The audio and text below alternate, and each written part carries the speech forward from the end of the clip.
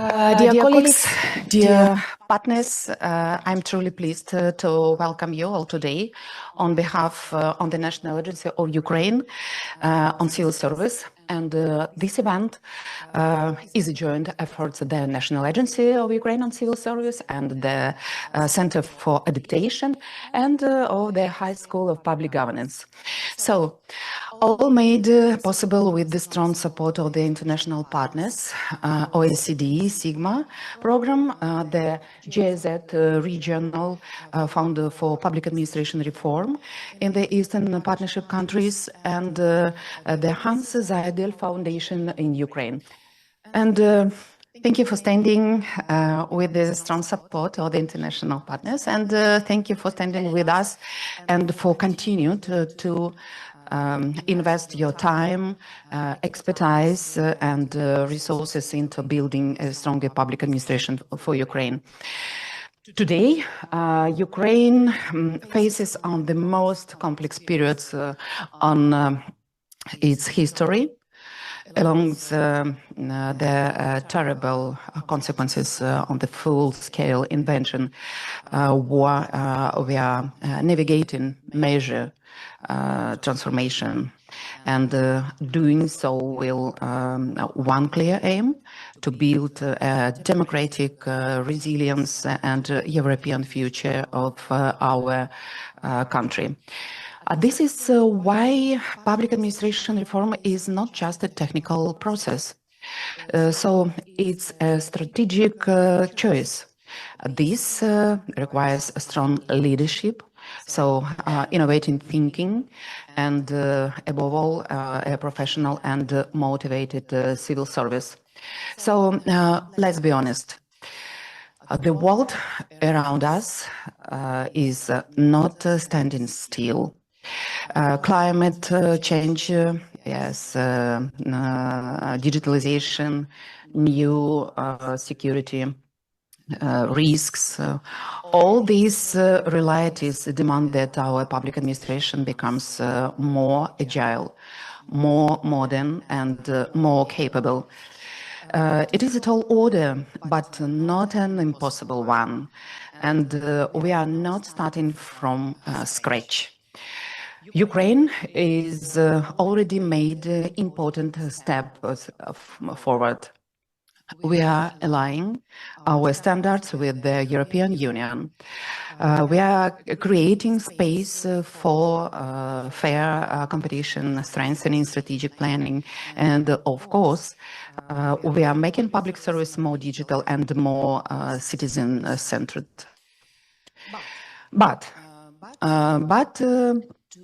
to achieve real change, we need more than just new rules. We need tools that are practical and that promote dialogue and shared responsibility. And one of these tools is this Common Assessment Framework, or CAF. Okay, since 2019, Ukraine has been implementing the CAF model in line with Sigma program recommendations. We are proud that the National Agency of Ukraine on Civil Service represents Ukraine in the CAF working group of national correspondents. The CAF model can help to manage better and deliver more effectively. Just this year, civil servants have completed CAF-related training. We have even created a dedicated online course.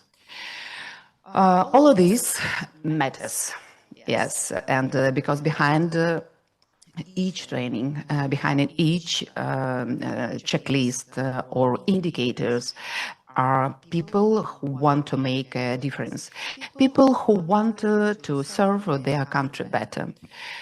So in 2023, in Sigma, carried out a delayed assessment of the Ukrainian public administration system. Their recommendations are clear. Quality management, including the use of CAF, is a cornerstone for return. And of course, we could not do any of that alone. I want to sincerely thank our partners from OECD Sigma, GIZ, and the founder Hans Seidel Foundation for their continued trust and support. You have helped us to not only implement reforms, but build their capacity to sustain them. Today's event, yes, it's very important. It is a platform for learning, sharing, and inspiring one another.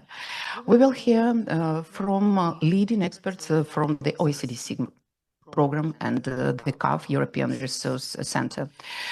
Their insights helps us better understand how to apply CAF in the Ukrainian context.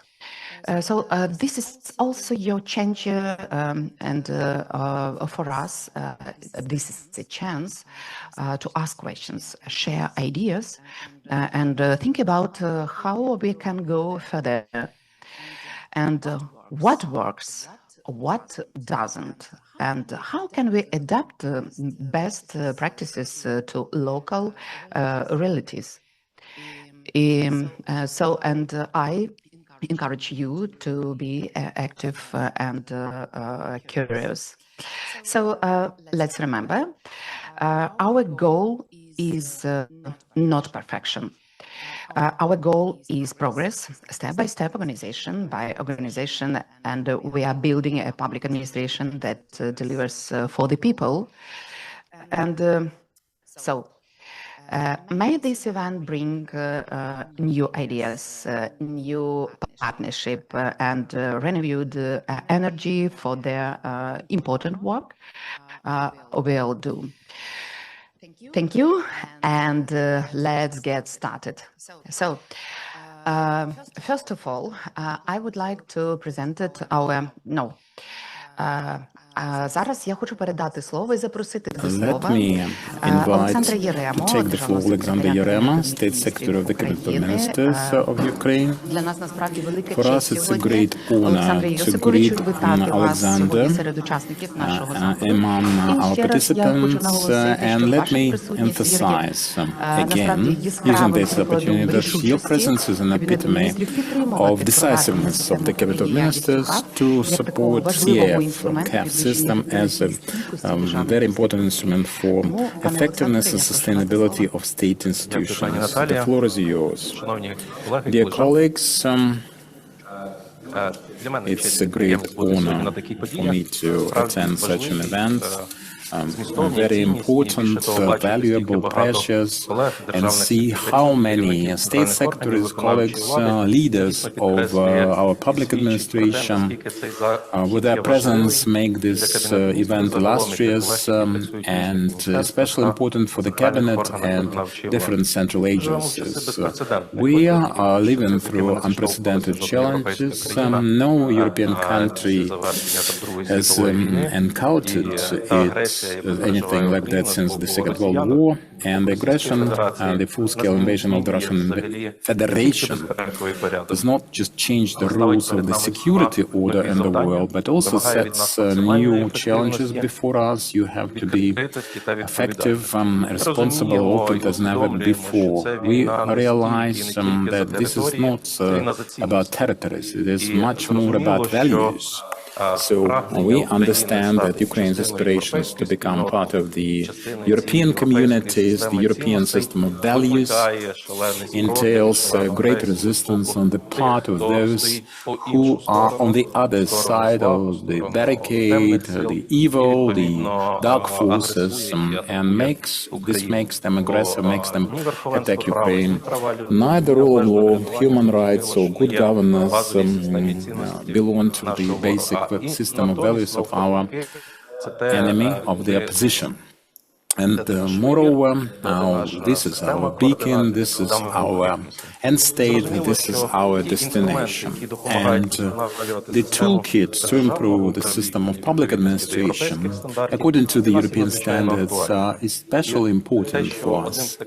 One of such tools is CAF, this evaluation system. And this is the topic for us to discuss the state of play and our situation as representatives in the light of Common Assessment Framework. This is very important. Common Assessment Framework is not just a methodology, this is an approach to develop quality-oriented administration, result-based, with engagement of the citizens and continuous improvement.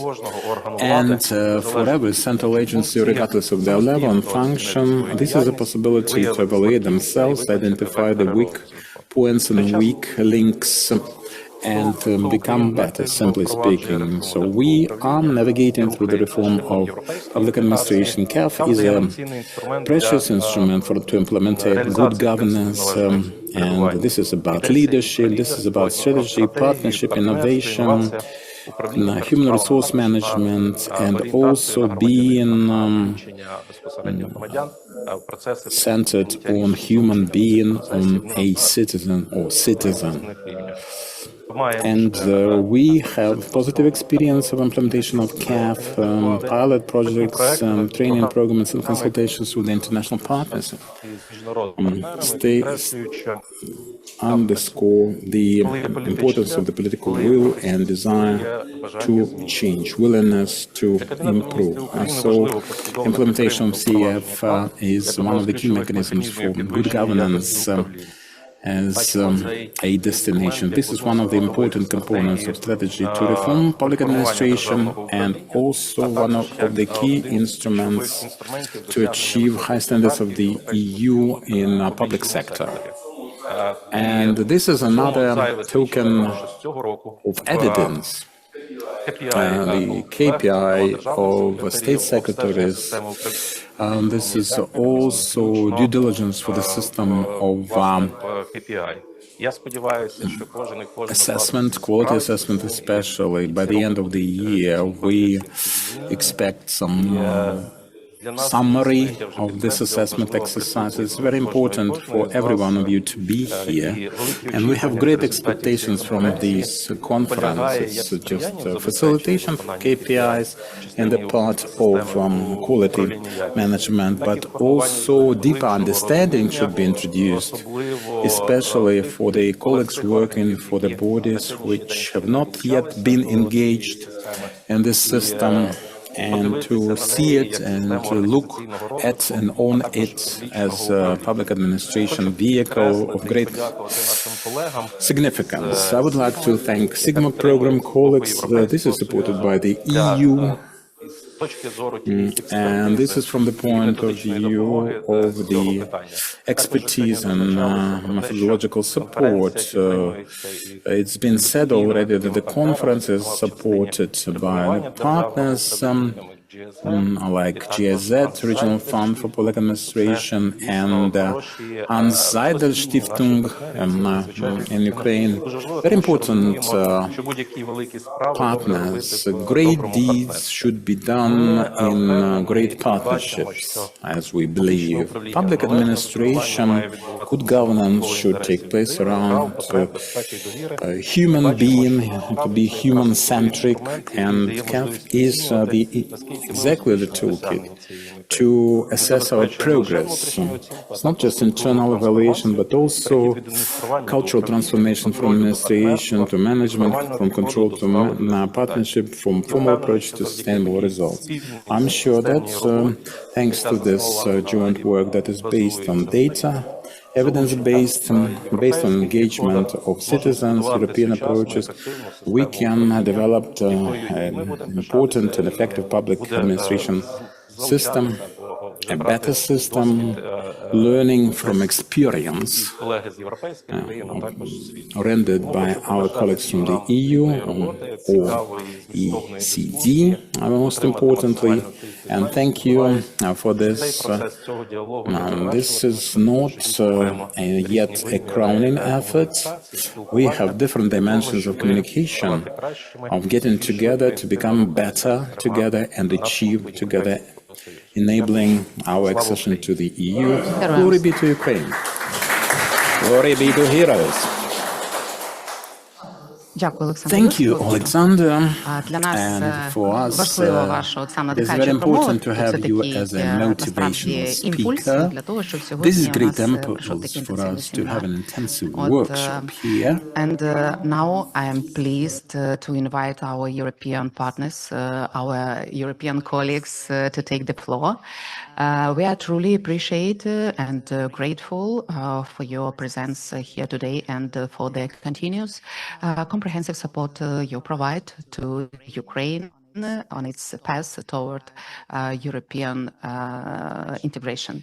So, and it is my pleasure to introduce Martin Shkrevich, Senior Policy Advisor and Regional Manager for the Eastern Partnership under the European Neighborhood Policy and OECD Sigma, a Program Manager in Ukraine, and also our friend and our partner.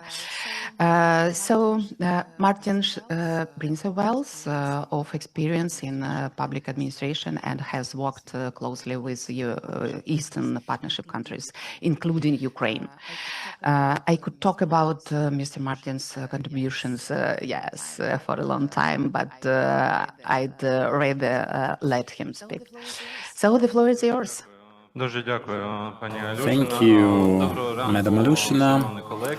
Dear colleagues, I am happy to see you all, and let me speak in Ukrainian, and Madam Alushina speaks English. This is a real feast of languages, and we can communicate in Ukrainian. It is important for me to use my Ukrainian in Ukraine. Well, first of all, as always, I would like to start with appreciation addressed to the armed forces of Ukraine. Thank you for making it possible for every man and woman at the front line. They're providing us with this excellent opportunity to be here and discuss the best ways to improve the quality of public administration.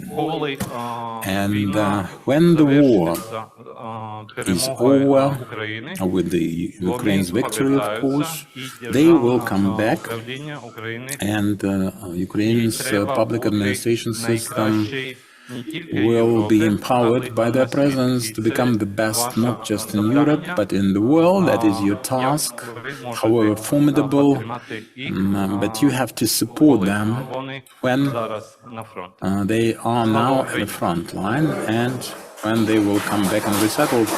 Glory to Ukraine, glory to heroes. And now I will continue in English to make a little bit of the balance. With only two key points, because you definitely are not here today to listen to me and opening remarks, but really to try to get into the real things related to the common assessment framework that my colleagues, both from Sigma, the European Institute of Public Administration, but also I'm very much looking forward to hearing Pan Różewski from Ukrainian experience on what is the common assessment framework, what is this abbreviation CAF, how does it translate into the real life. And on this, just 2 points. First of all, many of you have heard about the Sigma principles of public administration, which is a collection of the principles, sub-principles on what a good public administration of the EU member state should look like. And you might wonder how the quality management and the principles of public administration are actually interlinked. And the answer is actually quite simple, and I'm not the author of this answer. My colleague Niktis, who will be speaking a bit later, is the author of the answer, but he was saying, Martin, think about CAF as a mini public administration reform, as a public administration reform, not within a country, but within each individual organization.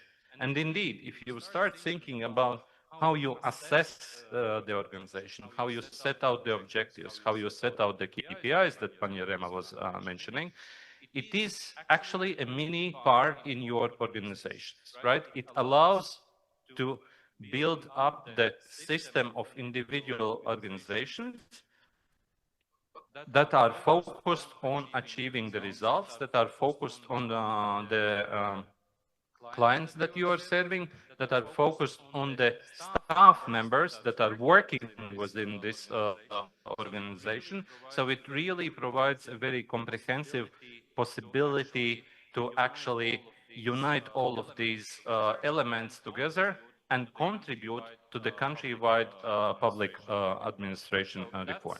So that's for those of you who are wondering how Sigma principles of public administration and the CAF is linked. And now down to a very practical thing, because for some of you it might be the thinking like that.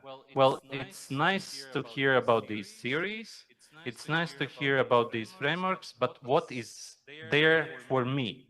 Yeah, especially as a manager of the institution. I have been hearing about different approaches, different theories, but they are all theories. I have to work on a daily basis with my staff, with my client, especially and Pani Tkach from the Kyiv TSNAP. I mean, for them, the theories are somewhere there, but their clients are on a daily basis, yeah, coming and asking for the services. So the answer for these people who look for the practical added value of the CAF, it's definitely about being able to know your organization inside out, to be able to actually identify the spots where you can become even better than you are currently are, where you can actually better understand how you can improve the capacities of the staff that are working for you. And HR aspect is super important in all of this, because the staff is the ones that are creating the results. And since I'm referring to the results and KPIs, it is how you can actually improve your standing vis-a-vis other organizations that work within the Ukrainian public administration. And by these individual movements that you do in each of your organizations, the overall quality of the public administration of Ukraine, the overall progress that you are achieving really is able to go forward. It wouldn't be possible, of course, without the National Agency of Civil Service. It wouldn't be possible without the Center for Adaptation. It wouldn't be possible without the support of the Secretariat of the Cabinet of Ministers of Ukraine, and it wouldn't be possible without really dedication of each and every of you. With this, I want to thank you all and wish you a very productive discussion, both now, firstly, listening to what the colleagues will be telling about theories, but most importantly, trying to get out of them this practical application, constantly asking, what is it for me, for my organization? Гарного дня. Have a nice one. Thank you. Thank you, dear Martin, for your meaningful and insightful contribution today. And also your continued support helps Ukraine move toward modernizing our institutions and building a strong European future. Thank you. And also, I'm pleased to welcome Ms. Sandra Fur, the project manager, Eastern Partnership Regional Project for Public Administration Reform, GIZ. So, Ms. Sandra, yes, I have the pleasure to give you the floor. Thank you very much, and thank you for the invitation to be here. First of all, I need to excuse myself that I'm not able to give such an inspiring introduction in Ukrainian language, but please be assured, in spite of my non-existence of Ukrainian language, the commitment of GSZ, the commitment of Germany towards Ukraine is fully there. And when I heard of the opportunity to be here as part of this CAF event, I did not hesitate a second to travel 24 hours to be here with you and be part of this event. It is indeed an important step forward in this process of improving public administration. And basically, there's just one important point one important message that I want to bring across, which is that CAF, the Common Assessment Framework, and it might sound just like another technical tool, but really it's much more than that. It's a mindset. It's a commitment for change. It's a commitment for each public administration to honestly look at themselves and look into the institution and think about what can we improve, where do we stand, and figure out how we can make services for the people better, the people who actually rely on the services, which are the citizens of Ukraine in the end. So the adoption of CAF is not just checking a box to tick, yes, did this, tick next one, yes, we did this, but rather it means a commitment to meet the high standards of EU towards public administration reform, which are professionalism, openness, accountability, and performance. Ukraine is on a clear path towards EU integration, and that means more than just negotiation and signing agreements. It actually means to implement values, principles, and administrative practices. It means to really make a change how public administrations can deliver public services better and how they build trust with citizens. And thereby, the support to Ukraine's public administration reform strategy aligns with the European principles of public administration. So, of course, all of that will not happen within a night. It's a process, and today is just one more step forward in this process. And I'm very excited to be able to be part of this process. And I'm very happy to see so many representatives of different ministries here, of different institutions, which shows really the true commitments of the Ukraine to make this step forward towards improved public administration. And a big thank you to our partners from the National Agency of Ukraine for Civil Services and for the Center of Adaptation of Civil Services of OECD Sigma, and also the European Institute for Public Administration, because this is our joint efforts to conduct this event today and also the 2 training days that will come tomorrow. So thank you very much, and I'm looking forward to the next 3 days here.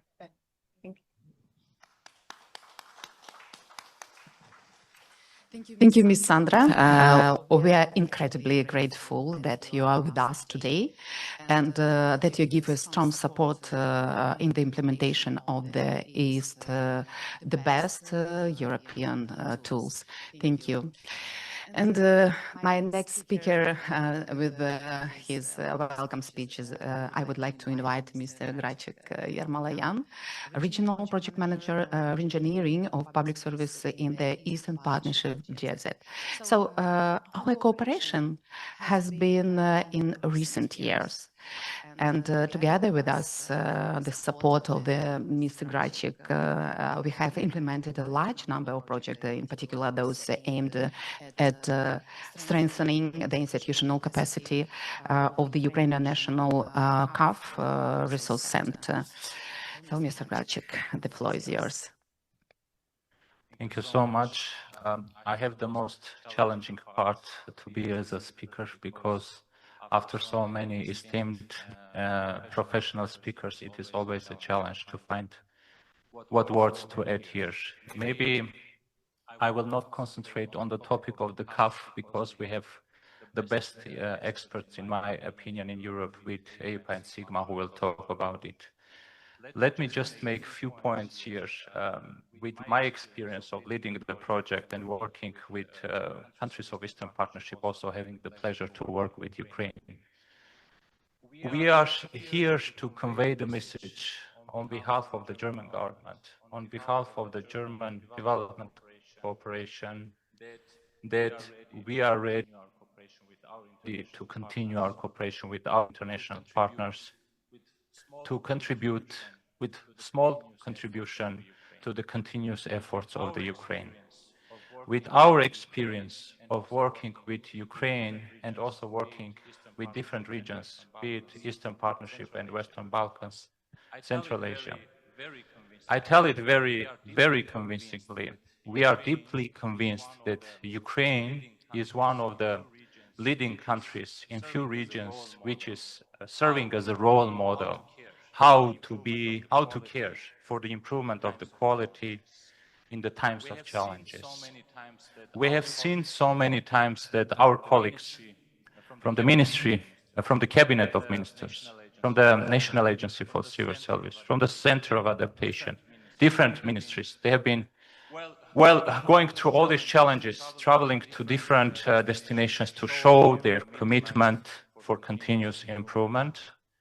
And maybe to say and to conclude there that we will be there. This is not just an event. This is not a conclusion of the cooperation that we have had so, that this is actually an opening of a new chapter for the cooperation there. And we will be there to support our partners from Ukraine in their efforts for the quality management, and not only on CAF specifically, but really going beyond those directions.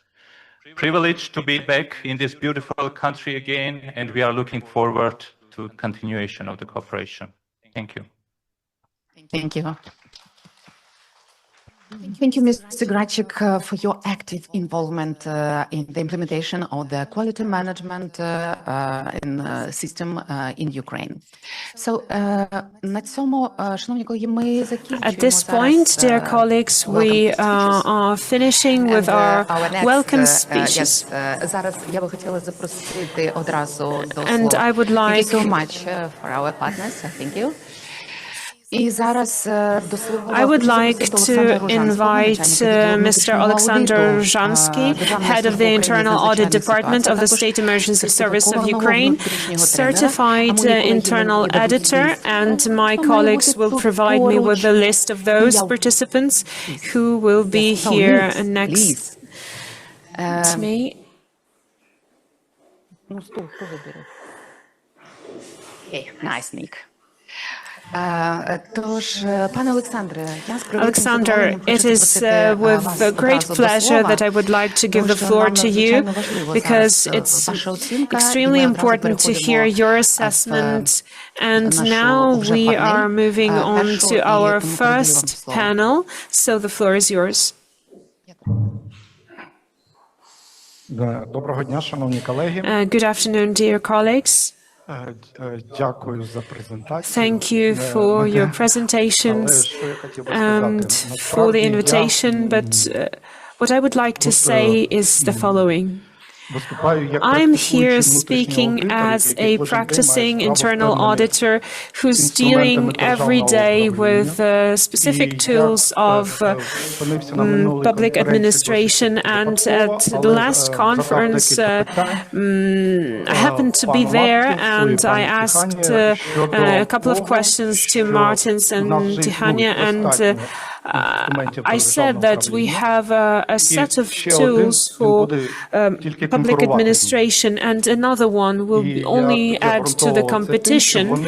And my reasoning was that they correlate with each other and overlap, and as I heard from the presentation last year, and then Martins offered me to take the floor and to go into more detail, and therefore to give a presentation in front of you, dear participants. So I would like to thank Martins for this opportunity, and I changed my opinion because of what I have researched using the tools that I have at my disposal. Therefore, I'm going to give you a short presentation, but I would like to say that this presentation is my personal view as a practitioner, but all the aspects covered in this presentation are my personal opinion, but hopefully it will be useful to those people who use these tools daily and to those who will be implementing CAF. So, as I mentioned, I've changed my opinion since then. And as Mr. Alexander Yarema, the State Secretary, said, that we are working under unimaginably hard conditions, full-scale war and unprecedented pressure on public administration.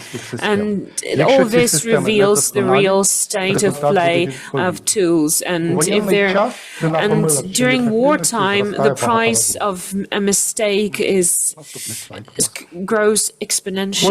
So every bureaucratic delay, every hryvnia not well spent well is the resource taken away from the front. In peaceful times, lack of efficiency is a problem. In war times, that is already a threat to public administration. And as you know, the system without a goal cannot be called a system, namely that the system is a network of interrelated components aimed at the same goal. Therefore, now is not the time for half-hearted decisions, or we need a systemic change that will allow us to work in harmony, to respond to challenges and to show results. So today I want to talk about one of such aspects, the integration of our tools into one system and how it could help us persevere and win at our own front in effective public administration. This is a current issue, and you see the fragmentation of efforts. First of all, let's have a critical overview at our administration landscape. We've seen a lot of initiatives and systems aimed to improve the control, the projects on optimization, internal control system, risk management, and of course, internal audit. Each and every one of these elements is necessary, but don't you get this feeling that they overlap and they work alongside each other? So optimization of processes means that people want to simplify the procedures, but the divisions of internal control work on their own measures. And again, we have the registry of risks, and internal audit checks the effectiveness. Everybody does something, and one and the same job is analyzed at different angles, and different departments, without knowing it, are resolving the one and the same problem using different methods, and that's why we are wasting our resources and our time. And one of our colleagues joked that we have so many checklists that we would need a division to have a checklist for those checklists. This is a joke, of course, but it also has a grain of truth to it. So on the next slide, as you can see, I will talk about practical side of things. As I said, internal control. The goal of internal control is to ensure that the institution achieves its goals by way of subjectively managing the resources, abiding by the legislation, and providing accurate reports.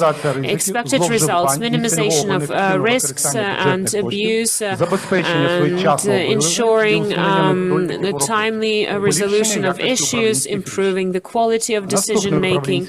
The next tool It's the internal audit.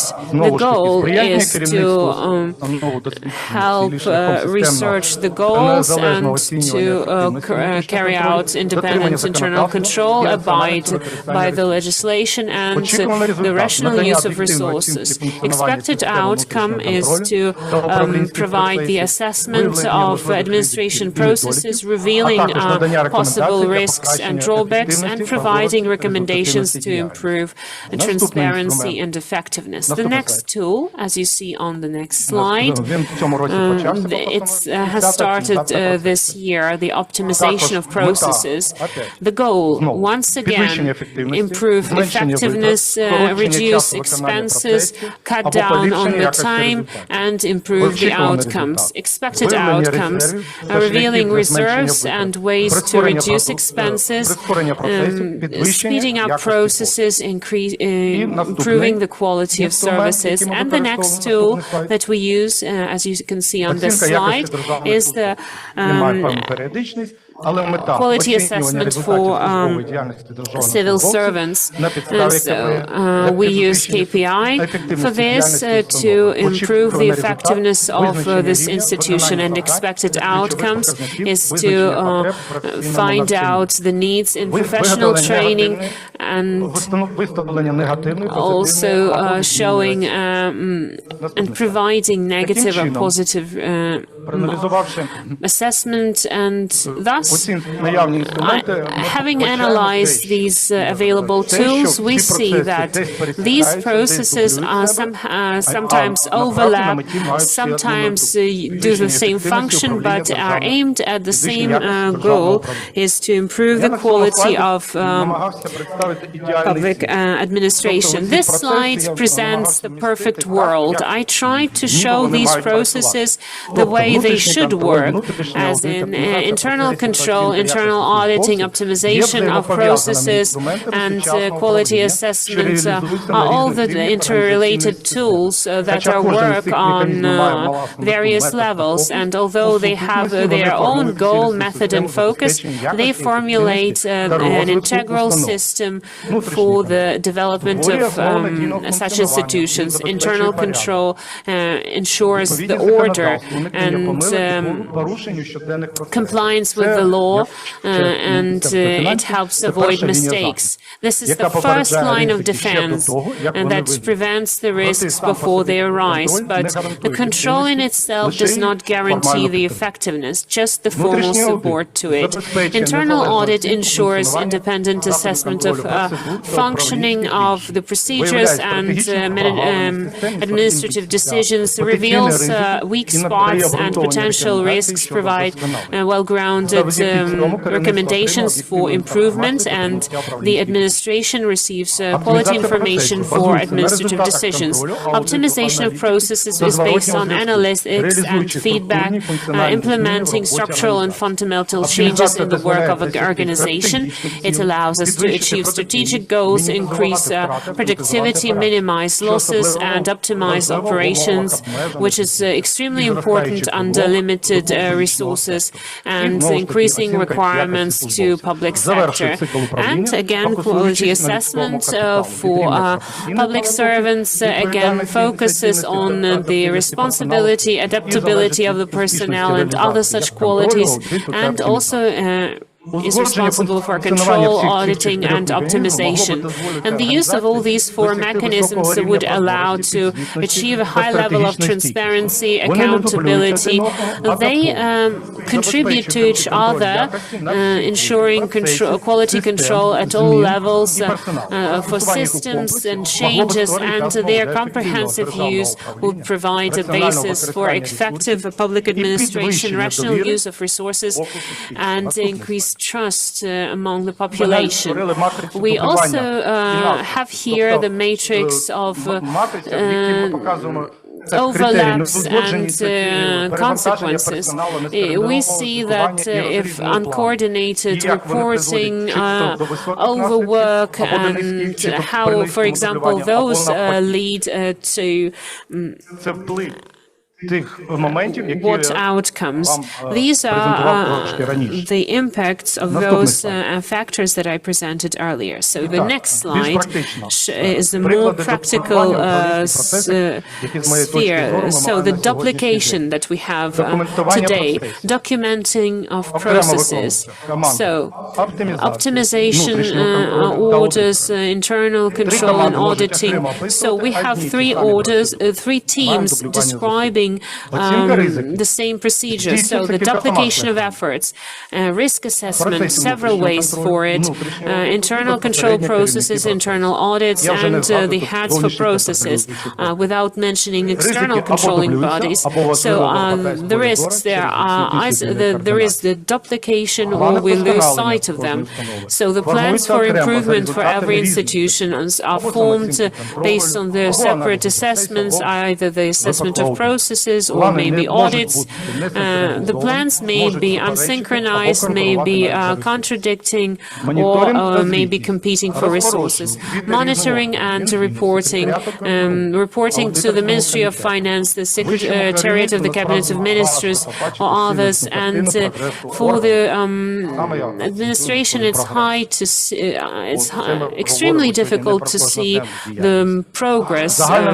So the general workload, so duplication and extra workload for public servants, and reduced motivation when you do not see the outcomes.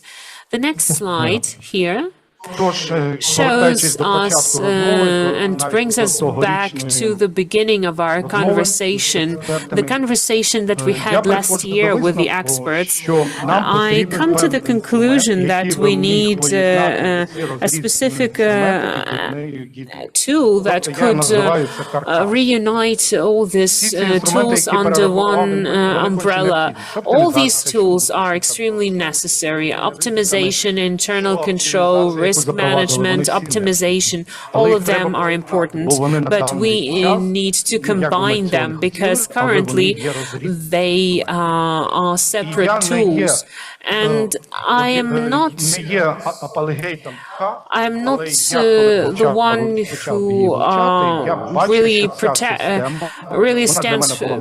really likes CAF, but I studied it. It's a new system. It works in Europe, and it works really well, and it suits as the backbone that could support all the tools that I have just listed. And thus, the way out of this situation is, in my opinion, in integration. So instead of having four different teams working on their own goals, we should have one and the same framework that allows to synchronize all these tools so that we can target our effort and save time and resources. One assessment or analysis will satisfy the needs of risk managers, controllers, and analysts. Thirdly, higher quality of management. And we will see clearly all the problems because we will see the situation in its entirety. So we, in fact, are talking about total quality management in our work. This approach has been working successfully in the private sector and has been all the more present in the public sector in Europe and now in Ukraine. The essence of the approach, orientation on the needs of citizens, measuring the effectiveness of processes and improvement which goes non-stop. So managerial decisions are based on data and facts, and every division understands its own contribution. Internal control, risk management, and quality assessment and audit all become the parts of the one single system of management. Digitalization processes. The optimization of processes goes under the same criteria that are again being used. So CAF model has one criteria, which is process. It analyzes how optimized the processes are, how effective they are, and how consumer-oriented they are. And so they are part of CAF, and thus this analysis becomes part of a larger activities, and further steps become part of the plan. And CAF requires that the processes are regularly reviewed and improved based on feedback, so which we have in order of number 50 on optimization of processes, but now can be integrated into the general quality management system. Internal risk control is a natural part of CAF. It concerns the processes, strategies of resource management. They cover leadership, strategies and planning, and partnership and resources. These spheres, this is where the response is required, whether they have key risks to achieve their goals, whether they ensure the monitoring for plan implementation, and CAF pushes the administrators to see how effectively they manage the risks and changes. And thus, it becomes part of the internal culture of CAF. And the CAF improvement plan presupposes some measures to, again, act upon it. And the internal control is not just a separate thing to fill out forms for the Ministry of Finance. So internal audit with the implementation of CAF shows the general picture in the organization and can focus on the most risk-prone and priority areas, and it's built on the model plan Check Act, which also presupposes the plan of assessment and correction of the activity. And the criteria for CAF also help us in this. So the audits can be planned with the reference to CAF self-assessment to check the most risk-prone areas, and the outcomes will be part of CAF.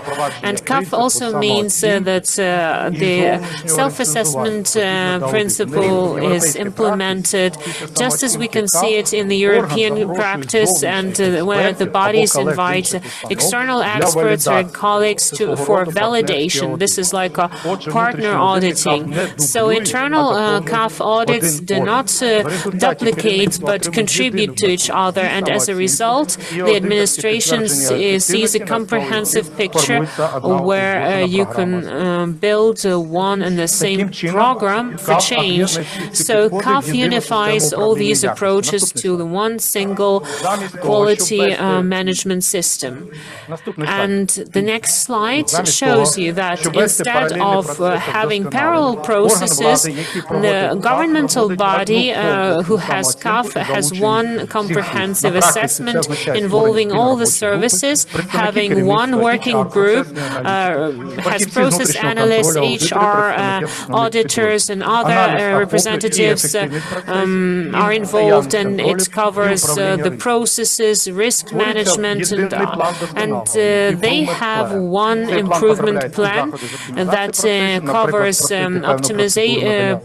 process optimization and also measures to reinforce the internal control. And if we look at the slide, I included here the basis for processes, which is according to the standard 9001, based on, again, the optimization processes. Every institution formulates its own processes based on its charter, so they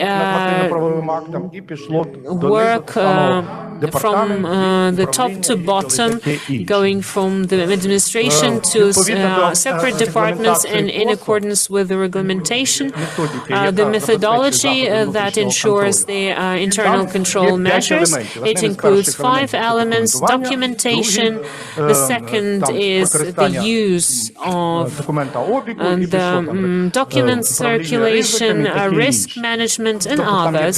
So it includes 5 elements: monitoring and external and internal environment. When we started with the optimization processes, the first challenge which faced is that while having the internal control system, we had the single management system that included the basis that includes 156 processes. And when earlier I presented this information, when we started the optimization processes, it wasn't anything new.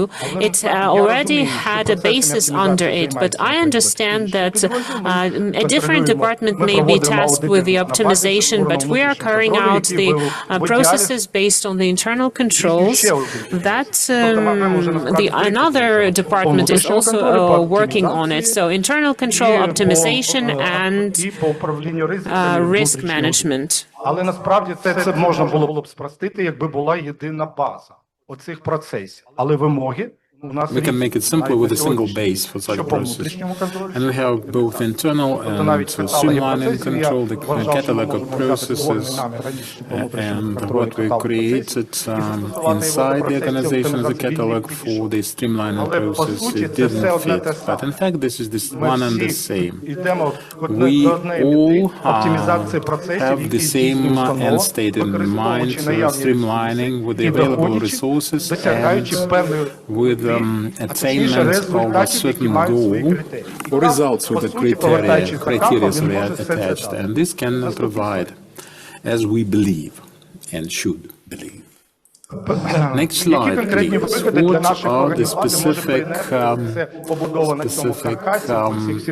achievements or gains we have in this is strategic unity and the holistic picture, holistic landscape. No compartmentalized reporting lines.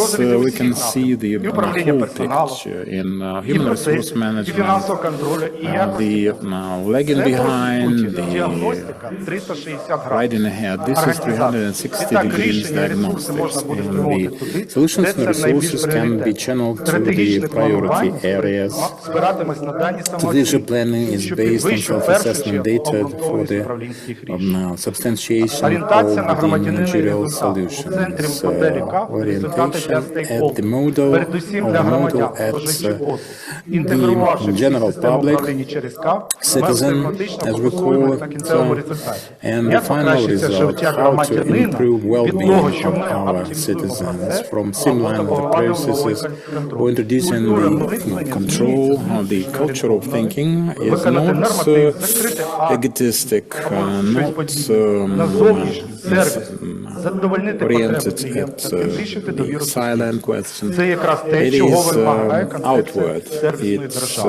It's aimed at improvement of the environment in public service provision. And they can see transparency and openness. The agencies can recognize their faults, and that increases the trust. Next slide. Dear colleagues, we have enough professionals, we have enough instruments and developments. Now we have to unite all that, remove duplication and overlaps and contradictions. At the time of war, we should be several steps ahead of the process as the enemy. It's not about ad hoc approach, it's not about firefighting. We have to provide for fire safety of the whole edifice of our public administration. Олександре, я скажу, що мені відгукувалася буквально кожна теза, оскільки дійсно маємо фахівців з оптимізації процесів. Звітуємося, я думаю, що всім тут відгукнулося. Щодо позиції по внутрішньому контролю, весь цей функціонал так само демонструється, презентується, знаходяться якраз ці по адмінрегламентах і так далі. Тобто це така потужна робота з боку нашого внутрішнього контролера. І в той же час, on the part of our internal controller. вже, напевно, воно більш класичне внутрішнє It's аудит, more воно більш classical, this знайоме, internal а це audit, все решта we are з'явилося acquainted вже with як that, the настройка rest вже of it, після того. this is А що the стосується superstructure, злагодженості but оцих всіх in процесів, terms of неузгодженості coordination and процесів, і alignment, які well, відбуваються lack of розриви alignment and через the те, gaps що, and the я, breaks in напевно, the всі мої колеги processes, тут можуть зараз as підтвердити, all що the colleagues в here, we ідеалі, can якщо у нас із вами є actually оця опція, put our як name єдина to робоча this група, situation і when we вони have тоді this чують один single одного. task force, Тобто, якщо people внутрішній контролер listening to each other наголошує and hearing на each other, the internal проблемах і controller ризиках, emphasizes зазначених problems or там в risks адмінрегламентах і так which далі, stem from the відгукується administrative одразу regulations, and тому, хто that займається безпосередньо immediately там, відповідальною особою по resonates оптимізації with процесів. the Звісно, responsible вони party відпрацьовують своє. responsible for Є streamlining of the внутрішній process, and аудитор, there is який this так internal само auditor є who in the same тим way контролером певною acts мірою, as який може a спрогнозувати controller ці to some ризики і теж extent, надати свій being фідбек. able to foresee Отож, the risks я хочу and підкреслити, що predict ваша презентація the сьогодні – це прям… Але я все время дивилася, а impediments. чому ви Well, ладью не використовували? and why? Кінь є, слон є, You have є all the ферзь, є король, ну pieces це ж on the ладья. chessboard, but you need Це жарт, also a звісно. bishop. А я думаю, що вона Not пуща, just the як knight, рояль. not just Тому, the queen and the pawns. підкреслити, What this is вашої презентації partly a сьогодні. joke. Вона якраз Well, вбудовується в your контекст presentation нашої fits теми in the CAF як general стратегічний context, інструмент. the І злагодженість CAF as a позицій, strategic трьох instrument, позицій. and Воно буде мати three сенс, positions, якщо and це that makes всі a lot of наші колеги sense. тепер And I розуміють. think all our colleagues Неприпустимість would оцих agree розривів that we should not трьох напрямів. tolerate the gaps in the all three areas. Would like to thank you for this important presentation. It's available for sharing, I believe, and all the participants logged in. The Center for Adaptation will disseminate this presentation. Stay with us, stay tuned. So if you basically appreciate the points made so far, stay with us. Deputy Head of the European CAF Resource Center at EIPA, and Mr. Hanna is a highly qualified professional with extensive experience in organizational consultancy and quality management. We are very appreciated to have you here with us today. So, the floor is yours. Thank you so much. I'm going to be sharing the presentation together with...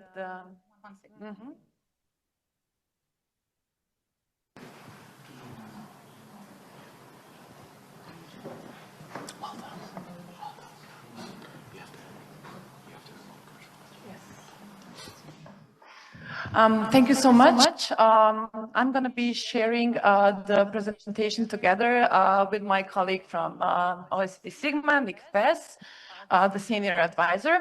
And it's a huge privilege being here with you. And also, we have met online last September, but it's even better to be in person with you. Before we kick off this presentation, I would like to shed a word on your presentation, if I may. And if this is where we come after this September event, and when we said, please, everyone, do question CAF, question everything that we are saying. And also, as Martin said, try to find out, does it make sense and how it makes sense? And I remember our conversation, and internal control is one of the most important, in my views, tools and approaches for a continuous improvement. And having you with us here and listening today to you, it is only one more evidence for me how many professionals we are having in our own troops internally without the need to look for external consultants. And I would also love to have you also presenting on a European network your personal views that you have shared.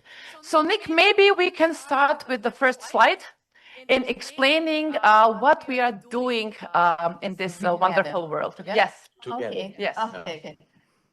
That's okay. It's normal, absolutely. Yes, thank you. And dear colleagues, this is Nick Thies, is a leading expert in public administration reform and senior policy advisor at the OECD Sigma program. Please.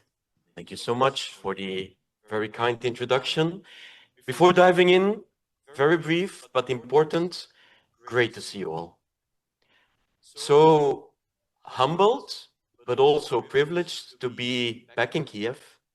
I was here 20 times, working here for quite some years, and it's so good to be back. It's really so good to be back, and besides good to be back, congratulations for all of you for doing the work under such difficult circumstances, not only doing the work, but outperforming the work. And this is amazing. This is, if we can contribute to a slight extent with our work and our presence here, we are already thrilled. So allow us to strengthen this, because this means quite a lot. And your presence today also means quite a lot to us. Thanks again also, Alexander, for the great presentation. I learned it will be shared. I think this should be like standard teaching material in any course for any leading civil servant in the country. Because this is really the foundations, I think, for running, managing a public sector organization. So super well done.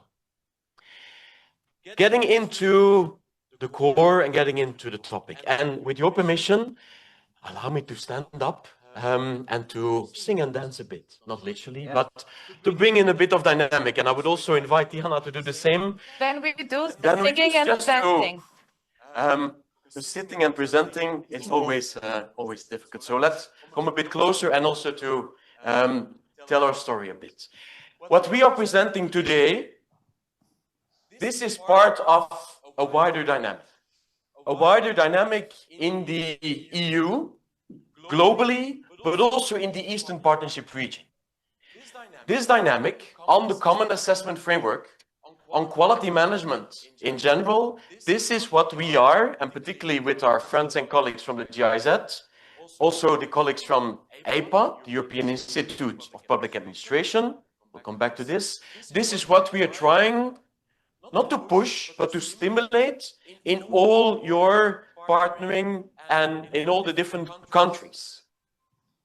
The same kind of conferences, trainings, work, this is going on in all of the countries.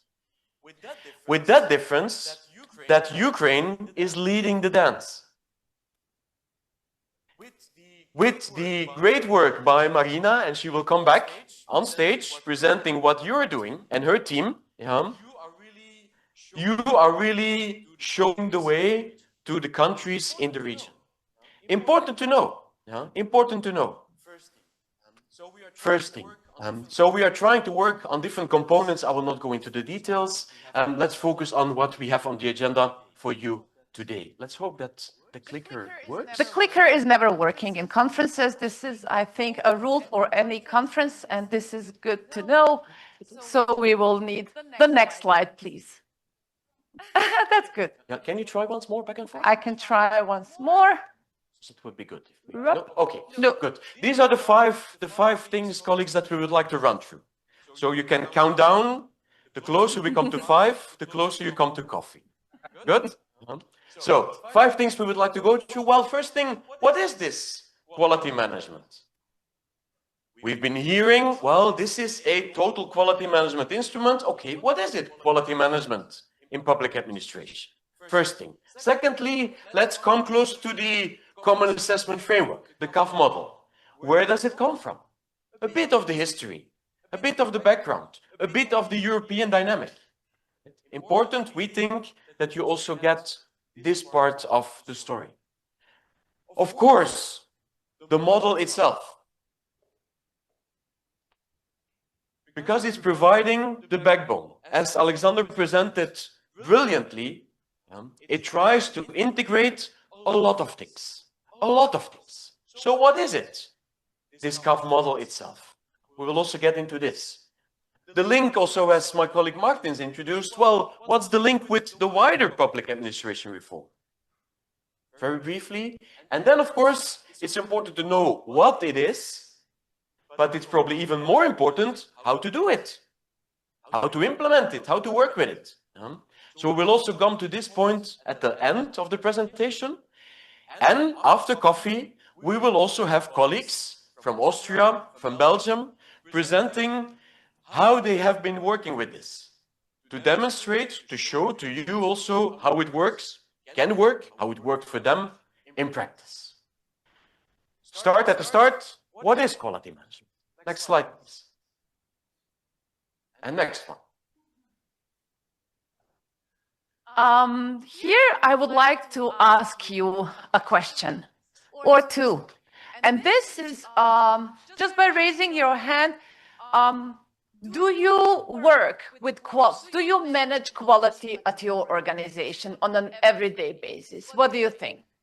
Yes, please raise the hand. Do you manage quality? Every day. Please, I'm an old woman. Yes, we are managing quality. Yes, very often we are putting it on a higher level and saying it's a philosophy. It's something so complex. Well, it is complex, but it is something that we are doing on an everyday basis at our work. The question is, though, are we doing it the right way? Like Alexander said, and thank you so much for mentioning Edward Deming. He is like running in my veins. And this guy, this Edward Deming, he came up with this PDCA cycle, where all of these, plan, do, check, act, we will come later to that. It is about managing quality, or easily said, quality management. So there we're having standards, we're having models, and also the tools. I like to say, and I'm often not well understood, when I'm saying CAF is a framework. It's an umbrella, it's an approach. And then it is in the models together with the European Foundation for Quality Management. Is anybody here aware what European Foundation for Quality Management is?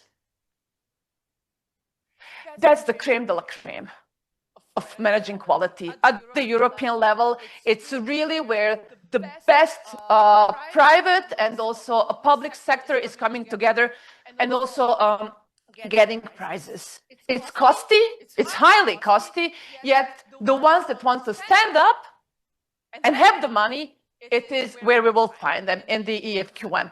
CAF, again, was inspired. It's a blueprint of the EFQM.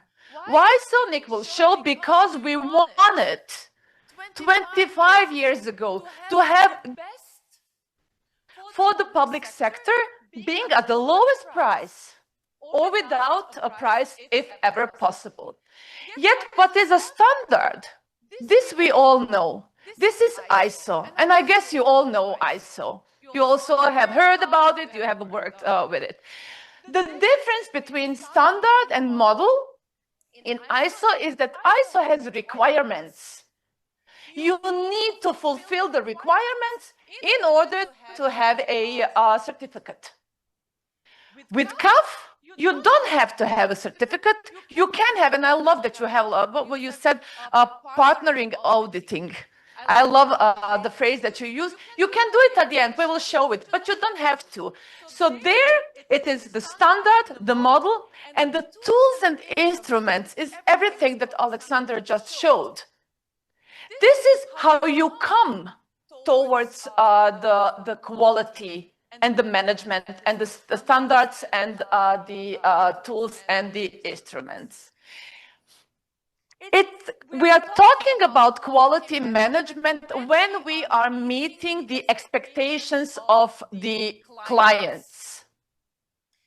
And you all remember, at least when I was a child, we said the customer is the king, or now the queen. This is how public sector also use to think. Yet now, please do not forget, and I'm especially looking towards the managers. Yes, it is the citizens, it is the stakeholders. But when doing a stakeholder map, never forget the employees. It's gonna be more and more difficult to find and to retain talent in your organization. We can go on. So there we are talking about continuous improvement on an everyday basis. So no matter how good you are, you can improve. We can all improve. And why so? Because expectations are different from day to day, from the internal world, from the employees, and from all the externals. We can move on. So what is it, this continuous improvement? It's not a one-shot activity. It's not something that you do today and then you're done. No, this is something that is continuously happening in all the organization and also in a dynamic way. And this shows quite nicely, in a simple way, this dynamic way.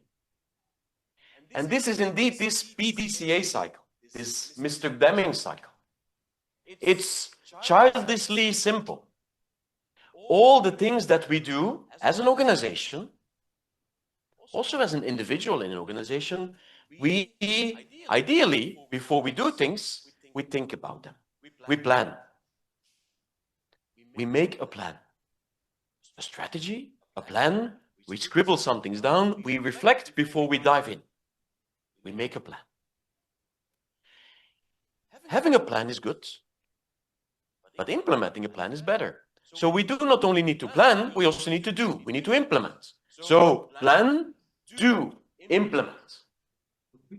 And we are, you are, all public administrations are extremely good in doing. More and more, we also became good in planning, but we are do organizations.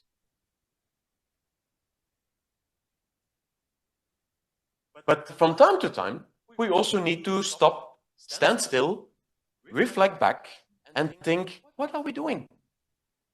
What are we actually doing? We run, and we run, and we do, and we do, and we implement, but are we doing according to plan? Yes, no? How come we're not doing according to plan? Where can we adjust? Where can we even improve? So this check, this control, this evaluation, this constant monitoring, this is what we need to do. And I'm exaggerating, but there we often can still improve. Because if we're not controlling, stopping, checking, we will not be able to learn. So it's not so much about checking, controlling. No, it's checking, controlling with the aim of learning. It's about bringing in the lessons from our check into an act, into an adjust, into a new cycle of planning, of doing. So this is the simple idea. This is what we need to do. We need to learn, we need to check, we need to... But not just on a simple, stable line, on a flat line. No, we need to do this upwards. Every time that we turn the circle, we need to become better. Every time that we do, we check, we adjust, we need to learn on a higher level. Colleagues who are a bit familiar with some Greek methodology, they know this myth of Sisyphus. The god Sisyphus, he was condemned to push this rock onto the hill, and when he was there, the rock tumbled down again. This is often also a bit what's happening in our institutions. You have an improvement action, you work on this, you push the ball every day up on the hill. And then a new government comes, a new minister comes, a new leader comes, or anything, and then bam, bam, bam, bam, bam, and you start again, pushing the ball up on the hill, right? It's the same thing with our quality management. So therefore, we need to try to block things at a certain moment to make sure if the ball is tumbling down, if the rock is coming down, that we anchor, that we build in systems with control, with process management, with the tools and instruments that Diana mentioned. So that every time you don't need to start from the beginning. No, you start from a higher level of maturity. And that's the whole idea behind the quality management and the continuous improvement. Any questions from you here on the quality management approach? In case you don't have them now, please write them down and we will come later back to that. Let's get into where does the CAF then come into this? The Common Assessment Framework comes into this whole story and into the picture. Starting from a bit of history, but more important, a bit of context. The next one, please. Very short, to show you how old we are, 25. It was that, as I said, at the end of the 90s, the public sector saw that they do need a way to manage this quality and to bring everything together that you were, Alexander, mentioning. Because checking the boxes and doing this and pulling the ball and always starting from the start, that was not efficient. A group came together in the 90s, in the end of the 90s, and developed CAF very much as the European Foundation for Quality Management, the EFQM, in collaboration, in close collaboration with the EFQM experts. Then the first CAF version was published in the 2000s. And as you know, and I guess you all know this, any quality management standard approach needs revisions. Why do we need revisions? And never trust a model, a standard, nothing that has not been revised. It is because we need also to have a reflection. The system, the standard, needs also to update and to see where can we get better. What are the new inputs? What are the new impulses that we need to take care of? So the CAF had several revisions, as you can see in 2002. After 2001, the European CAF Center was established at the European at the European Institute of Public Administration, where I come from. Again, 2006, a new revision was published. 2009, the CAF external feedback is there. This is when two partners come up and do the evaluation and give you the certificate at the end. And 2013, again, the update with the guidelines of the current support of the creation of також підтримка and then 2020, і в 2009-му, і в 2020 році нові керівні принципи КАФ. І лише кілька тижнів тому у Варшаві користувачі КАФ зібралися разом, і 130 учасників нараховував цей захід, і ми також були раді бачити українських колег у Варшаві в центрі КАФ. І ми погодили, що тепер coming to a CAF Smart, and I hope that you will be also working together with us there. The CAF model is a European dynamic because Ukraine is also participating to the EU-PAN meetings.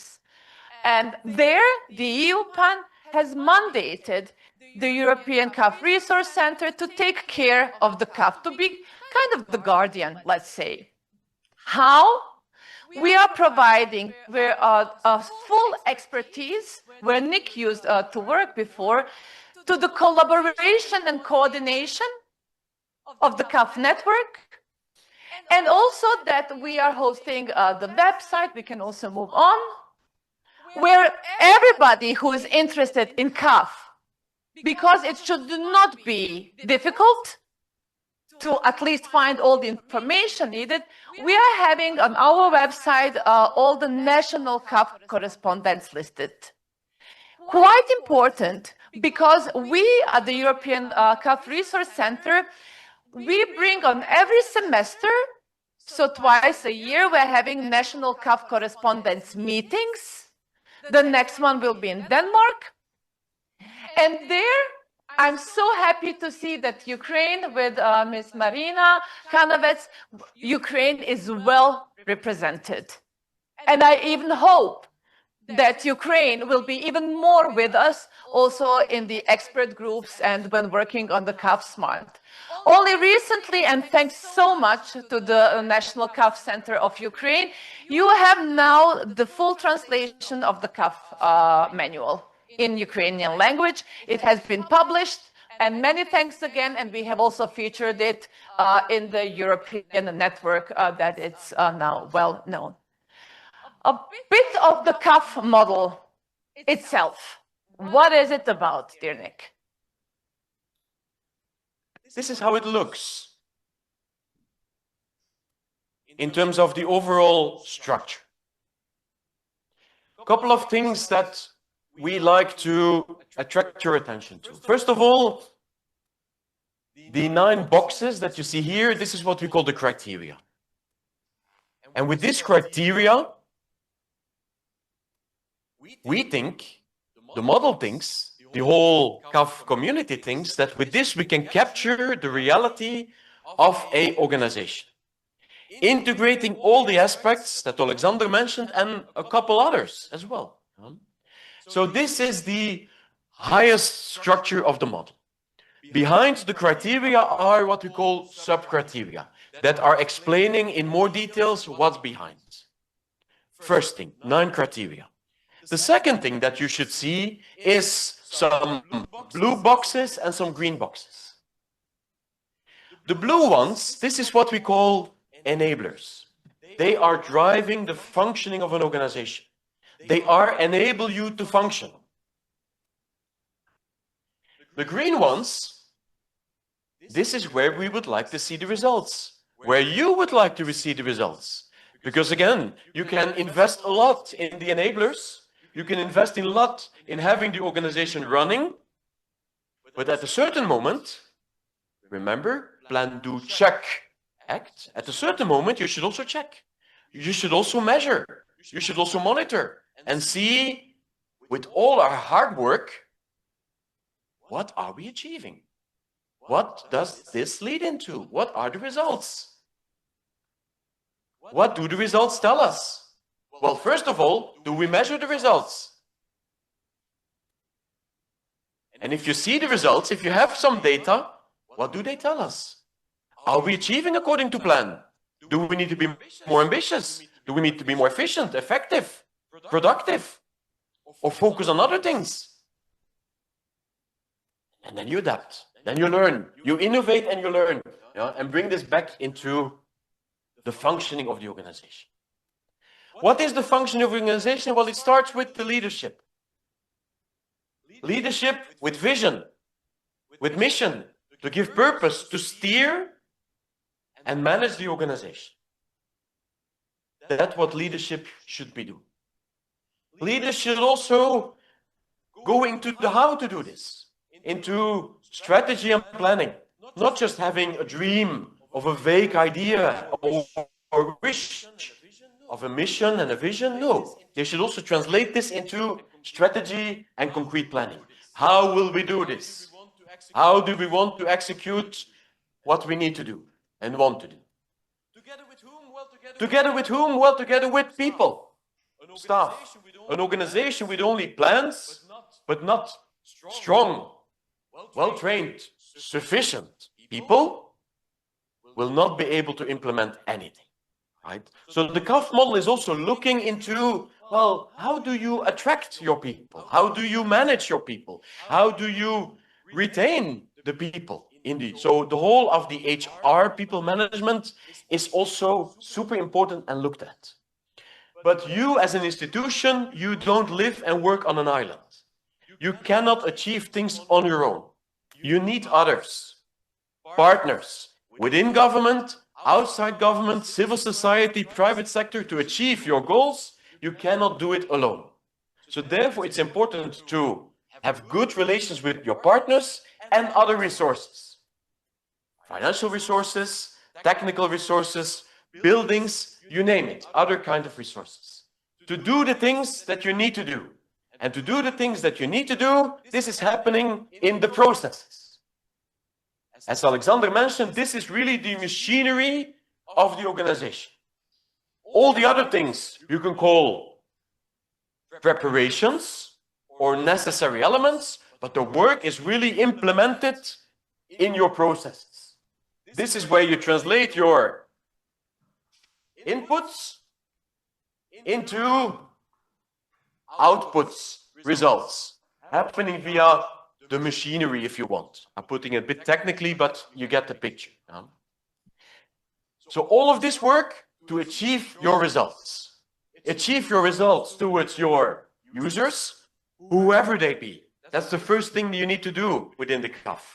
Define who are we serving? Who are we working for? Who is our user?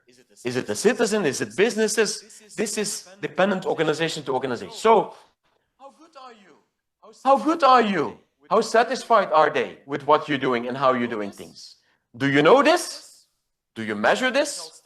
What do the results tell you? Important. But also results towards your staff. How motivated, satisfied, dissatisfied your colleagues are, your staff is. You might be oriented towards users. If you have demotivated staff, it will never function. So also keeping this in mind and knowing how motivated, satisfied staff is. The external world, your social responsibility, and of course, directly linked to your objectives, to your mission. What are we achieving in our key performance results, the KPIs that you need to do? Yeah? Do you know this? Do you measure this? What do the results tell you? And based upon that, which lessons do we draw from this? Last thing on this, the CAF has a double purpose. On the one hand, it's a mirror. You, all of you, you look into this and you ask yourself the question, if this is the ideal picture, how am I doing? Me as an organization, how are we doing? How do we have this in place? Do we have that in place? Do we know our processes? How do we run them? Do we measure our results? So it acts as a mirror. Self-assessment. Organizations will be asked to assess themselves against the ideal. But besides being a mirror, it's also a blueprint. It's also guiding you how to improve to the next, even higher level. So it's not only self-assessment, it's also a guidance to improvement to a higher level. Okay? Double purpose. And if I may only very shortly add, what Alexander was referring to, all these tools, everything that we have to do on our daily basis, and some more on top, are on this level of the sub-criteria that Nick was just mentioning. So there's risk management, there's going green, there is really everything that an organization shall have assessed, including European values, international standards. It's all there. So let me be very frank with you. That is not easy to do. It's hard work. Managing quality is hard. Yet it is also very rewarding because then you don't have to do 10 steps and still not knowing where you are. With the CAF, with the Common Assessment Framework, which was really built from the public sector for the public sector in order to be a streamlined approach, then you are saving your resources and also you are teaming up with others, and also you want to have a benchmark with others in your country and with others. There was a huge demand from the educational sector. So a CAF in education has been done And then it has been, we have updated it last year, after 3 years of working on the update. It is just important for you to know that it follows the same approach like Nick just said. It is the same 9 criteria and 28 sub-criteria, yet it is tailor-made for the educational sector, from primary to universities. And what is important to mention both for CAF in education and for CAF in general, it's that it's a generic model. It can be used for small and for big public sector institutions. Yet, there's also the trick for you, for the users, for the center as well, that every organization is specific. You can apply a generic model, but you have to look at the fine nuances of each and every organization. Please do not forget that. How do you do that is a very simple approach. I'm sometimes joking, it is like at the first point, at the first insight as a therapy. It is that we have a look, where are we good at? Because very often, all of our organizations, we are only criticizing ourselves. We very often forget to celebrate our successes, or we are keeping the successes at the department level. And nobody else knows about my department's successes, not even the organization, not to talk about others. So the strengths will be assessed for 9 criteria and 28 sub-criteria. Then every strength can be even better. And with the common assessment framework, because it's a self-assessment framework, you must show evidence for every strength that you are stating. You cannot say, well, we are doing good in I don't know, reaching out to citizens and tailor-making our processes in accordance with the citizens' needs, in case you don't have the proof. Show it. What did you do? When did you do it? And when was also the last time that you have updated and then benchmarked it with others? So those are the strengths and the evidence. In case you have an idea for improvement, you put it as an improvement area, and then later on also as an improvement actions. We can move on. When you do this, then you are coming to the benefits of CAF, which are multiple. And whoever is interested, please reach out to the center in Ukraine, to Marina, Hannah, Angela, and all the colleagues. We have many studies which have shown what are the benefits of the CAF. Here, on a very short run, it is about bridging the communication gaps, first of all.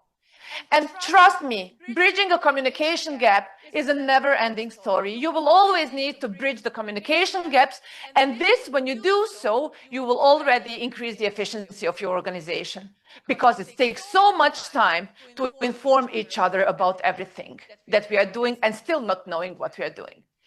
Entire organization approach, it is not one person dealing with managing the quality in your organization, which is very often the mistake.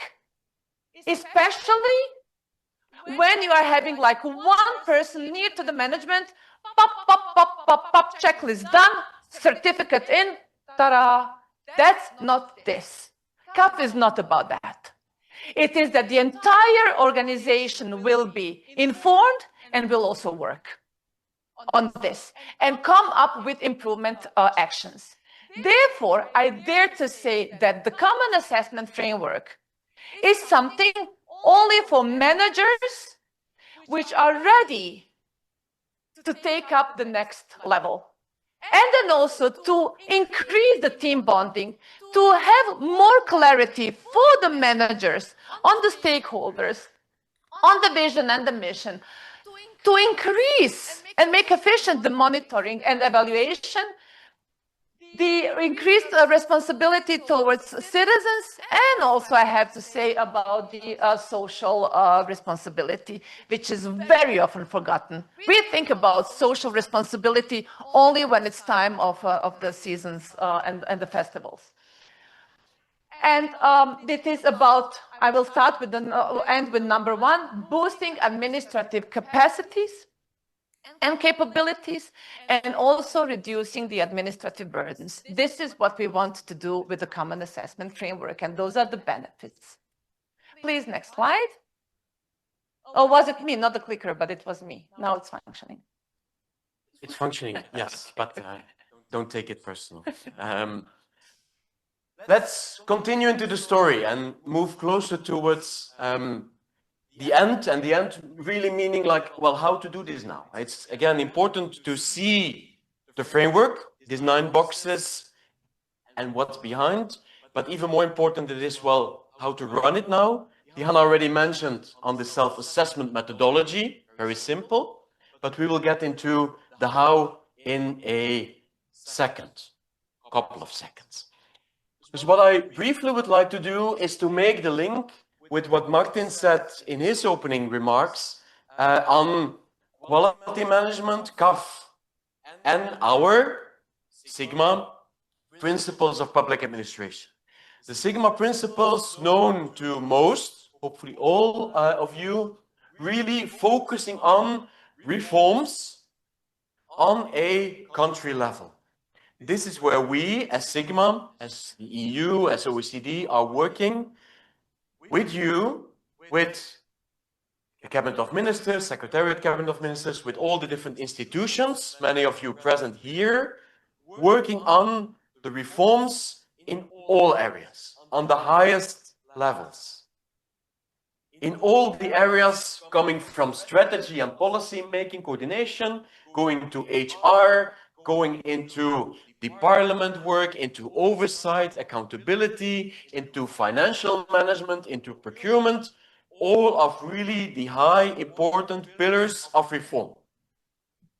Also including the service delivery, digitalization, the improvement of institutions vis-à-vis the users, the citizens of your country.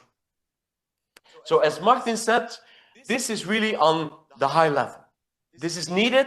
This is where we are working on with you, and this will maintain an area of work high level.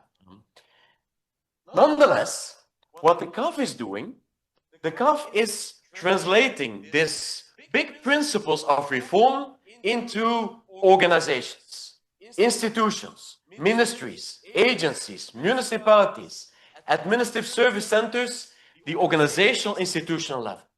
It translates things, high ambitions, into the concrete daily work of institutions, of you and your colleagues. Not because these high-level principles are not important, they are and they will, but you also need to work on the reform, the improvement of your institutions. This is what the CAF is doing. It's working on organizational, institutional level around the same principles. That is important to keep in mind. You as institutions, you contribute to the bigger reforms.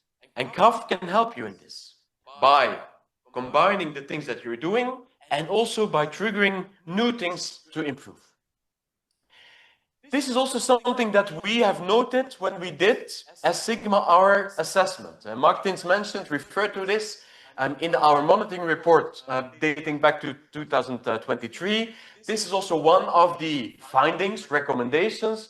We said, well, there is work going on in the area of quality management. We recognize this, we see this, but it can be approached in a more sustainable, systemic, a more comprehensive manner. And so work with the Common Assessment Framework has improved, recognized, but still limited and can be improved further. That's what we're doing now. That's what the colleagues are doing every day. This is what you are doing every day. So keep up that work. Important, the agenda, EU integration agenda, this is fully in line and fully linked. That's the point we also want to make. Coming to the final part. Coming to, okay, and how to work now in institutions, potentially yours, in concreto with the CAF. Dihan. Thank you, Nick.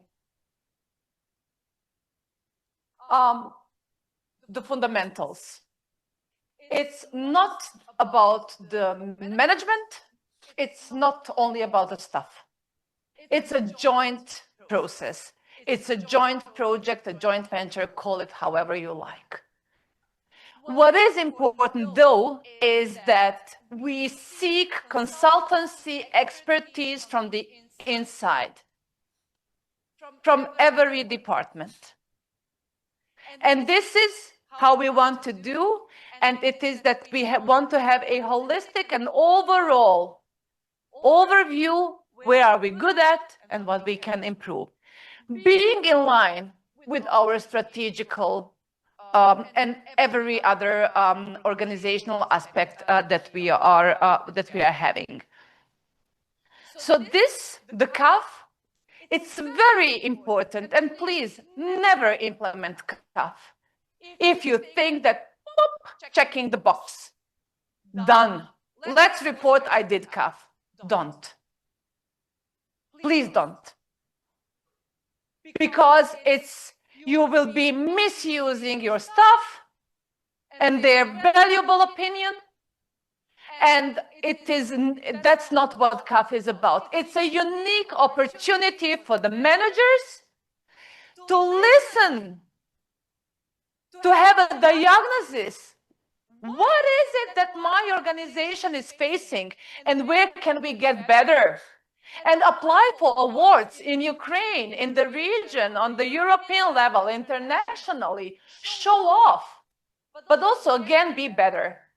So this is really that it's a unique opportunity. We can also go next. How to do it? The CAF methodology, again, like Kyiv, is a very simple one, yet it needs to be strategically planned. Again, do not start CAF if you think we can do it so fast. Done it is. It's not. Quality management needs time, it needs proper planning, and it needs people to be done. Still also, please, for you to remember, in case you will do CAF one day, and I hope you all will, try to make it in a reasonable timeline, let's say in a 6 months time. Because it's important to capture the moment and to move on with the improvement actions.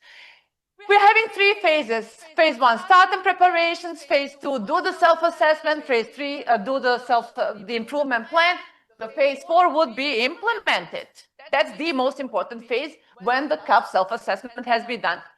Step 1 is decide to organize. Sometimes we're having a huge organization with branches, with districts. Do we want to do it in the organization, in the headquarters, or do we immediately also want to do the districts and the branches? Or do we want to do it only at the department to pilot? So there the scope shall be done. And this decision must be very much made by the management. And the management must know what CAF is about. This is very important. Then the management will communicate the self-assessment project here to the whole of organization, not only to the parts. Communicate it also, if possible, with the externals. And there you can count so much on the center and also of all the partners of the center, as we have heard. Then the next step would be that we need to compose 1 or more self-assessment groups. It's mostly 1 group in 1 organization. In case you're having more, this is also possible. We will talk about 1. Highly important is that you need to have a training of the self-assessment group. People must know what CAF is about and why are they the chosen ones to do the self-assessment. Because also there's a huge trust level from the management and also in the process itself. Then you will do the self-assessment. It's anonymous. CAF wants to encourage anonymous feedback from the staff, but respectful.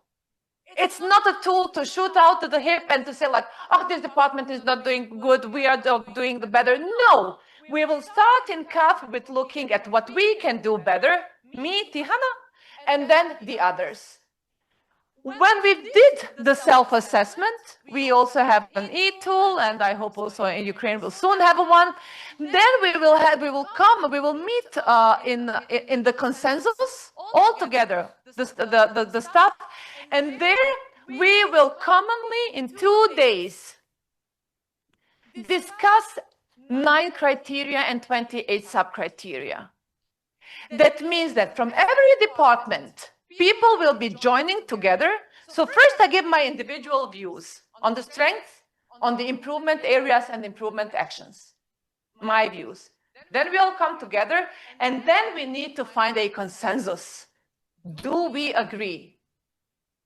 Consensus is a tough thing to be done and the best thing that you can do in quality management. Trust me on that. I'm a senior quality manager. I work also with ISO and other approaches and standards. The consensus and the CAF, this is rewarding because many times it is that people are working in organizations for I don't know how many years and nobody has ever asked them a thing. And they're full of ideas and full of knowledge. Then we will take up a report. This is called the self-assessment report. And we deliver this report to the management. Important to know is that the management can decide not to be part of the self-assessment group. It is the staff doing the self-assessment. The management can step back and say, like, let me listen. What do you have to say? Sometimes management decides to be in the self-assessment group.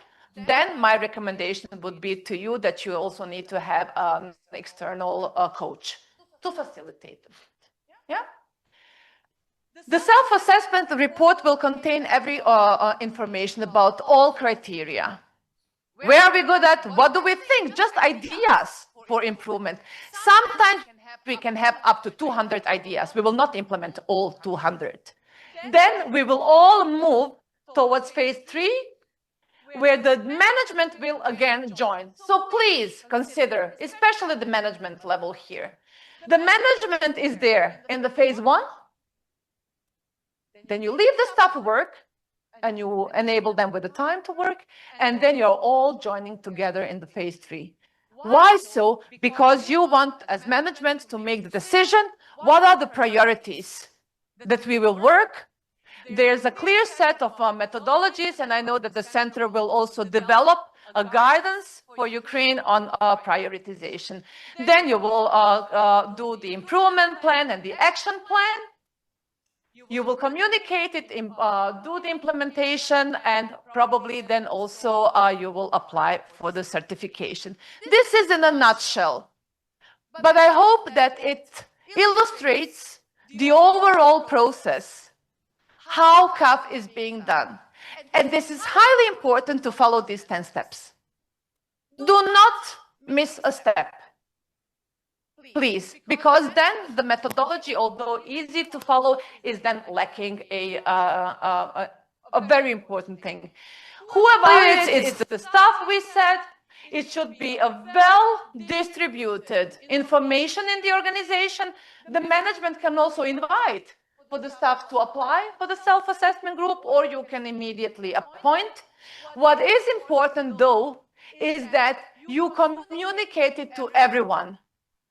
Don't let people out of the process, because if you let somebody out and then people see, oh, there was a self-assessment group and they were talking about all of this and giving their ideas, which are now being implemented.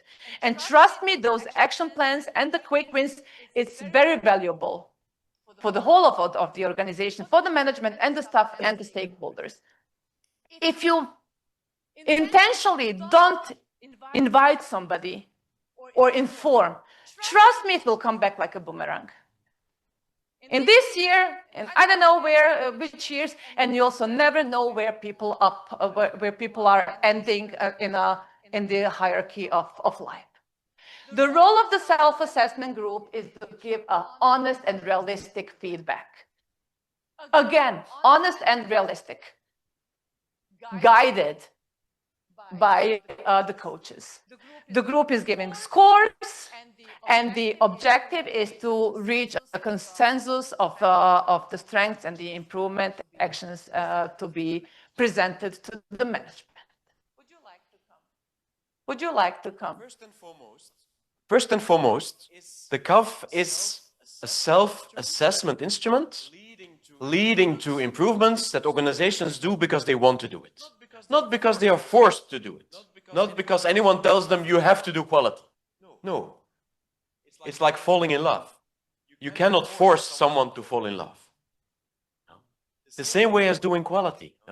Organizations need to do this because they want to do this, because they want to be better, because they want to improve.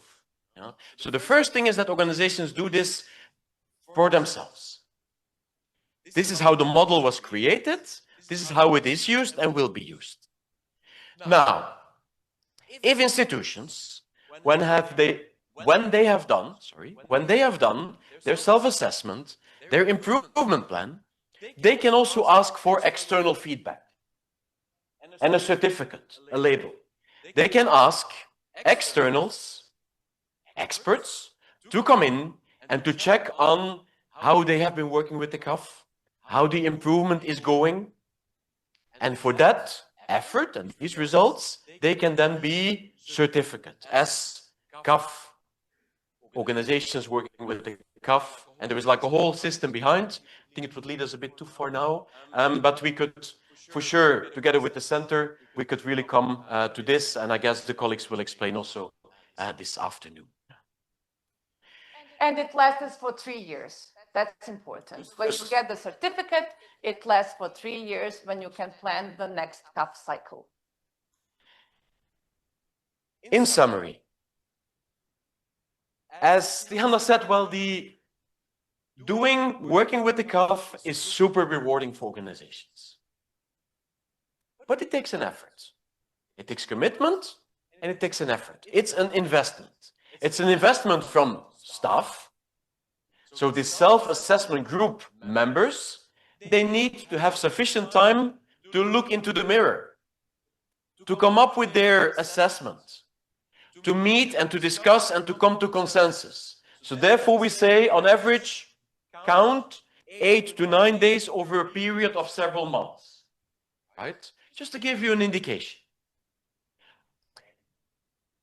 The core success of well-done CAF exercises very often, if not always, is also linked to someone who can really drive this process. A good project manager, leader in the organization, he or she also needs some days on top to really do the preparatory work, to bring all of this input together, to guide consensus. So this also takes some time. It's leading into this action plan for guiding us for 2 to 3 years. What are really the major important improvements that we want to implement in our organization? And after such a period of 2 years or 3 years, this is up to organizations themselves, you run a new exercise. You look into the picture, into the mirror again, and you see, are we still facing the same issues? Where have we improved?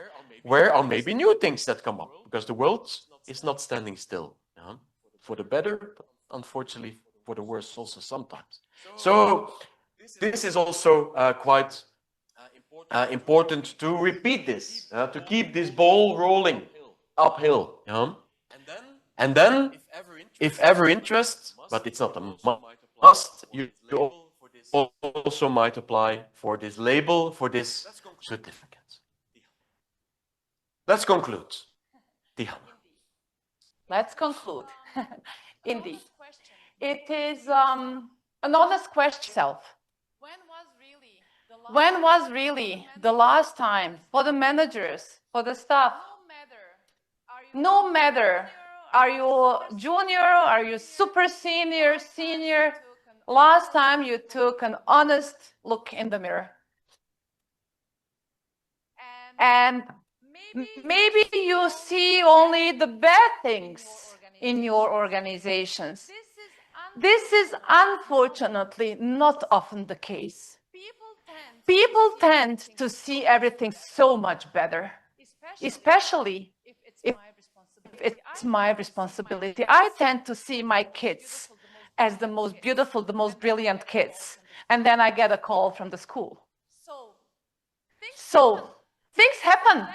And then it is really important to be, as we said, realistic, objective, and with the wish to improve. Therefore, this is what CAF is about. And it's really a strategic framework to integrate things, the facts, the evidence, and the needs into your everyday organizational improvements. So therefore,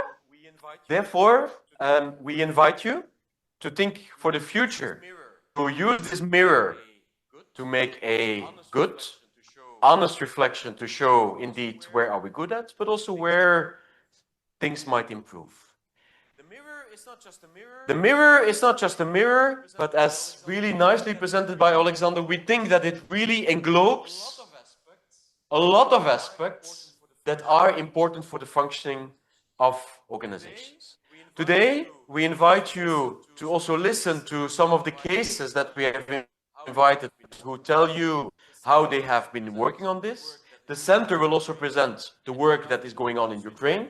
And in the afternoon, we also invite you to have an open discussion on where you think it might be interesting, where you think you still might have some reservations or questions that you would like to ask. Because at the end of the day, we really hope that you go back to your offices tomorrow feeling inspired and at least reflecting, maybe this might be something interesting for us.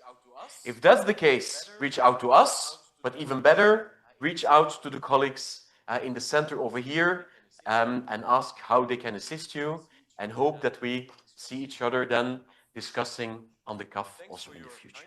Thanks for your kind attention. Looking forward to the discussion in the afternoon. Ms. Alushina, back to you. If we also just may use 1 minute, I know we are running out of the time. I wanted to come to the end and to see if you're still with us. I see you are. A personal note I want to share with you. It is that I work at the European Institute of Public Administration in Maastricht, yet my original home country is Bosnia-Herzegovina. We have been under aggression for years.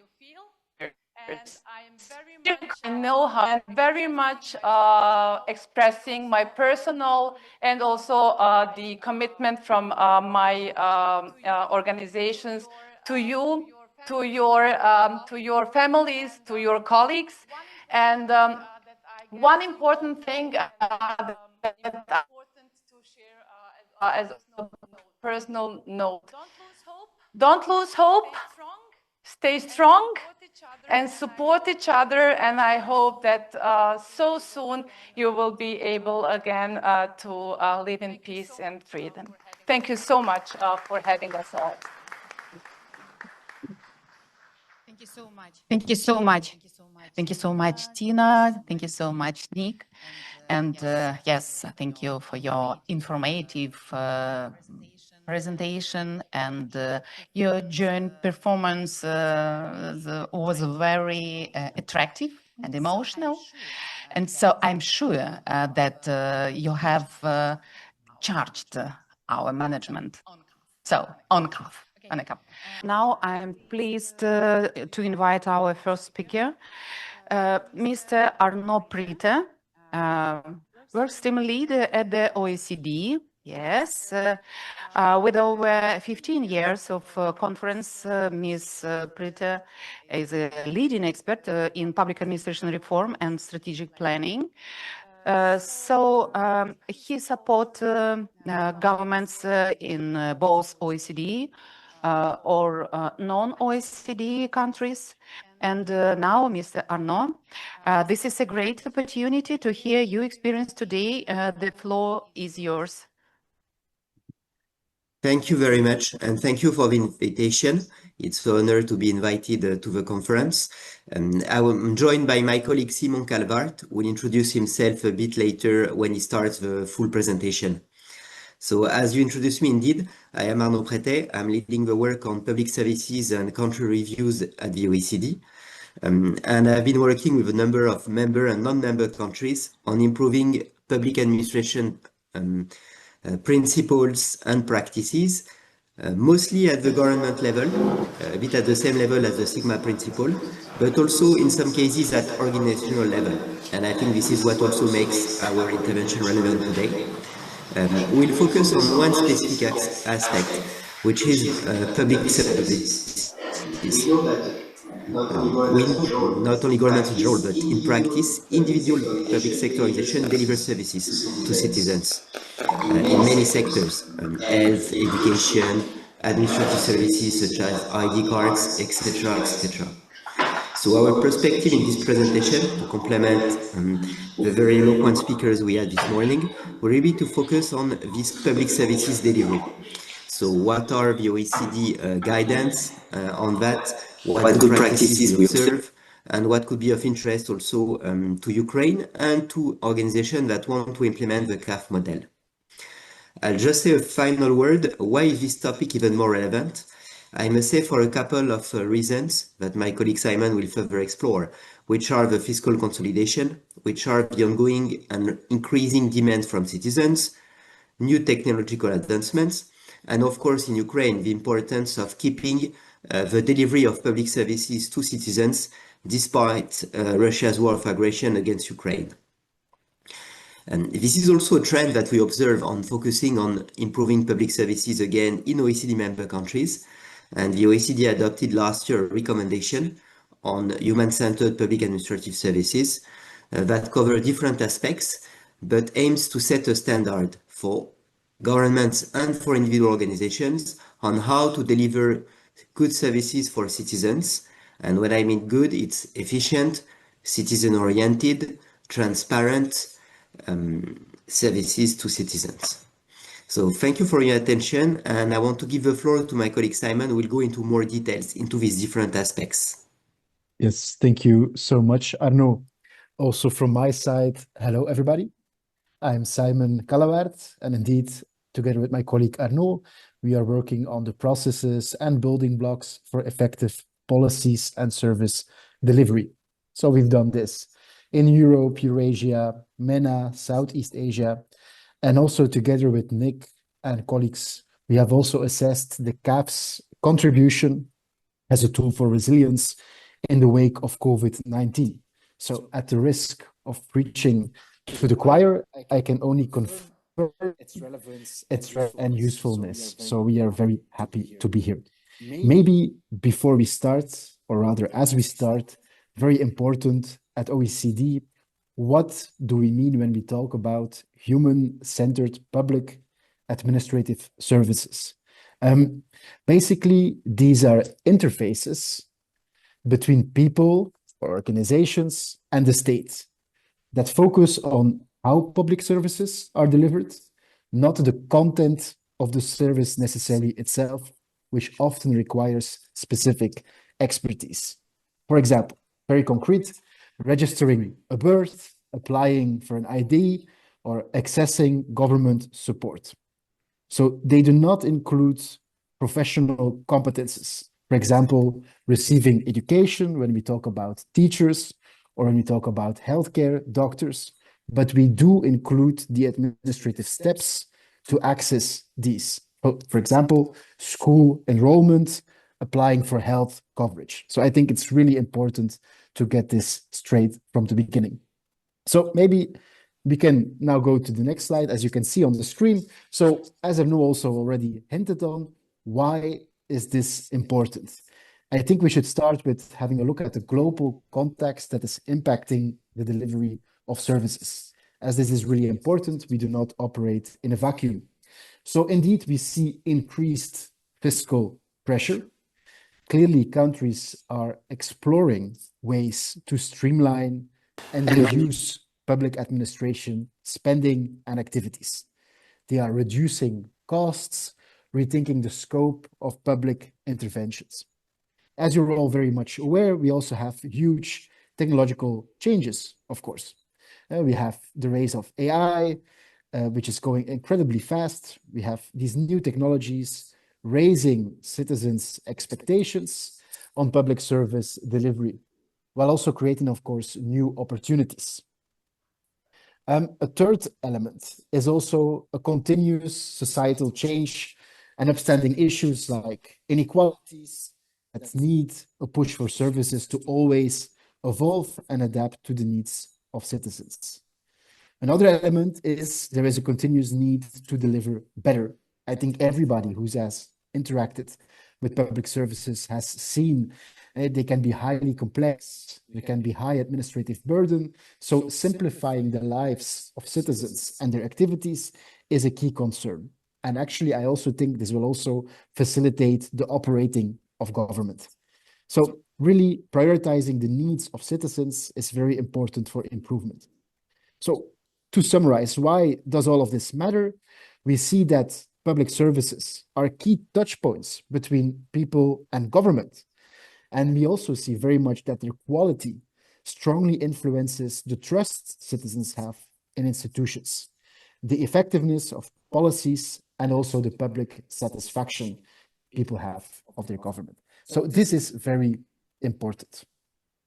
So the recommendation itself, it was adopted in 2024. It provides guidance on how to reform and improve services. Maybe very important, human-centric. What does it mean? It means putting the needs of the users first and using this very much as a guide on how to improve the services. I also want to stress for you, what does an OECD recommendation mean? Because of course it sounds abstract. What you need to understand, our recommendations, they represent a strong political commitment by our member and adherent countries to align policies with best practice. So they encourage to adopt high standards through continuous improvement and accountability as OECD reviews the performance on these recommendations. They provide guidelines to harmonize policies, to improve governance, to foster international cooperation. So to say it very simply, what is an OECD recommendation? So based on our work, we see what works well, and we group this into a recommendation. For example, let's see it a bit as a ship. Based on OECD's work, we can see it makes sense for a ship to have sails, to use this specific type of wood, to have a rudder. A steering wheel is also useful. But in the end, of course, you need to set course and crew the ship yourself. I think this is probably a pretty good analogy. So to present the recommendation itself, it exists of 4 big blocks, and I will help you explain with a specific example. So we have the first block, strategic vision, values, and rights, as you can see on the screen. Basically, this means that a whole of government strategy ensures that services reflect values like fairness, transparency, dignity. For example, there is a national commitment to reduce administrative barriers for new parents accessing maternity or paternity leave. I will try to keep this example. If we go to the second block, core foundation, we see we need clear leadership, responsibilities, skilled staff, digital infrastructure to really have human-centered services. So if we take this example of parental leave, we need to define which ministry leads the parental service. We need to be training frontline staff. We need to make sure that IT systems work together. So these are the core foundations for effective services. If you look at the third block, seamless and accessible services. So we need to make sure that the designs are intuitive, they are inclusive, and they are consistent services across digital and physical channels. So if you keep the example, we need to make sure that parents can register a birth, apply for child benefits, notify their employer, all in an online or local office journey in one coherent, integrated, straightforward way. Finally, the fourth block, measurement, engagement, improvement. You see that it's important to be using user feedback and data to track performance and to continuously improve. So if we keep the example, finally, we will be asking parents about their experience while registering this birth. So we can use this feedback to improve clarity of steps and reduce paperwork, so we can go on continuous improvement. So these 4 blocks that you see on the screen are very important governance enablers we at the OECD Secretariat identified that really help administrative services. So Let's zoom in a little bit more. So the first block I mentioned, the strategic vision, values, and rights. So we want to start by setting a clear direction in this first block of the recommendation. So we want to make sure we foster a strategic, human-centered vision for public services that really puts people's needs and rights at the core of design and delivery. And actually some key actions we identified there is creating whole of government strategies. So we need coordinated strategies across ministries, across agencies, not isolated projects. We need to make sure we meet real users' needs across the entire service journey. A second thing you can see on the screen, we need to make sure that these administrative services align with broader priorities. And actually, I would say this is the case for all policies. So we need to make sure that service reforms, they also reinforce the key government goals like digital transformation, equity, inclusion, ensuring that nobody is left behind, because we want to be coherent in our work. And we also see that leadership matters. So we need to define who is accountable. We need to ensure they have the mandate and resources to act on this strategy. It's in the end, it's also not about processes. I think culture is maybe even more important. There's a saying that says, culture eats strategy for breakfast. I think this is very much true. If you want innovation, openness, dignity in how public services are delivered, this cultural aspect is not to be underestimated. Finally, in this first block, we also want to protect user rights, because trust in services, it depends on fairness, transparency, privacy. So these all need to be built into every administrative process.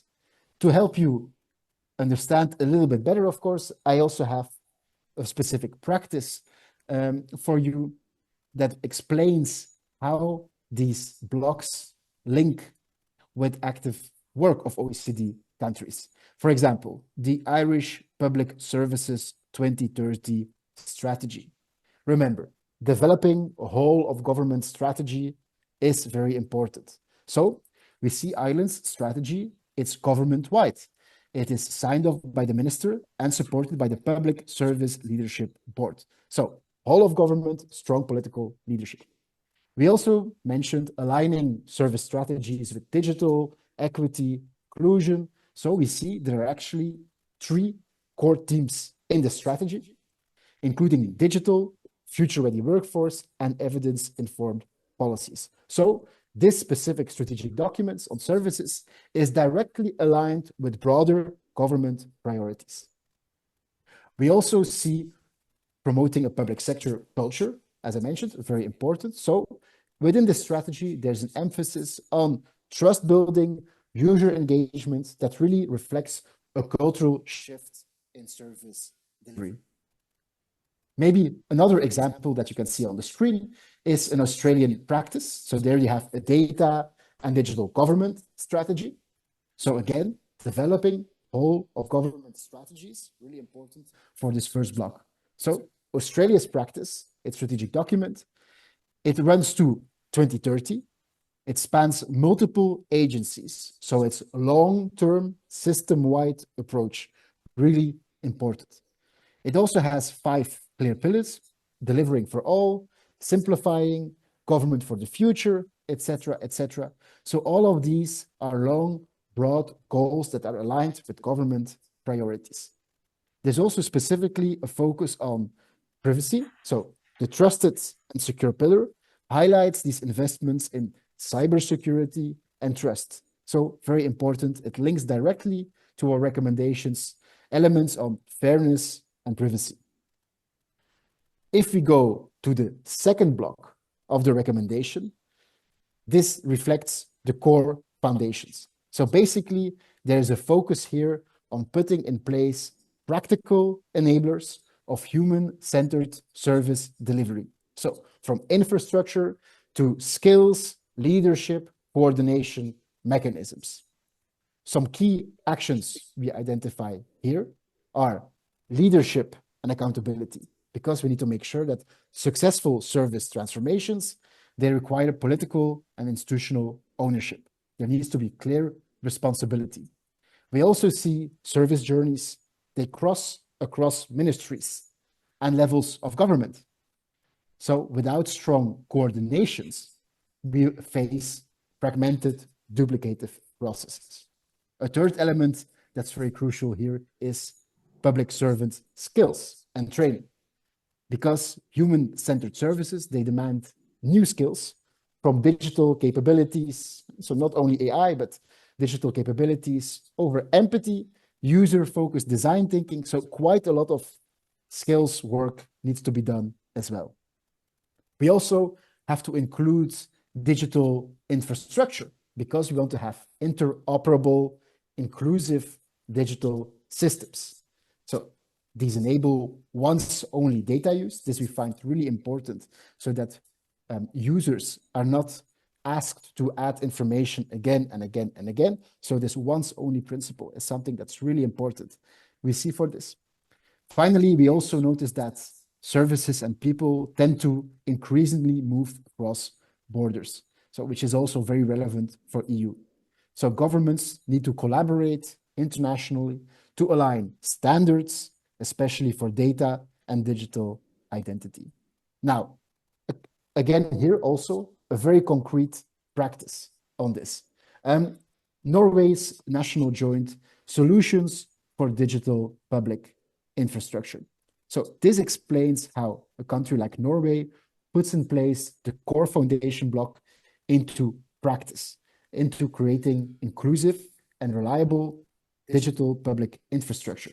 For example, on assigning responsibility and coordination, we see that Norway's solutions are centrally coordinated by the Digitalization Agency. So there's clear responsibility and alignment there. They also have 26 national digital building blocks. For example, identity verification, digital signing, data access. And this way, they really reduce duplication and improve cooperation and efficiency across government. We also see that 70% of agencies, including municipalities in Norway, actually use these tools that were created by the Digitalization Agency. So this is also scalable, reusable digital infrastructure, which is really important. Maybe also another example, I'll go rather quickly over this because you're well experienced, of course, but we see that several countries, such as Ukraine, France, UK, also Belgium actually, use digital wallets and apps as a way for inclusive digital infrastructure. If we go to the third block of the recommendation, here we have seamless and accessible services. So this block specifically focuses on public services to be easy to find, easy to use, and inclusive for everybody. So some key points here is starting with this user perspective. So services should be built around how people actually experience them, not around internal administrative logic. As a civil servant, this is, of course, a difficult nut to crack and really warrants a change in perspective. So we need to have a consistent, seamless experience across channels is really essential. We call this omni-channel service delivery. We also want to simplify and remove barriers. For example, cutting unnecessary steps, pre-filling information government already know, very clear with taxation, for example, eliminating redundant paperwork. So really the goal is simplicity, reducing the burden on users and making services feel proactive, not reactive. To be honest, I think this is also very beneficial for the civil servants who need to work with this as it cuts a lot of tape and overlap. A third element that's also really important here is co-creating with users. And so we want to include vulnerable or hard to reach groups, for example, civil society, academia, private sector. This is really important to gather these insights on how we can build a great service delivery journey, but also it will make our actions more credible. Finally, we also want to use feedback and innovation to improve service delivery. So a human-centered system, it's not static. Unfortunately, we cannot build it from the ground up. It will be perfect and we leave it as is. As Nick also mentioned, things tend to change all the time for better or worse. So governments must adapt flexible, evidence-based methods, continuously gathering user feedback, testing new ideas to improve service journeys. And I have a great example of this actually in France. We see, for example, they have the Citizen Initiative Accelerator, how it aligns with this third block on seamless and accessible services. So basically, France's initiatives, it calls to involve citizens and NGOs in designing better services. So civil society has very much a leading role in this process. By doing so, the services are more relevant, they have ownership and more trust. They also use a strong evidence base, flexible user-informed innovation by using a citizen jury that can evaluate proposals that civil servants create. And these citizens jury, they'll also be coaching selected projects through a test and learn model. So again, here we have continuous service improvement, really important. This project also specifically addresses gaps from a user perspective by doing so, by involving citizens. So services are not necessarily improved from within the system, but actually it flips around.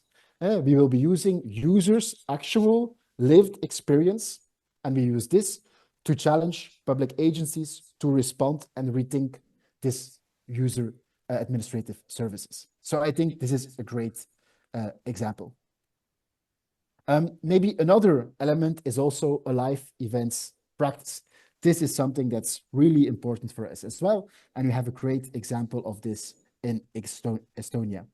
So, for example, it's great to design services from start to finish around real-life needs. So if we go back to the very first example of maternity, paternity, so basically Estonia's timeline for pregnancy and early childhood, it directly bundles related services. For example, health insurance, parental leave, all of this is included into one single intuitive interface.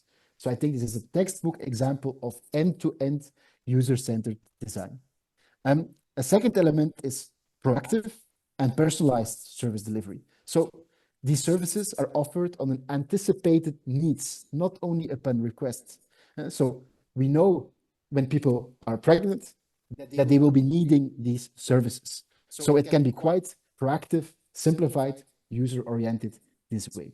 Finally, I mentioned it groups all these things, so it's also a great example of omni-channel thinking with a single access point, st.ee, that brings together all these services from different ministries, different levels of government, really simplifying navigation. Okay, then we are moving to the final block of the recommendation, right on schedule for timing. So this final block, it's about making user experience data central to service design and delivery. You know, at OECD, we really like facts, figures, numbers, data. So this is not just about measuring performance, it's also about learning, adapting, and improving continuously. I have been repeating this a few times, but I think this continuous improvement is very central, not only on user-centered services, but also in our OECD work in general. So some key points to emphasize here. We have data as a driver for improvement. Governments should systematically use user experience data. You can do this with surveys, feedback form, analytical work, so to understand what works and what does not. It's also important to have a balance between transparency, participation. So data must not stay inside institutions. If you can share results with stakeholders, we will be involving the public in interpretation and response, and we can really build trust and legitimacy. We also make sure that we are consistent across agencies. And so a fragmented measurement landscape, it weakens the amount of insights. So this recommendation, it really encourages government to establish unified frameworks of measurement, so performance is measurable, comparable, actionable across the entire system. We also want to close the feedback loop. It's not enough to gather insights, they must be really embedded in service reviews. And so we have like direct evidence-based updates to policies and service design. Finally, let's get back to the culture element. Maybe we want to create a culture of learning, but also of accountability. So we need to make sure that it's clear for everybody that continuous improvement is expected, celebrated, and also supported rather than only driving compliance. So we really need to change the mindset on this. We see actually that many OECD countries now provide user surveys to understand and compare performance of service delivery. And we're also gathering our own benchmarking on this as OECD as well. So this is actually very important to understand and improve all of this. Maybe a very concrete practice is also to be seen in Canada. Basically, they have a Canadian government tool, GC Infobase. It's specifically developed by the Treasury Board of Canada. It's part of its efforts to improve transparency, improve reporting, and improve public accountability in federal service delivery. So, for example, what we see here, turning data into insights and accountability. So we complex performance data into clear visual stories so that it's accessible, not just for government insiders, but for everybody to understand what is going on with delivery of services. We also want to measure the quality across multiple levels. So this platform specifically reports performance at government-wide program and service level. So robust and consistent measurement across agencies. It also explores metrics like how many services have standards, how many met their target. So this is great for building accountability and trust. It also shows where service standards are falling short. So for example, targeted follow-up, resource allocation, this will really help. For example, you can see on the slide, 50.6% of service standard targets were met. So clearly there's a gap to be addressed there. I think this tool, it's not to be seen as something to punish people, to punish civil servants, but it's a way to have transparent, data-informed policies.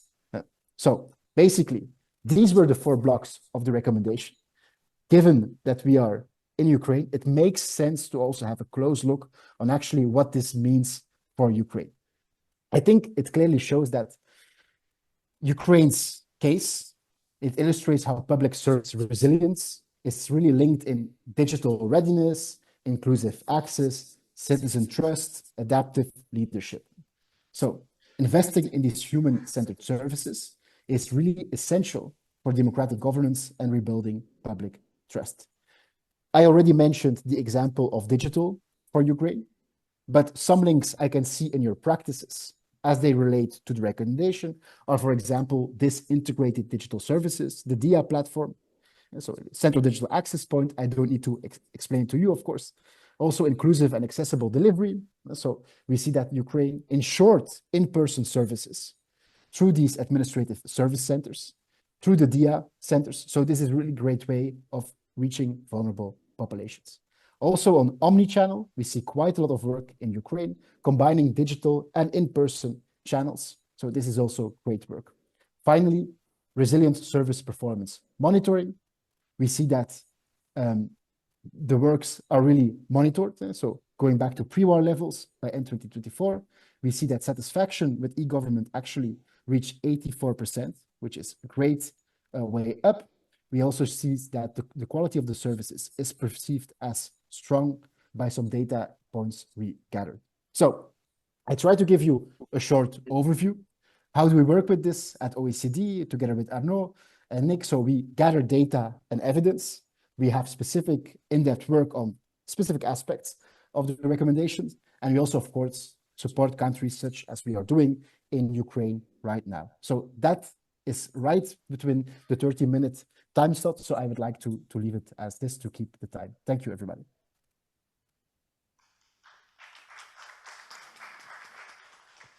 Thank you so much. Thank you so much, dear Simon.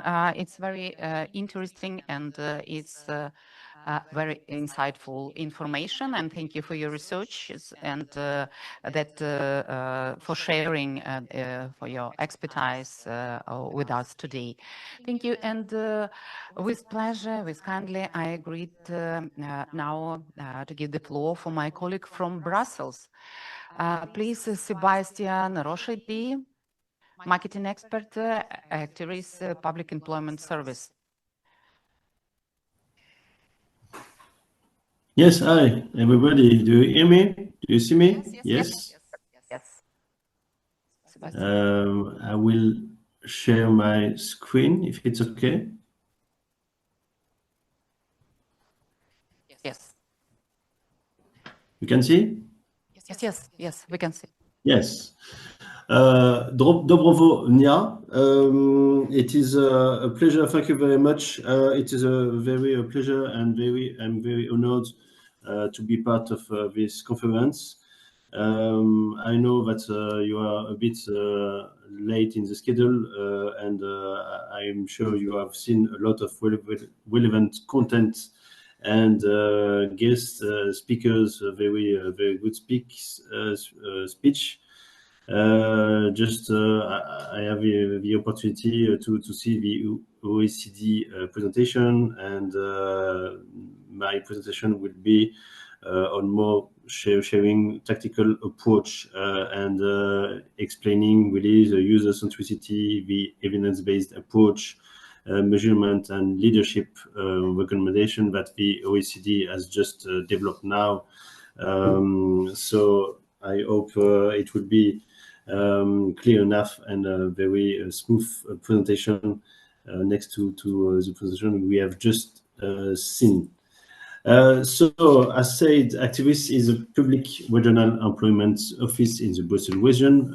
We join our forces to offer quality support to all job seekers. Our partners help us with various, often specific solutions for the job seekers.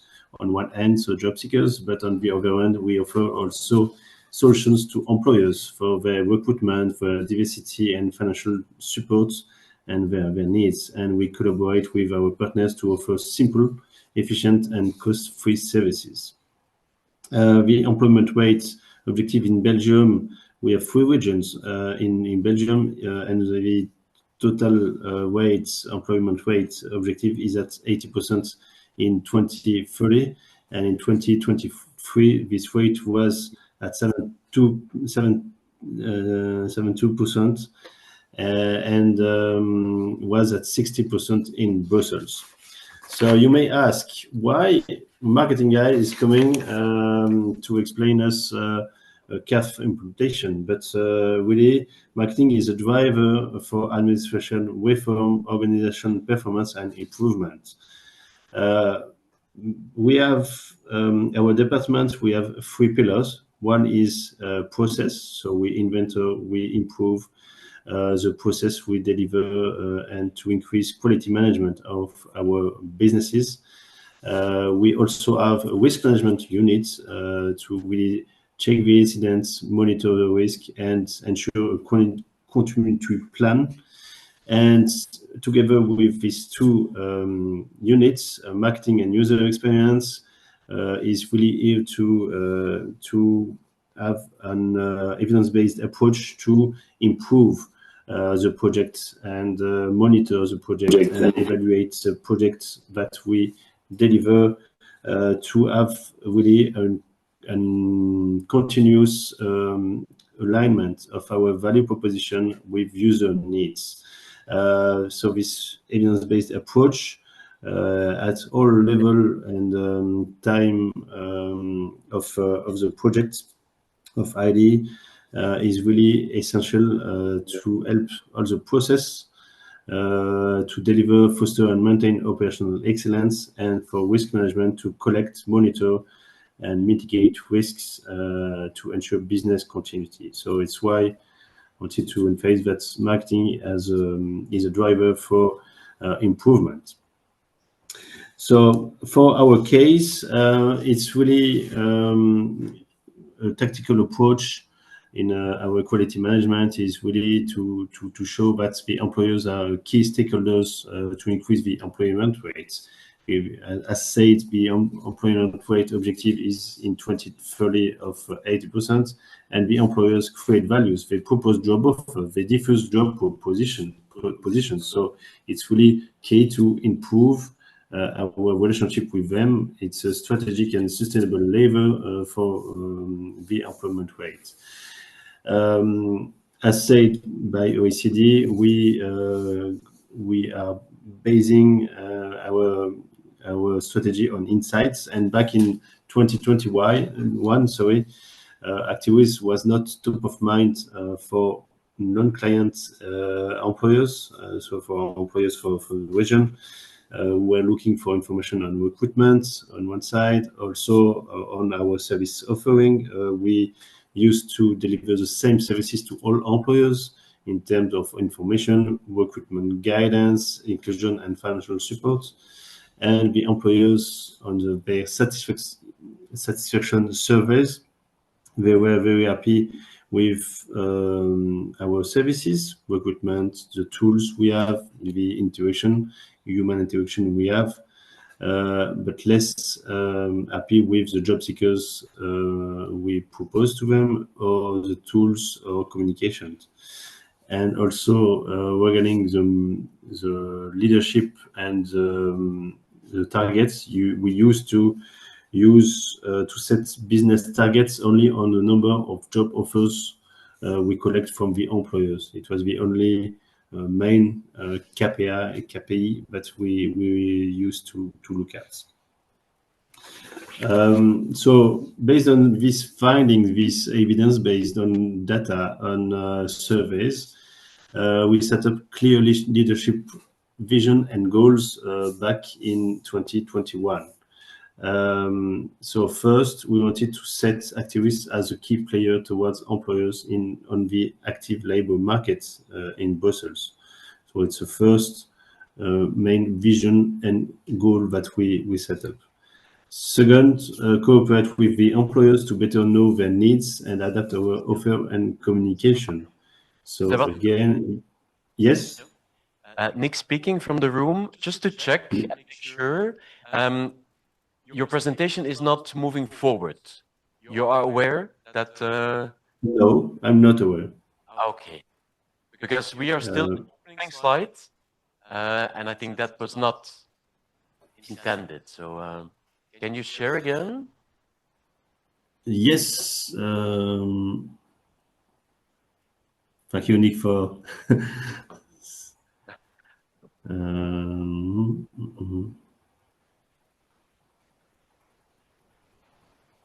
We also have the presentation here. If it's easier, we can also open from here.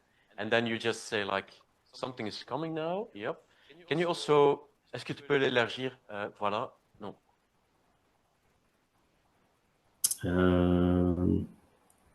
Yes. Go back to the right. To like put it full screen. I don't see it. Let's try to open from here, Sebastian. Yes, please do so, because I'm not very familiar with That's okay. Zoom. We open from here. Okay, Hannah. We open from here. Just give us a second.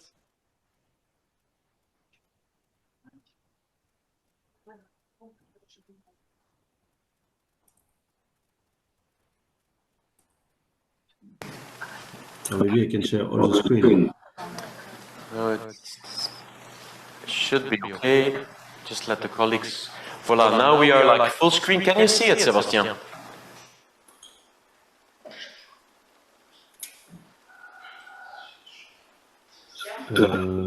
Can you see your screen? Can you see? Yes. Yes. Okay. Next slide. Next slide. Voila. So just instruct us, and then we. Yeah, sorry for that. So, next slide. Yeah, I can just I explained. So we have Activis is a public regional employment office in the Brussels region, and so we serve the job seekers, as I explained, and also the employers on the second on part. So we offer them services, and so the employment rates, I explained that it's the objective is to be at 80% in 2030, and this rate was at 72% in 2023 and 60% in Brussels. So in the next slide, I explained. Next slide, please.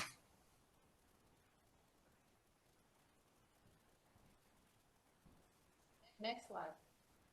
Yes, thank you. I was just explaining that marketing is a driver for administration reform, because marketing is our department is composed of 3 pillars: processes for all the inventory improvements and quality management of the process, how to deliver really services to citizens and to job seekers and to the employers. Risk management is also very important to monitor the incidents, the risks, and to ensure that we have a continuity plan.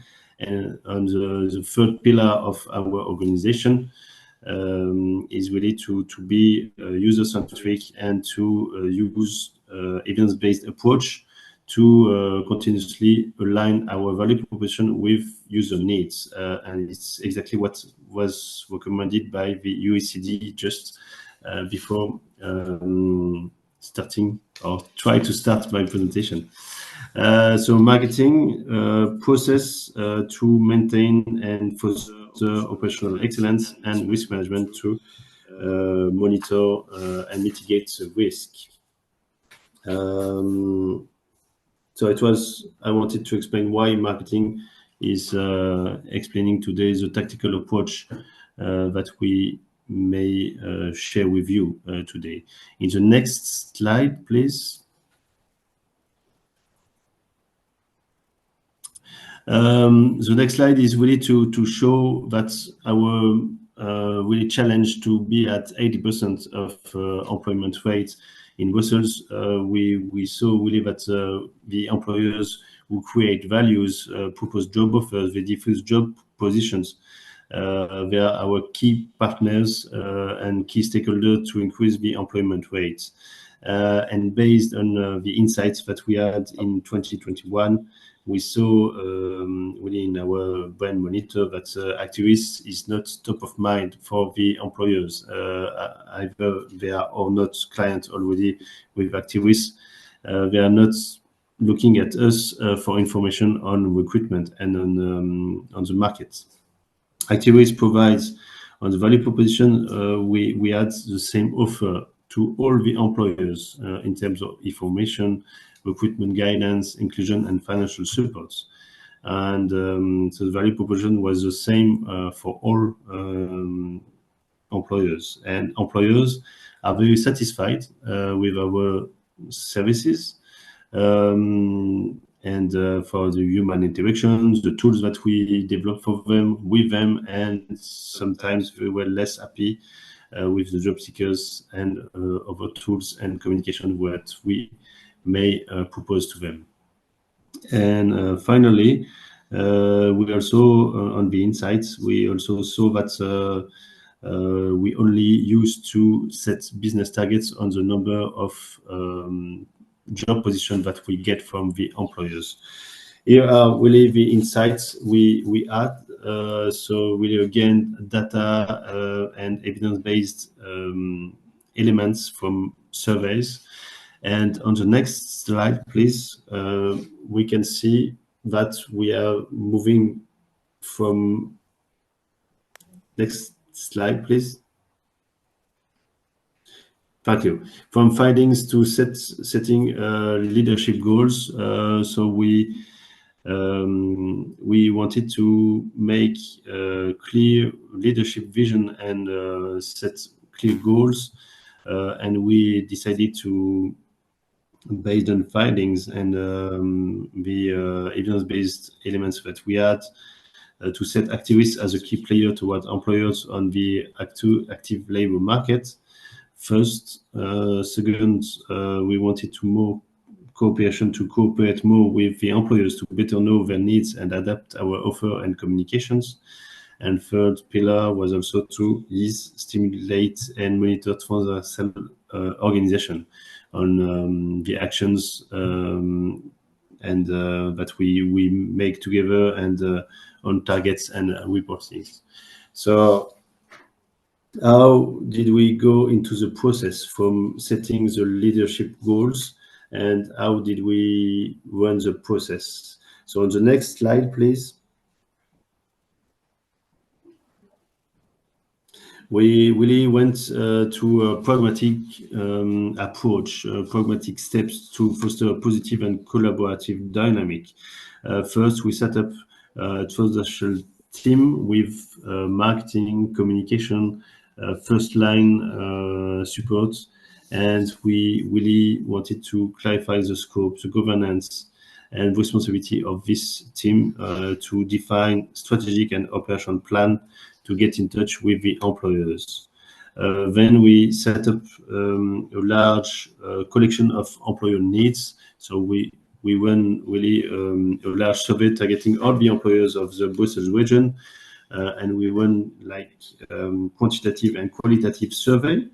We were also helped by media campaign, You Need Our Solutions, to get the most diverse and representative answers to ensure that small businesses from small and big employers from all the sectors could be really sharing their needs. And we also established partnerships with federations to reach out the employers to ensure that we have the voice of our users and really the employers. Thanks to this approach, we had a clear view on our users and our potential users' needs, and we had also a clear view on our value proposition gap. So we did share very on a transparent manner the results with our partners, with our federations, and with also internally and with our customers. And we also saw that 85% of our offer was aligned with the needs of our targeted audience, but also that we had some development in communication that and our services and channels that should be developed. So these insights in the process, on the next slide, please. We really went from these insights, really this cooperative approach and user voice to really review our value proposition and our market approach. And we decided to really run a new diversification of our communication and channels to better match the user's reality. Because, for example, if they use the digital and we keep sending brochures on paper, and if we propose to attend a meeting, but they can't attend a meeting because they are running a business. So we did change our communication channels, and also we changed our value proposition because we saw that the needs differ by size and sector activity of the company, because sometimes there is really a need to recruit very rapidly, or sometimes there is an HR department in a company, so the needs is not the same in each company, and depending also on the sector activity and the size, and the governments inside the company. And so we went really from the same offer to all, as I said at the beginning of the presentation, to better know the business reality. and to position our department as a partner for recruitment questions and process in the recruitment process. And also we, thanks to the insights, we really wanted to be more user-oriented and and to ensure that the process are really improved on a regular basis.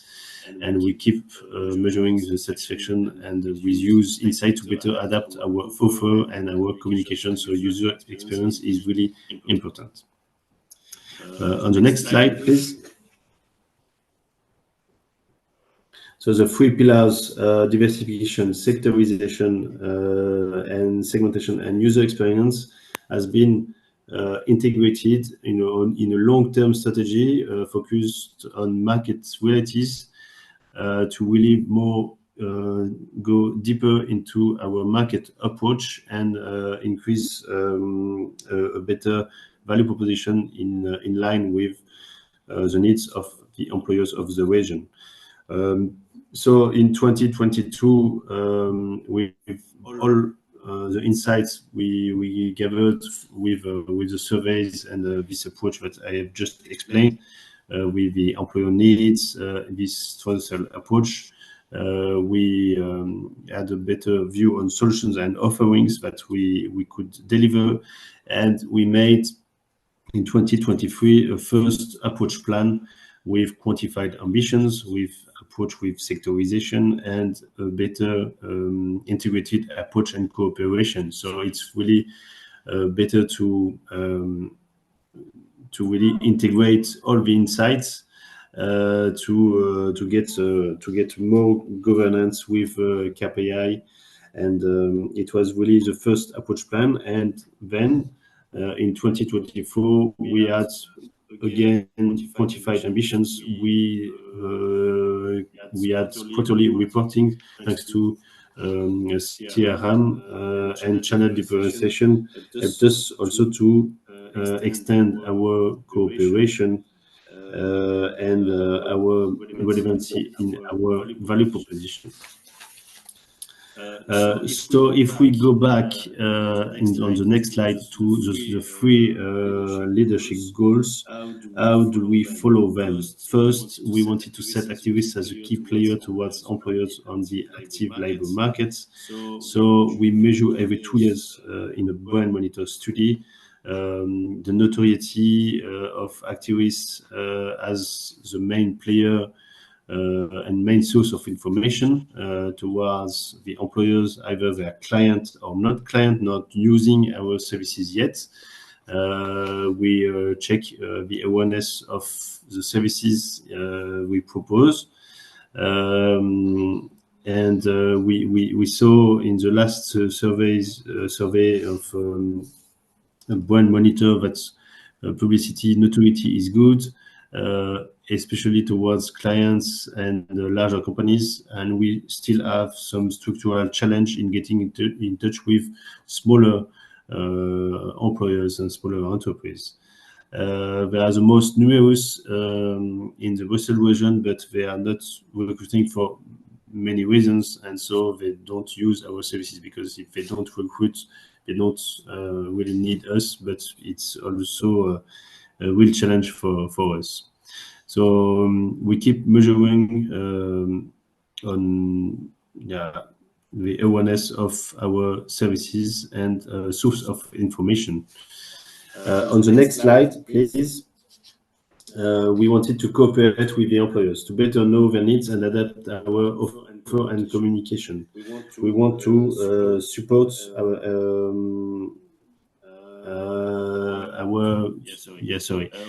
we better now have a better coordination on generic and sectorization service that we have, and we want to increase the supports we deliver we propose to our clients, and also the communication is also adapted, and value proposition It's really now we have an approach for one to few, really sector by sector, and it's really also helped with the external communication with our partners, and we have really a better harmonization of the communication that is available on our website,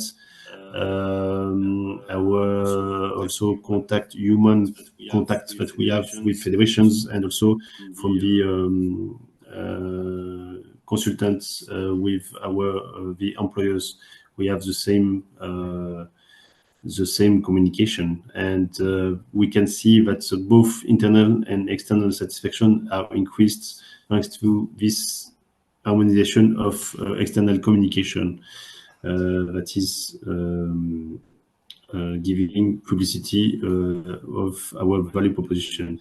And again, how do we cooperate with the employers and to see their needs? We run each 2 years an employer satisfaction survey, which is run independently with a partner to check if they are happy with our services, our channels, and communication and feedbacks.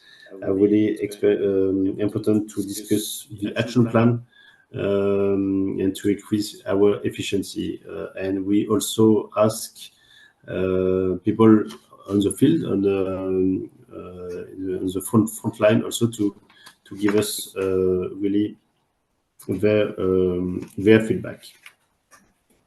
If we go to the third pillar of the next slide, please. So the third leadership goals that we wanted to is stimulate and monitor transversal organization. We have an approach which is really evidence-based customer centricity and market approach. This approach is now annually renewed to ensure continuously that we have relevant services. We have a governance, internal governance, which is really an enabler for setting up this leadership vision. We set the business and performance indicators on an annual basis. So really, we get the market and users insights, and also all, as I said, all the feedbacks that we have from really from the users and from our first line to have a better line, to have a better indicators, and to better align people and actions that we take. And also we have a customer relationship management tool which enables to monitor the process implementation. And thanks to this data gathering and this monitoring, we have implementation process, monitoring process is better to get really into transversal organization and cooperation. Now we follow the targets on a global segmentation and sector basis, and also we can do it on a quarterly basis. Discussions are now more effective on how rather on what, because we discuss together and we make it happen together. In the final slides, so I will see the main elements to be kept in mind. I know that you are very senior level in the room, and in every sector you are involved in. I think that's the key takeaways for replication. First, user centricity of the project is essential to drive public services to more efficient value proposition and communication. Know your customer. Know your customer on evidence-based insights. The size, the sector, their needs. In my case, it's more recruitment needs. What they what are their barriers to use your services, what information they need, and where they are. Is it so some people that they can are they digital natives or not? Do they use tools? What is also the experience? You have to listen to your markets and to see what the users and the experience they have, what they have already now, who are the players, which technology they use, which are the barriers that we really can improve or stop the experience in the market, and adapt your offer or better promote it, because sometimes you have expertise that maybe you don't. We may have a good expertise but a wrong communication, or a good message but a wrong expertise. So really adopt your offer and promote it correctly. On the next slide, please. And then you also set common goals and tools, because setting clear goals and clear communication, you will have really the legitimacy, and it will be better to have the reality of the business. What are the trends? What are the users' experience? And it's easier to explain, to promote, and to monitor if we based on user centricity and evidence-based approach on data, surveys, insights, and then you set common targets and tools. You will have a better communication and a clear communication, efficient governance, responsibilities, process, and commitment for people. And finally, next slide, please. Monitor the results on a regular basis, both quantitative and qualitative. Our process and tools, like our CRM tool, leads to quarterly and annual reports on commercial targets. The feedback that we get on continuous money, and the implication of the colleagues, and really the monitoring of our users are really key to get into our leadership and to the process implementation. So user centricity, communication, and monitoring are really the key elements, key takeaway for replication. Actually, I have finished because the next slide is just my contact details. Ďakujem. And that's it from me. Yes, thank you so much, Mr. Sebastian, for your informative and insightful information. Your presentation is cool. Thank you. Thank you for your time. And, шановні колеги, ми маємо завершувати. Dear colleagues, we have to conclude this panel and enjoy our lunch together now. And Так, і повертаємося о we come back 14:15 at 14:15, quarter past 2 p.m. and we'll have the case study for application forms.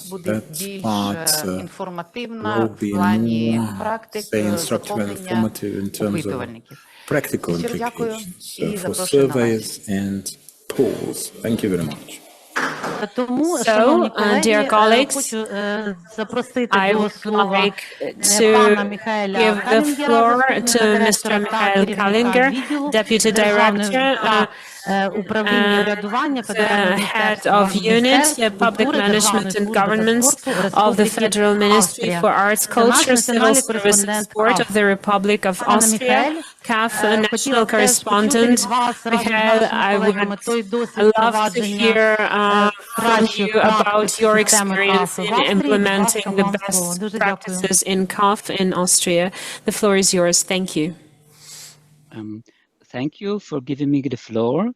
I hope you can see me and hear me.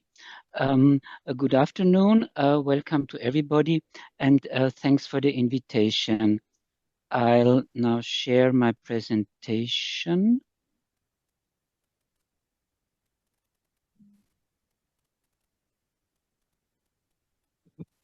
It's okay. Can you see it? Yes. Okay.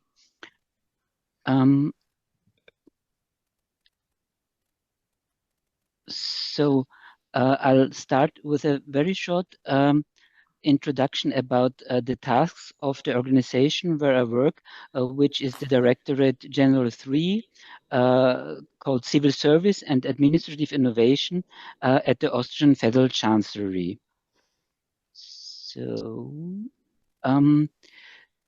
So, in general, in Austria, each minister is responsible for the human resource management of his/her ministry within the framework of a central budgetary plan.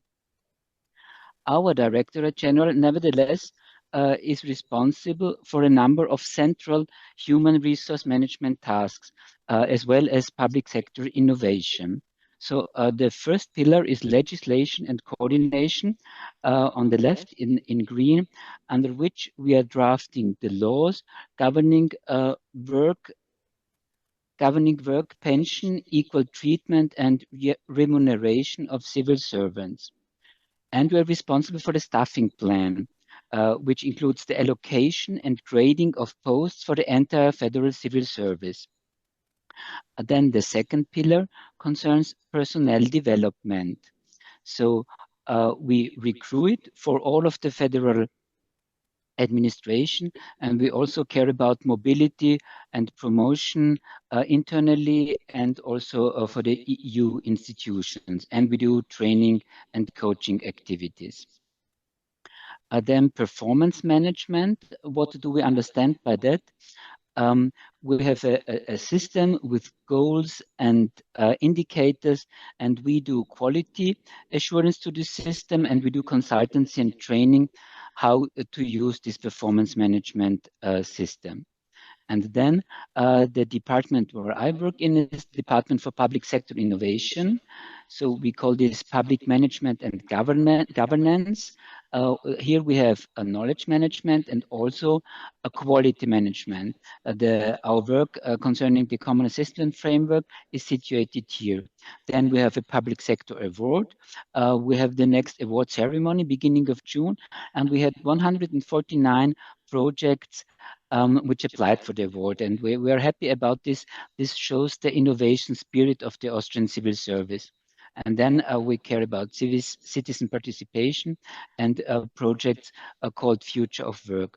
Now, where do I personally fit into this? Our Directorate comprises about 130 persons, organized in 12 departments, and I am Deputy Director for the Department for Public Sector Innovation.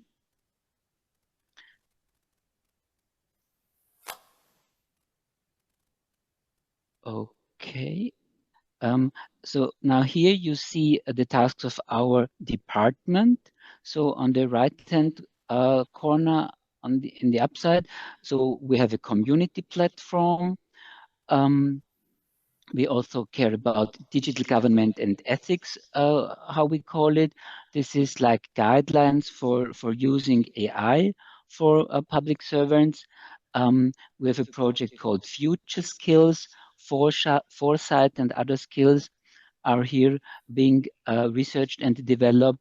And then on the left-hand corner down there, you see CAF, the Common Assessment Framework. which is also one of our tasks to develop and advance it, not only in our organization where we use it, but in all of the Austrian public sector. So what was the initial situation in 2023? So after the pandemic, I must admit that during the pandemic, we had no time for doing this instrument, but then the director general wanted to resume the quality route with the CAF. We had already been using the CAF 3 times in 2006, 2011, and 2015, so with quite some years between. But also important that these 3 CAFs were with 3 different director generals, which is also an important step when you get the new management to present this instrument to the new management. And it takes some months or maybe even 1 or 2 years until the director general decides, yes, now I'm ready, I want to do this instrument. Because with the CAF, you learn many things, but it might also be that there are things you didn't expect. So you have to be open to the results. So we wanted to continue the further development and improvement of our organization, and we wanted to focus on greater service quality, customer orientation, and improved cooperation with partner organizations. We wanted to increase the focus on results and impact, and initiate and implement improvements together as a team of managers, employees. This is an important idea when you use the CAF. So for that, we had a steering team, which consisted of Mr. Moschitz, the then assistant to the director general, myself, a colleague, Sandra Rodriguez, and we also had an external facilitator from the Center for Public Administration Research. So maybe you ask why an external facilitator? So in the CAF, there is much discussion, and in the discussion, there are different opinions, and this, we think, can be handled more easily by an external facilitator who sees that everybody can speak, everybody is heard, and that the result is really the result of a common discussion, exchanging views. So here you can see the CAF process steps. I think it was quite a standard process, and it starts with a project assignment. So what does this mean? So that the project team is being tasked by the director general. You need the backing of the management to do this. CAF cannot be done just like that without being a project. Then you have the project start workshop, and also then communication is important, and communication goes together with information for all employees.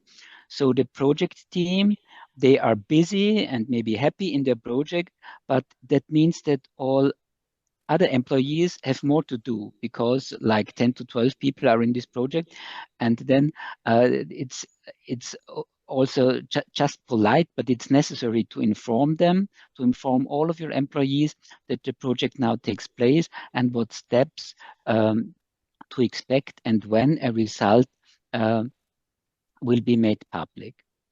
And another important steps at the beginning of the CAF process is the customization of the CAF.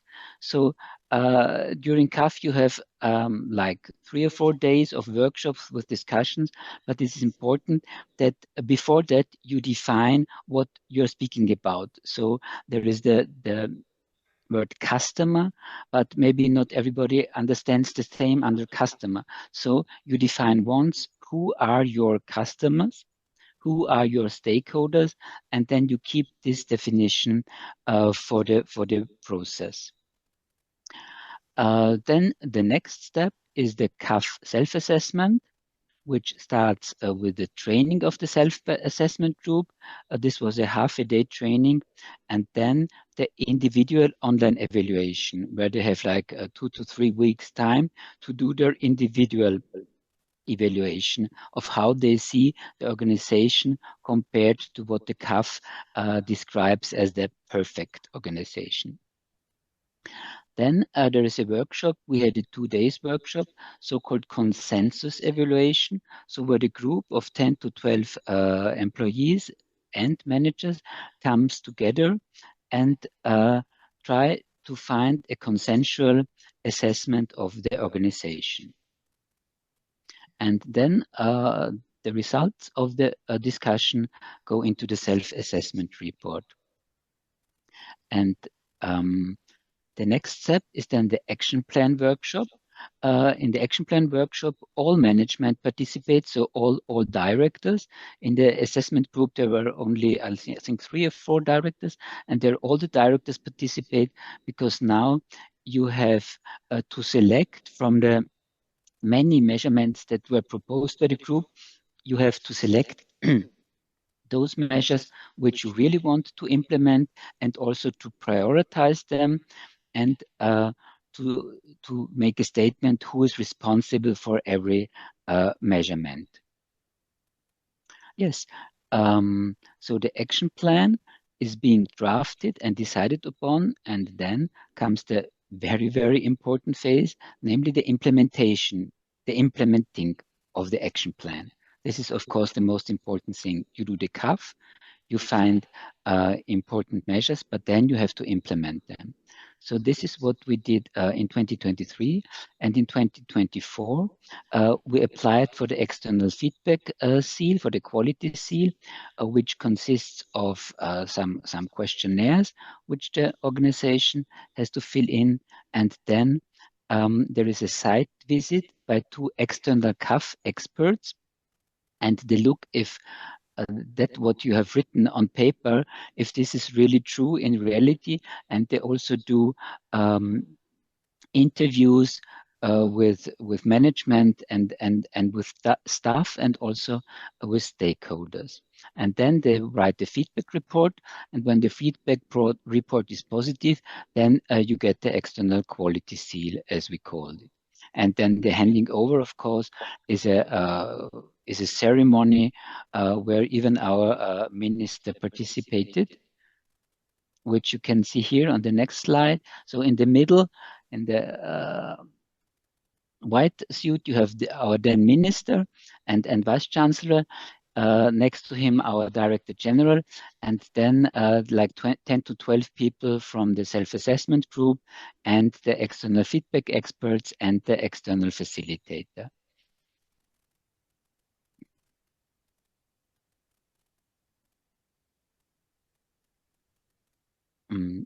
Here you have the timetable of the project, because all in all, it takes about half a year to do a real good founded CAF self-assessment. And sometimes this is a bit difficult to explain to management why it takes so long. So we have here starting with the information in March. Then the selection of the team, I'll come to that in more detail later. The selection of the team in April, then the training also in April, and then the individual online CAF assessment in May, the consensus workshop in June, and then comes Austria, luckily with like some holidays. Most people are on vacation in July and August, and then in September, the action plan workshop, and the start of the implementation at the end of September, so half a year after the start of the project. So what are, in our opinion, as we see it in Austria, what are the key aspects in the introduction of CAF? So it is important that you have a broad involvement, broad participation of staff, which is different to some other rather similar instruments. For CAF, it is really important that all employees, managers have the opportunity to participate, and all of them are informed. Then the selection of the evaluation team should be representative of the organization and should show a degree of diversity. So younger employees, older employees, long and short term with the organization, men, women, all hierarchical levels. So we had the director general, we had directors, we had normal staff, and even we had an apprentice in the team, and also someone from the staff representation. Then another key aspect is that you reach consensus on the self-assessment. Then you get a common picture about the strengths, but also about the weaknesses of the organization. So about many things, there are different opinions in the organization. For example, every manager would say, I do have a strategy. Of course, I have a strategy. But maybe if someone just entered the organization and after 2 months, he or she would not know the strategy. So it is right that the organization has a strategy, but it's also an important point that not everybody knows the strategy by now. And this also might be one measure coming out from a CAF assessment, that the strategy is rolled out so that everybody really would know it. So it's learning from each other, and during the CAF process, every opinion counts equally. There is no hierarchy in the discussion in the CAF process. And that's also a reason why you would maybe need a facilitator, because without the facilitator, of course, everybody knows about the hierarchy in the organization. And so it is maybe clear who is right and who is wrong, but that should not be the case with this instrument. All in all, it's about the joint development of the organization's actions, and priorities should be defined jointly. Here you have some impressions from the action plan workshops, so you can see its work. It's not just chatting, it's prioritizing, yes, and setting timetables. This is 2 days of hard work, but giving you a strategy for the next month or even years, how to develop your organization further. On this slide, you can see several aspects which you think are framework conditions. I called them elements necessary for having a good CAF processes. So everybody included has to be open-minded and has to have the interest for consensual discussion. This includes listening to the opinion of others, and this makes it necessary that during this process, hierarchical thinking is, I would say, at least limited. By this, also the team spirit should be developed, and it should become a common sense that there are different opinions, but only that there are mistakes, and dealing openly with mistakes or weak points of the organization. We name the weak points and we discuss together how we could improve this. Trust in each other, respect, and transparency are other aspects of a CAF process. Okay, then you might ask, okay, and then what are the great effects? And here I put together effects not only of this CAF, but only of the CAF implementations we did in earlier years. And for example, several years ago, the CAF was the starting point for a mission statement process. We did not have that before. It was separate from the CAF, a project of its own, like for 3 to 4 months, where we developed jointly a mission statement. And then you can say, okay, there is a mission statement. Someone has it in his drawer. No, we made it a poster, and it hangs in several rooms of our building. Stronger communication of goals and impacts. we tried to focus more on a real strategic way forward for our directorate, not only caring about what you have to do in the next day or next week, but setting strategic goals for half a year or year and to follow them. We also implemented ideas knowledgement and knowledge management, so a way where every employee can put in his or her idea about how to make the organization better or more fitting for him or her. Also, caring more about new employees, one was of the results. So we do now have a mentoring system where every new employee gets a mentor who has been with the organization for several years and whom he or she can ask whatever they want.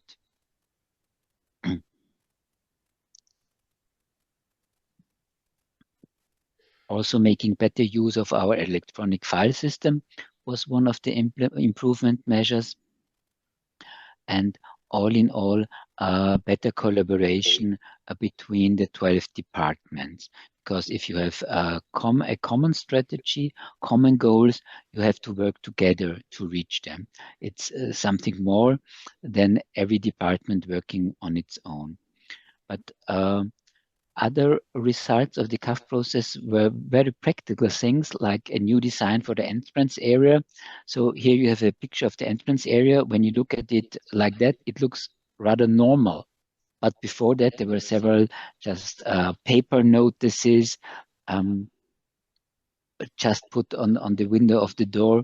And it's also only normal to have a place for flyers in your entrance area, but before that, it wasn't there. So, and also things as necessary renovations come up. For example, some windows were not good anymore, and in winter it was not really warm, and these windows were renovated as one of the results of the CAF processes. But another thing is that when you do the CAF, it's an instrument that gives good results, but also you have to manage expectations. So it is not that not every idea that comes up will be implemented. And you have also to communicate this to your group. For example, already like 15 years ago, there was the suggestion for more flexible working. The young ones, I say, they want to do, they want to have more control about when and where and how they do their work. And this was suggested, but then like 15 years ago, management said, no, we cannot see how this would work. No, this we do not this time. But some years later, and of course, with COVID, it became a commonplace to have rather flexible working hours and working place. So like mobile office was being introduced.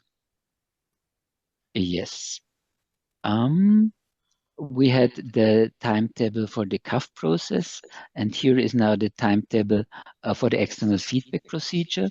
So we started in March 2024, so 1 year after the beginning of the CAF process. And then in May, we had the on-site visit for the 2 external feedback experts. And in July, we received, after the positive report from the external feedback experts, we received the CAF quality level. So I come to my conclusion, but I hope you have questions. I'm open for questions, of course. And my conclusion would be that the Common Assessment Framework is about the serious, continuous development of your organization. The focus is on developing an efficient, modern, and dynamic organization. Thank you for your attention, and I'm open for your questions. Thank you very much, Mr. Michael. Thank you. Дуже дякуємо, пане Михайлю. Thank you, Mikhail, for your presentation. You know, we also studied Austrian experience, and your today's presentation presents very good lessons to us. And I'm sure that the best European practices will be put to good use. I'm extremely grateful to you. So, dear colleagues, if you have any questions, we open the floor for them because we're transitioning to the practical part where you can ask questions, make your remarks so that we can move forward. So, while you're preparing for your questions, thank you, Mikhail, again. And I'm going to announce my presentation. I'm going to talk about Austria too, because we've been preparing today's conference, but we're also keeping contact we're working on CAF, so I think we'll go back to timeline and 2009 when we started our operation. We heard about quality systems that had implemented in EU member states, and if we're talking about the activities by the Center of Adaptation, the Center at the time was coordinating the implementation of ISO standards in Ukraine.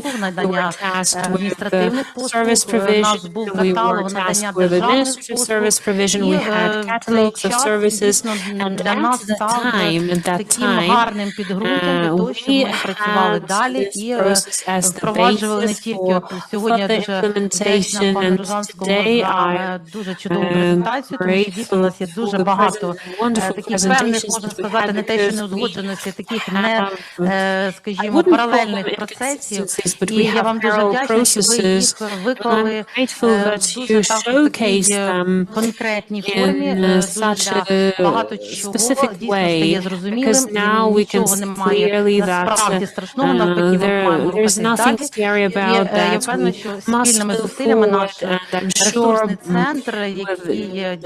putting in this joint effort, our resource center, on the basis of the Center of Adaptation, will do a good job of it.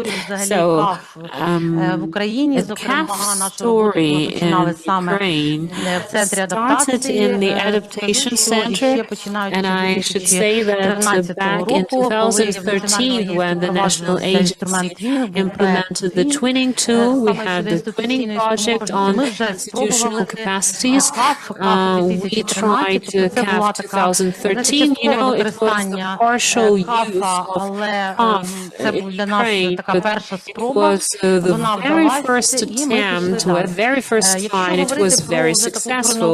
And if we're talking about the timeline, then 2019 we became more active in the process, and in 2019 we conducted an overview within CAF framework among governmental bodies.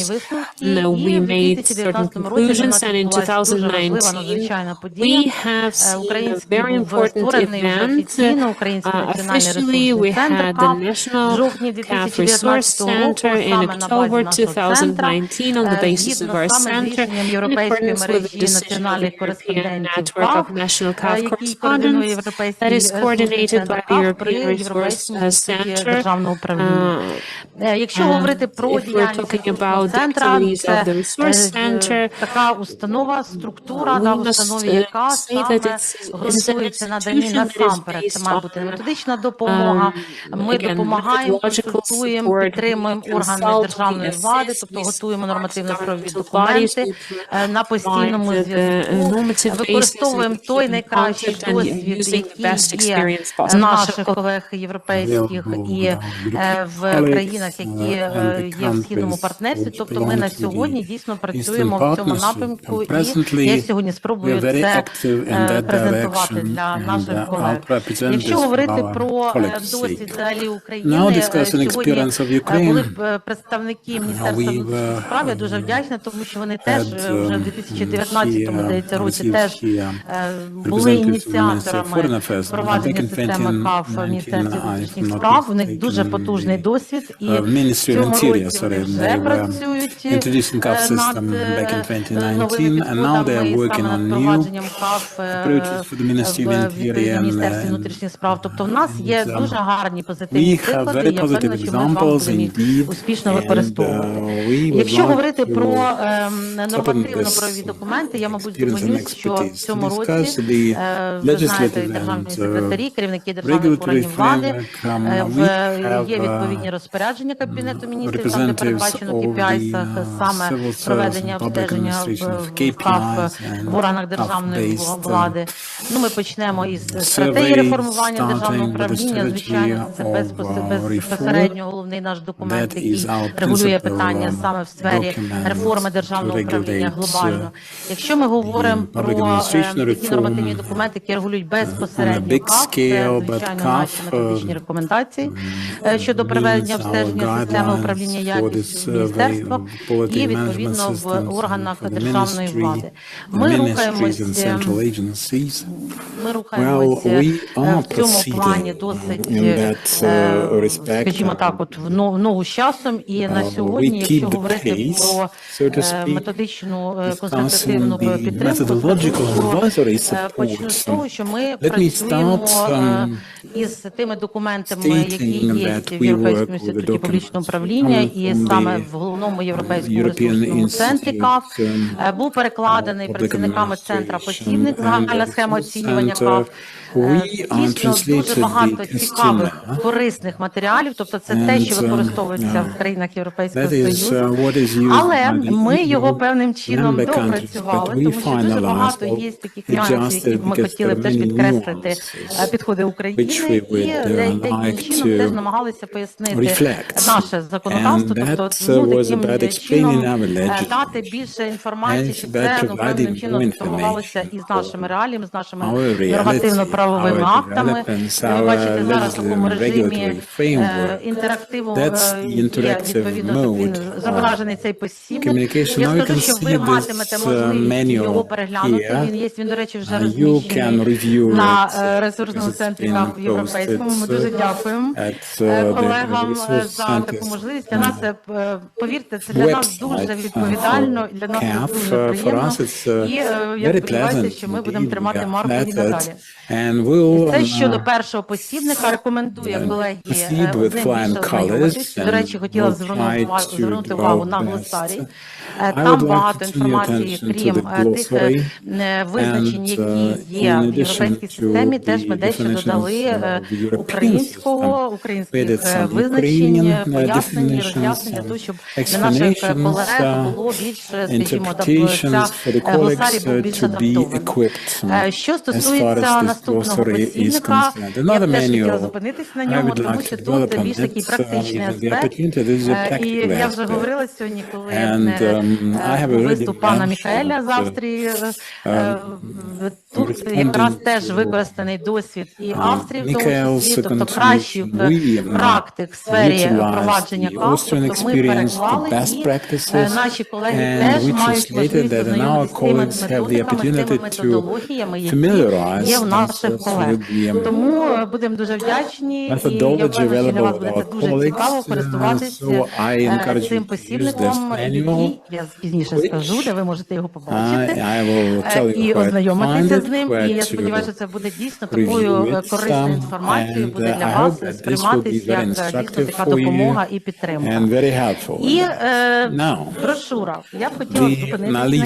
Ви всі сьогодні отримали цю брошуру. Я її спеціально покажу. Ви знаєте, ми так так звикли з вами до електронних we are all документів, so електронних much книг, used електронних now to посібників. the Але e-books, знаєте, коли тримаєш в руках manuals, e-textbooks, таку книжку, вона everything, невелика but брошура. Тобто навіть this під is час a заходу real є можливість leaflet, and подивитися, this is згадати, your зафіксувати. opportunity І to фактично можна сказати, що навіть може з consult цією метою ми it, теж to готували цей посібник. refresh your Це knowledge. дуже коротка інформація This is very взагалі, що concise таке КАФ, information. що взагалі таке наш This is український about ресурсний CAF. центр, How яким Ukrainian чином national здійснюється resources, процес впровадження КАФ the в органах process державної of влади. implementation Тобто CAF такі within корисні national речі, дуже public коротко. administration Ну, я не хочу сказати as a для system. чайників, це не It is гарно, мабуть, not звучить, for the але це beginners. дійсно такий дуже None of us is коротенький beginner, but інформаційний this is a бюлетень, який short можна memo, let's використовувати say. для того, щоб взагалі зрозуміти для початку, This, що таке КАФ. workable Але цього, звичайно, колеги, information недостатньо. about І тому CAF, and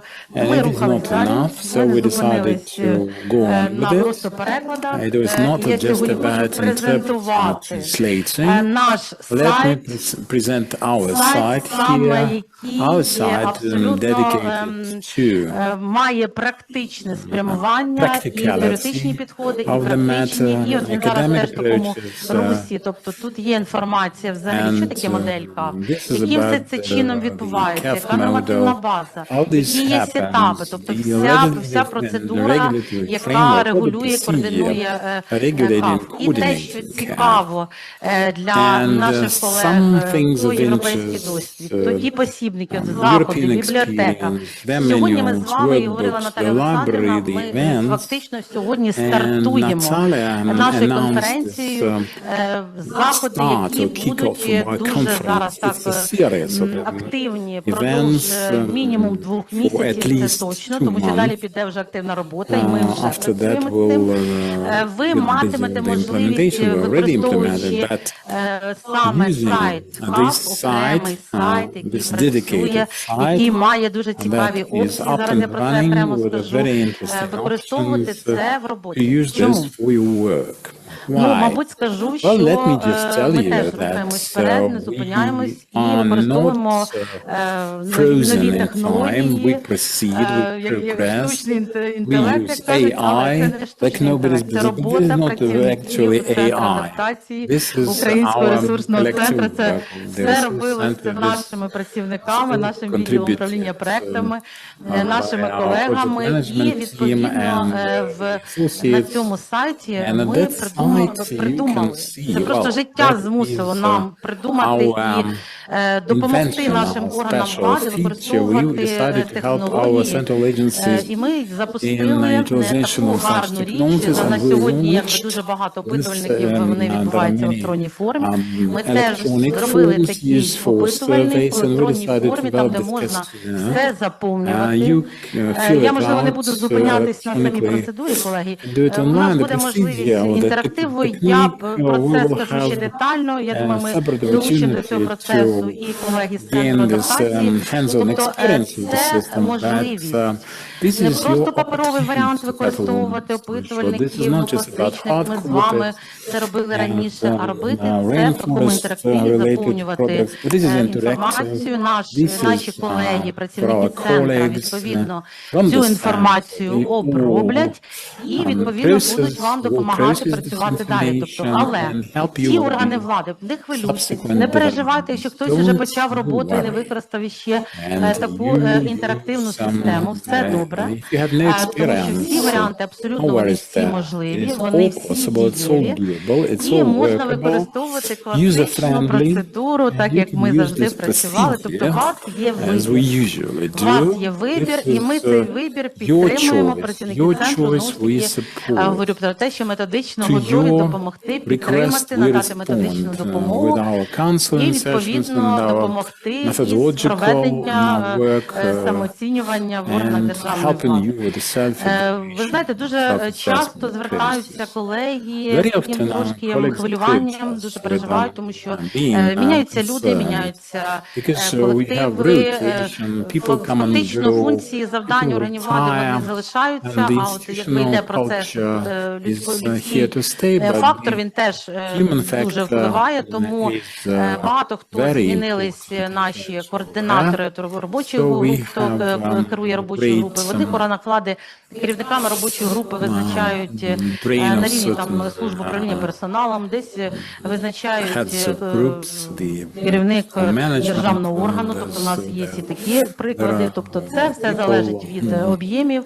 Я не буду зупинятись на таких методичних речах, але знову ж таки закликаю вас звернутися на сайт CAF, і ви отримаєте максимальну інформацію, яка для вас буде корисною. Полегшення в заповненні, полегшення в процесі підготовки, це все є. Хотіла б звернути увагу ще на таку опцію, як наші заходи. Тобто фактично на цій опції ми анонсуємо наші заходи. Це абсолютно різні заходи. Ми плануємо проведення цілого ряду семінарів для органів державної влади, для керівників робочих груп, для членів робочих груп. Тобто це різний буде формат, і відповідно ми готуємо, і частина вже у нас заходів, вона вже відпрацьована, ми вже напрацювали такі великі пласт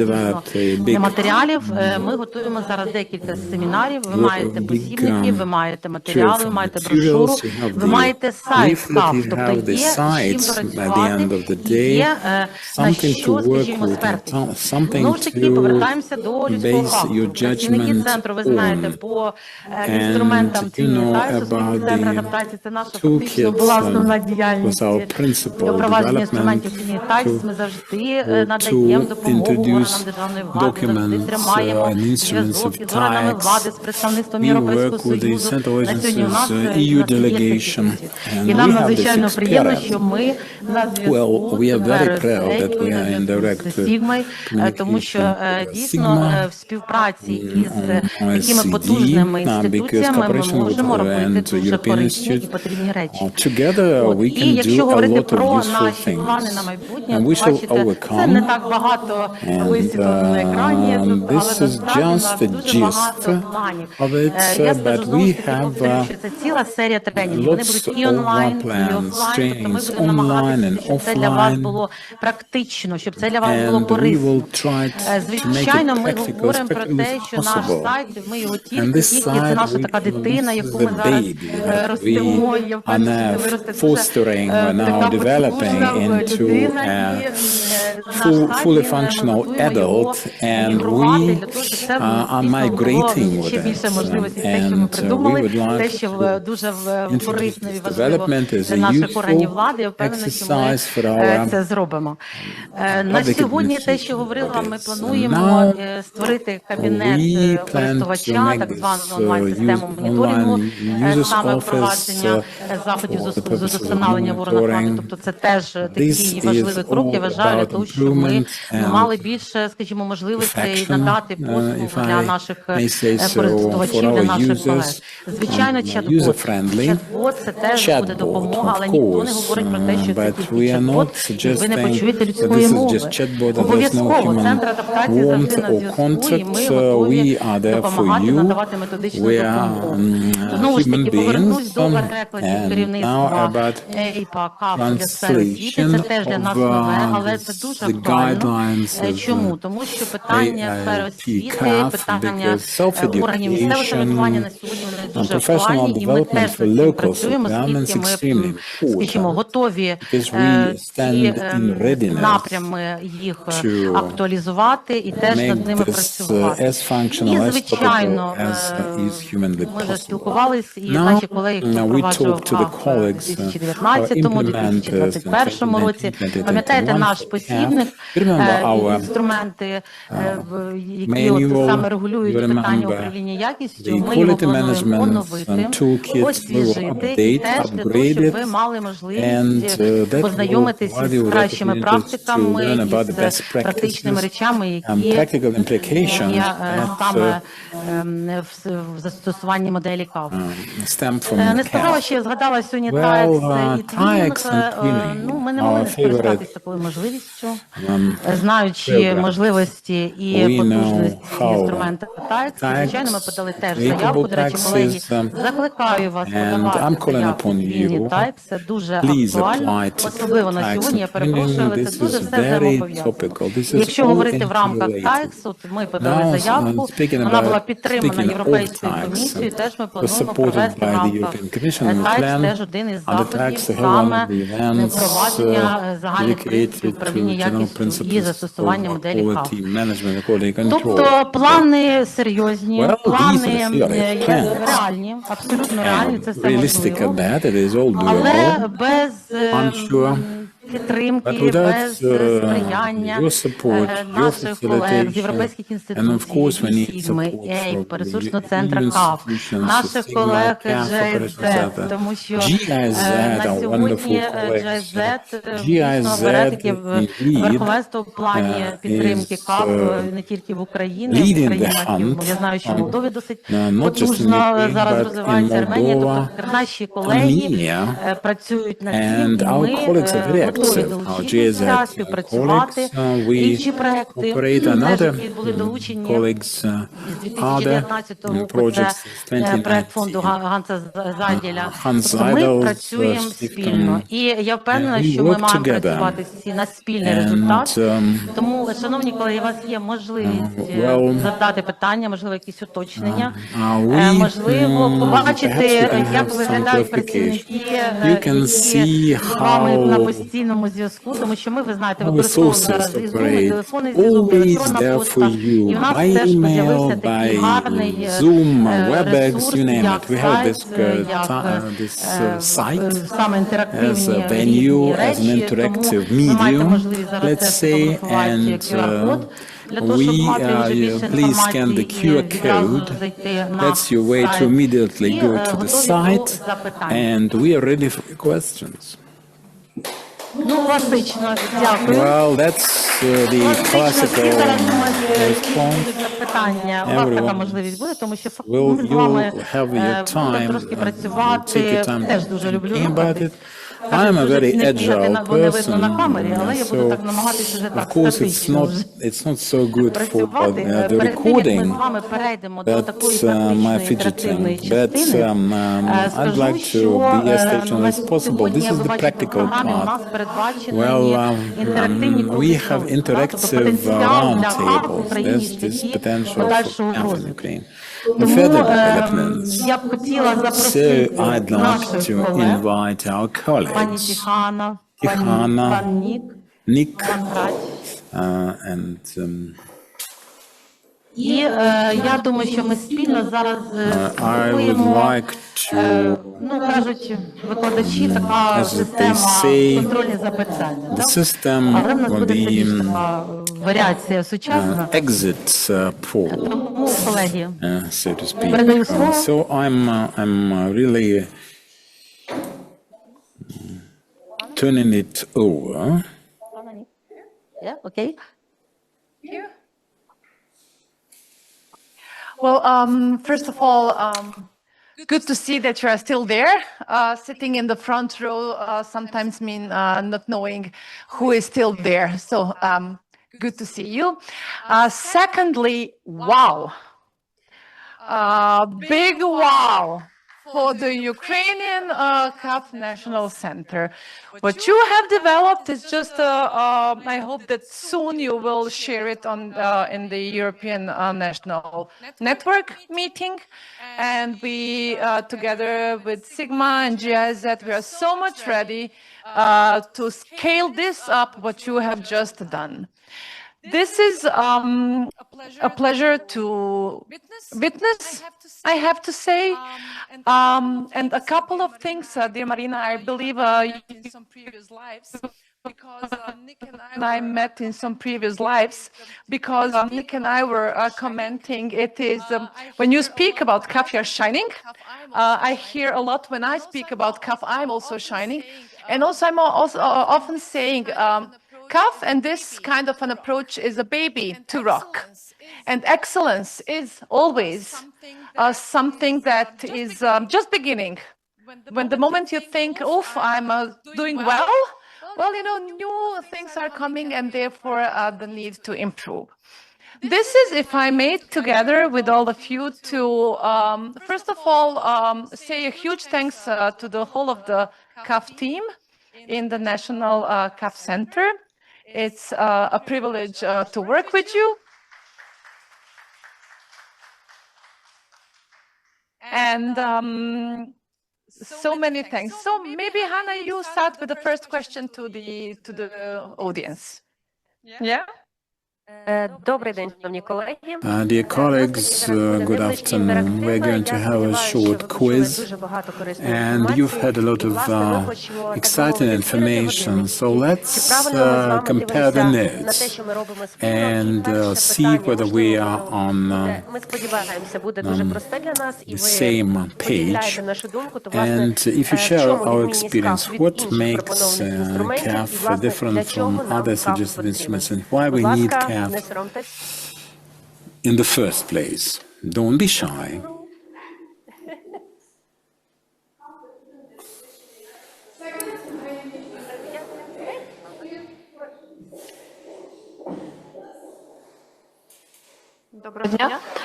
Good afternoon.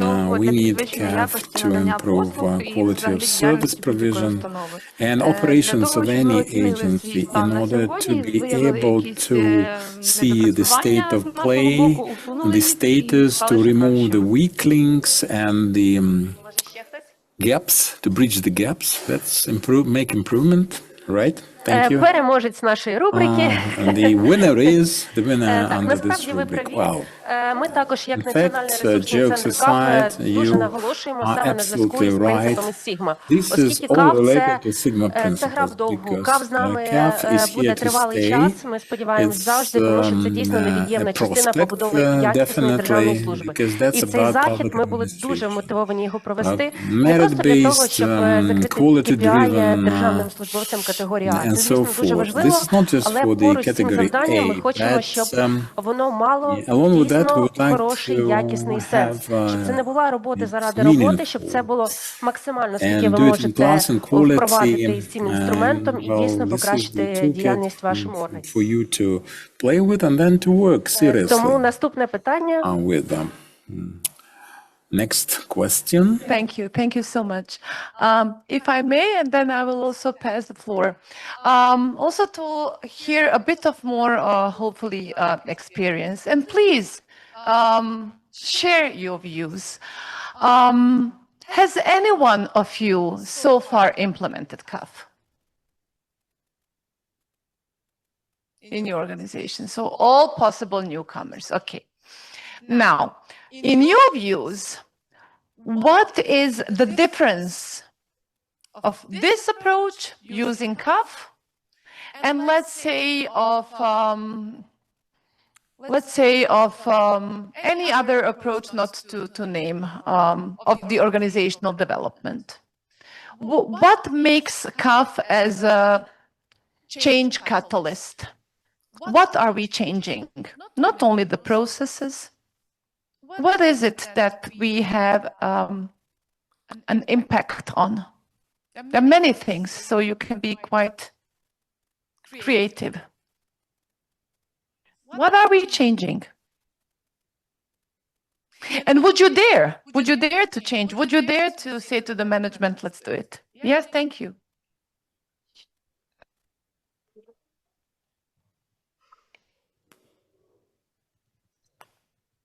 Дякую. Thank you. Answering your question, Я дозволю собі трошки ширшу відповідь. I would like to make it quite broad. Тут присутні We державні have службовці. civil servants here. Тобто ми ходимо не на роботу, So ми служимо we українському народу. serve the Ukrainian nation. І It's відповідно not just a робота job. всіх нас або служба But кожного з нас as far as our job is повинна покликати concerned, it is зробити все для того, щоб about making everything possible for us to overcome Неважливо, чи ми the відносимося до formidable сектору безпеки і enemy, to оборони, win the war. It can be in defense and security sector or beyond it. It doesn't make much difference in that respect. Make people's life better, easier with different services. By public services, we understand not just the employment bureaus like we discussed earlier and similar centers. This is not just about so-called centers for administration as a one-stop shop for different services. This is starting with trivial utility-based services like offices of maintenance and management of real estate, the old obsolete name of it, but inclusive of tax paying, customs clearance. From which institution you come, if you Я потім скажу. Wait, it will come. And so on and so forth. So what's the difference? Я для себе зробив тут In деякі my book, висновки. Відмінність полягає в тому, що ви дійсно орієнтуєтесь на людей.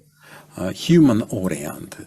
І одна You ремарка. have Колись human being at the давним-давно, center на of everything початку you do. нульових, Some time ago in один з the шведських проєктів проводив аудит one of the адміністративної діяльності. Swedish projects Це had був this 2001 due рік, diligence 2002 рік. audit in 2001, 2002 for central agencies. Я мав можливість I бути учасником was цього part of проєкту, that project back then, і проводячи and опитування в when деяких we органах влади на surveyed рівні certain середньому і central нижчому agencies державних with the middle службовців, management що ви and вважаєте результатом вашої роботи operational державних level for the civil service.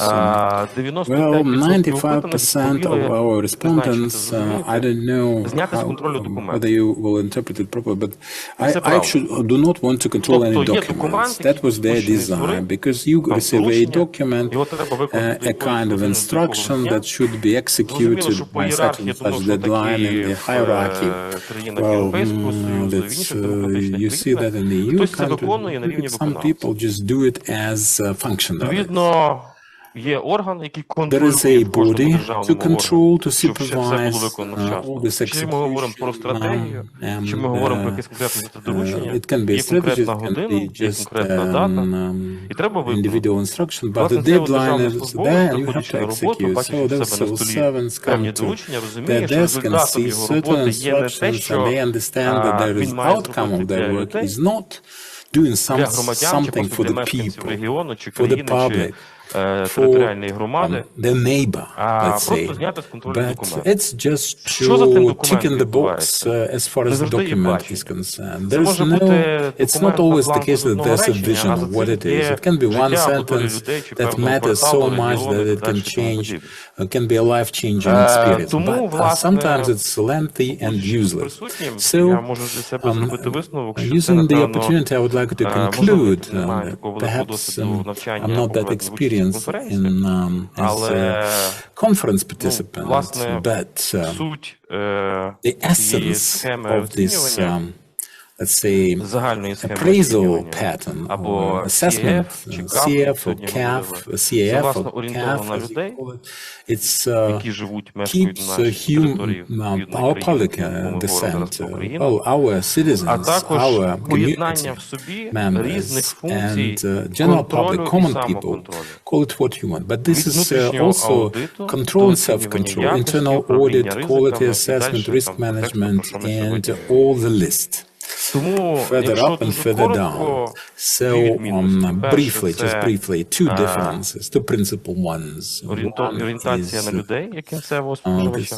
І human-centric. неважливо, який орган влади ми тут It представляємо. doesn't Це не важливо. matter what or which Але body кінцевим represent, but the набувачем final результатів виконання нами функції beneficiary держави є громадянин is України або a мешканець нашої regular З одної Ukrainian сторони, citizen on а the з one іншої hand, сторони, and on the власне, other hand, поєднання it різних is a функцій combination контролю і of different самоконтролю із control and залученням self-control functions експертних with думок. expert opinion involved Експертні and думки actively engaged. і думки Expert громадських організацій я opinion б просив не плутати. and NGOs and experts Тобто є експерти, circle or expert community, they are different, mind you. There are experts, subject matter experts who can proudly call themselves that, and we've heard and seen excellent presentations here, provided by excellent presenters, and with the engagement of experts. And as you said yourself, the leadership has to,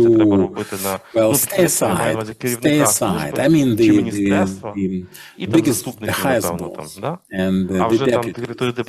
But the heads of departments may be also, and it's a common thing. But trade unions, I wouldn't touch with a barge pole.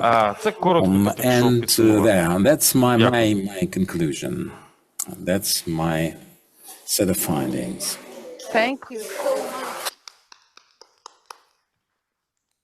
If I may conclude on this one, I still didn't get which institution you are from. And the name so I can say properly. Thanks.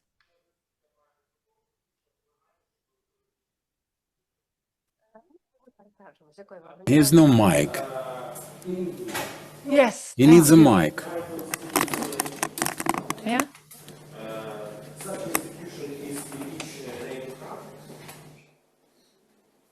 The translation. But here's no mic. Well, in Ukrainian, let me say that Special Communication Service and Protection of Information, we have such an agency in Ukraine. Thank you, sir, so much.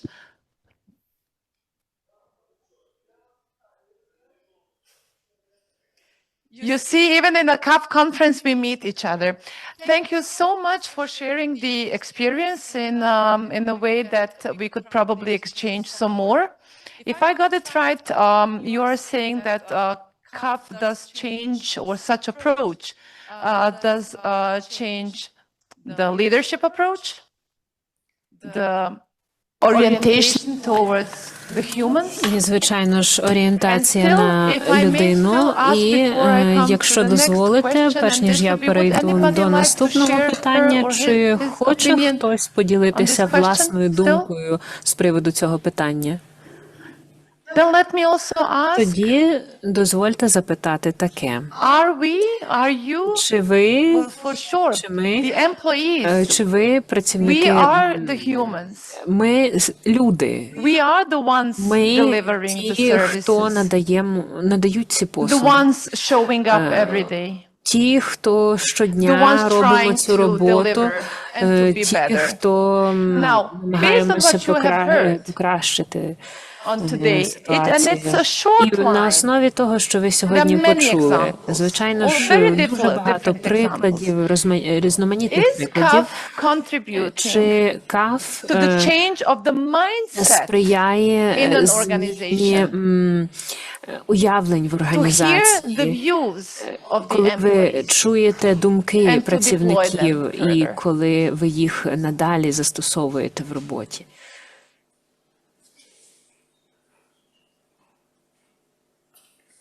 No?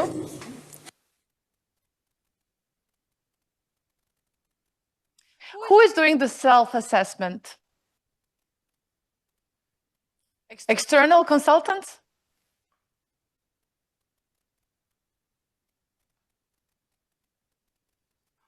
Help me here, please. What are we saying? Who is doing the self-assessment in CAF?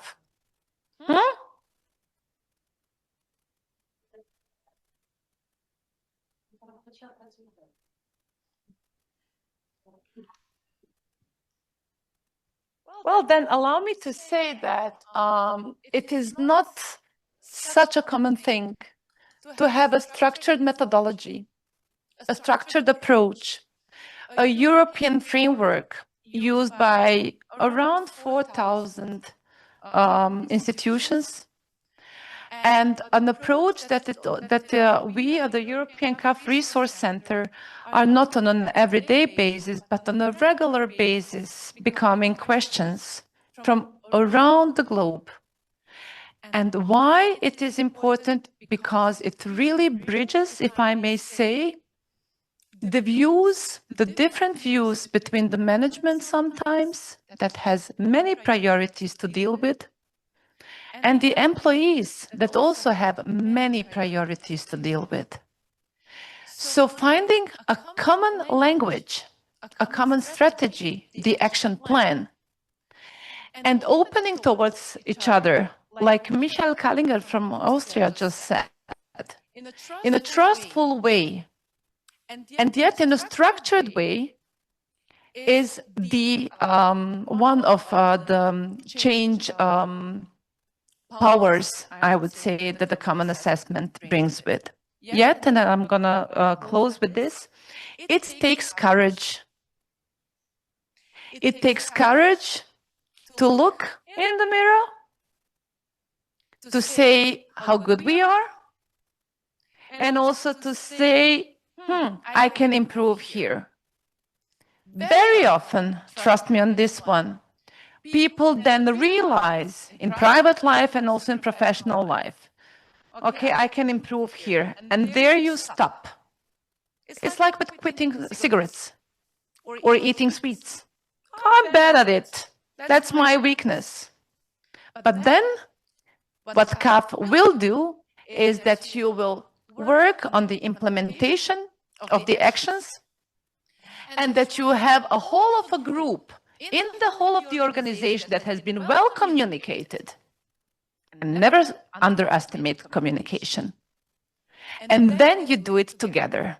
So always having peers and the organization to drive towards this way of the improvement with you. Yes, thank you so much. And if I may, I would like to add about the advantages of CAF as seen by our National Resource Center. It's an important question for me because CAF is a model that is free of charge. There are a lot of tools that help us improve the activities of our organization, but they require certain capacities, and let's be honest, some opportunities for us are not quite open because of some objective reasons, but here with the political will and with the desire of an employee to do this assessment, we can get a good result. A big request to the members of the working group. They shouldn't state in their self-assessment how they feel, how they see the advantages of disadvantages. It's absolutely normal. It doesn't mean that if you make a negative comment, it will reflect negatively on you.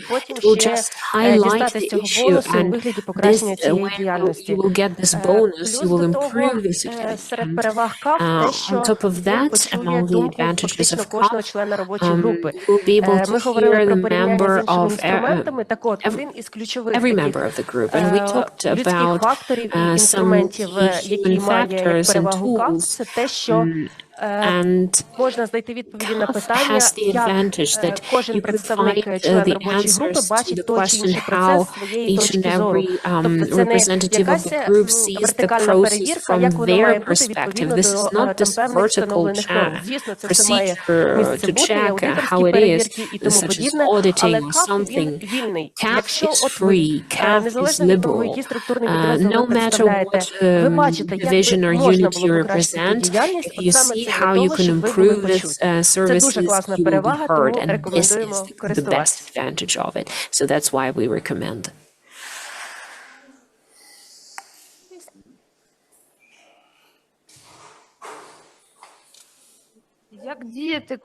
And what should we do when, as a result of this assessment, you understand that there is a lack of funding, there is a lack of financial resources, and you won't, and nobody will give it up to you? It's a great question, but in fact, self-assessment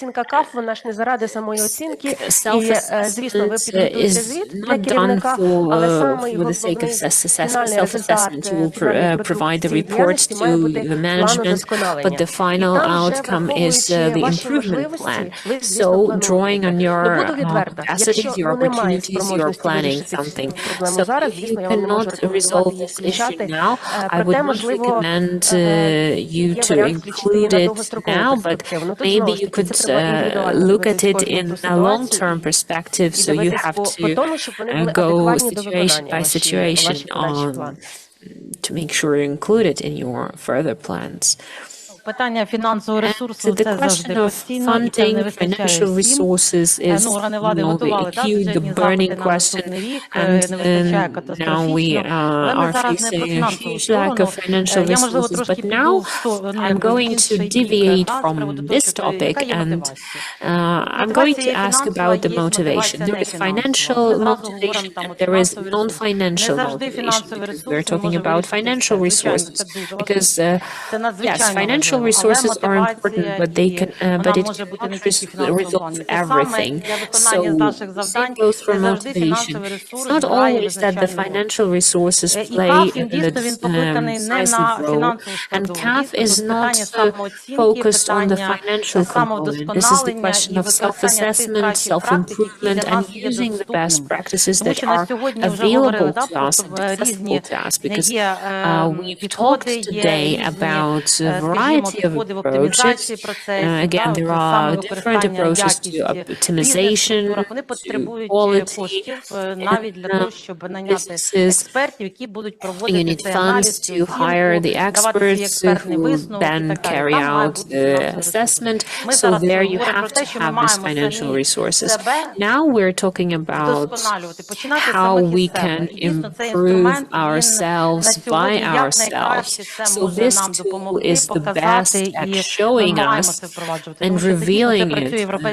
So we must implement it. It's working in EU member states, and we didn't have the opportunity to provide you with best European practices all across the board.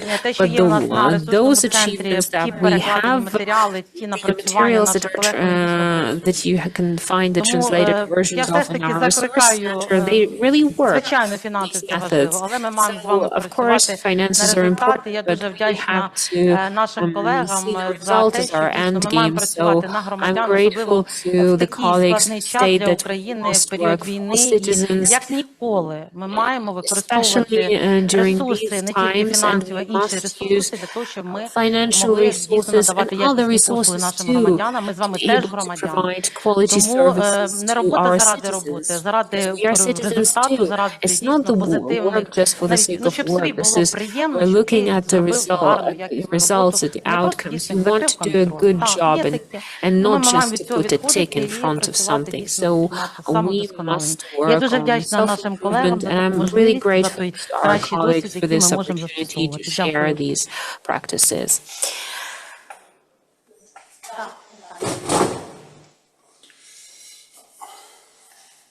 I have the following question. My name is Alexandra. I wanted to ask you that currently in Ukraine we have 1,436 communities, and every community has a center for the provision of administrative services that works with citizens. And I'm one of those people who prepared this proposal to the members of parliament about it. So the idea was to give them more freedom to these centers so that they could optimize their processes to improve the service provision in their territories. So I have this question: what are your plans concerning scaling up CAF? Because again, local self-governing bodies, well, providing them with the information about such measures, such events, how to carry out CAF analysis, how to improve on something. Maybe you have some plans, maybe you have some checklists, what they they should do, because to really bring them this idea and taking into account their structure, they change very fast, and it's much easier for them to do it than because ministries are really, again, it can take a year for them to change something. So local centers for the provision of administrative services, they are again the legal entities, and do you have any plans concerning that? Thank you for your question. It is not just plans. The website of our resource center contains information and those areas where we've been actively developing our activities.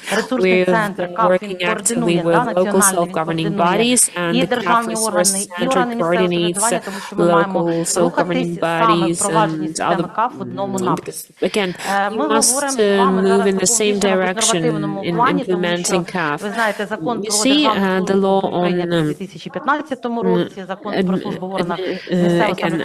civil service, again, all the laws took almost 10 years to adopt them, and we also have the other normative acts to ensure that it can be implemented on the local level. We have methodological recommendations for local self-governance. We're working in this direction, and we also invited the representatives of the Association of Ukrainian Cities, the representatives of the Centers for Provision of Administrative Services. So we're keeping in contact with our colleagues on location, and we're looking at the local specificities. We're looking at how the centers work, and hopefully soon we are going to have active involvement and active work with communities, because it's a necessity today. It's not just a perspective or an opportunity. And the third aspect is education one. So we want to make sure that our Ukrainian Resource Center becomes the hub for the government bodies. It's the future, and it's extremely relevant. So thank you for your question, and we're trying to do our job really well. Well, thank you, Alexander, for this this question. I think it's a very pertinent and a very relevant one. I think also given the future role of the local level in Ukraine. A couple of things on this. Having more autonomy, local self-government in governing, but also delivering services must be encouraged. But with that also comes, of course, the element of capacity, capability, maturity of doing that. Because if on the one hand you give, and I'm putting it very blunt now, and I know I'm cutting some corners, but if you give more power, responsibility, autonomy to a weak institution, the services that will be delivered, the policies that will be implemented will not be the strongest ones. So the point that I want to make, yes, if there is more autonomy, more responsibility going to local levels, this also should go with building strong local centers, communities, towns and cities. In that, quality management and CAF, but not only, will be a very important instrument, a very important tool. So I think we can only support that, and very glad to hear that also from the side of the center, there are these ideas. First. Second, what we have seen in a lot of member states is that CAF is used also on the local level. Yes, we have CAF being used in big institutions, ministries of finance, ministries of the interior, in the ministries of justice, police forces, big agencies, you name it, but also in small organizations like municipalities. So I think that is the good news, that it can be done. In that, CAF is a common instrument that is applicable Of course, it needs to be tailored to the size and to also the maturity of institutions, but it is perfectly possible to also implement CAF in any kind of institution, also at municipal level, even if it's like small ones. I know that you have big ones also in Ukraine, but also small ones. So also in the smaller ones, this is perfectly doable. But again, it also needs to be realistic. Again, coming to this aspect of capacity, of competence, it is doable. Last point that I want to raise, well, jumping back to the previous, it is doable and we have experience in this. So if ever, and I'm also addressing to the center, if there ever is an interest in also looking, and I know APA as well, into how CAF can be used and what are the experiences with CAF on local level, very much willing to support in this. Last point that I want to make on this is the networking. And this is, and we will come back to this when we will come into our final comments, I think, but certainly on the local level, what is very important is to share experiences, to build networks and to really learn from each other. What is typical on the local level is that processes, procedures, they are the same. What is happening over here is also happening over there, over there, over there. So there, the learning in terms of, let's have a look, how come that you can deliver things in a faster way, in a better way? The learning can be done on a similar basis, right? Because you have similar processes, procedures. So also there, facilitating the learning from the center. And I'm looking to you as a center, but there are also other institutions that should play a role in facilitating, bringing together, offering, creating platforms where local level municipalities, where they can meet each other, where they can discuss, where they can learn, exchange, and also build together some tools, instruments, but also practices. This will be crucial for the future in really building the capacities, the maturity of the local level in Ukraine. But thanks for the great question.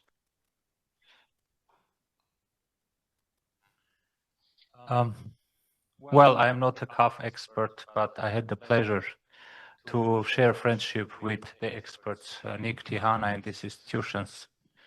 And maybe some points from my side.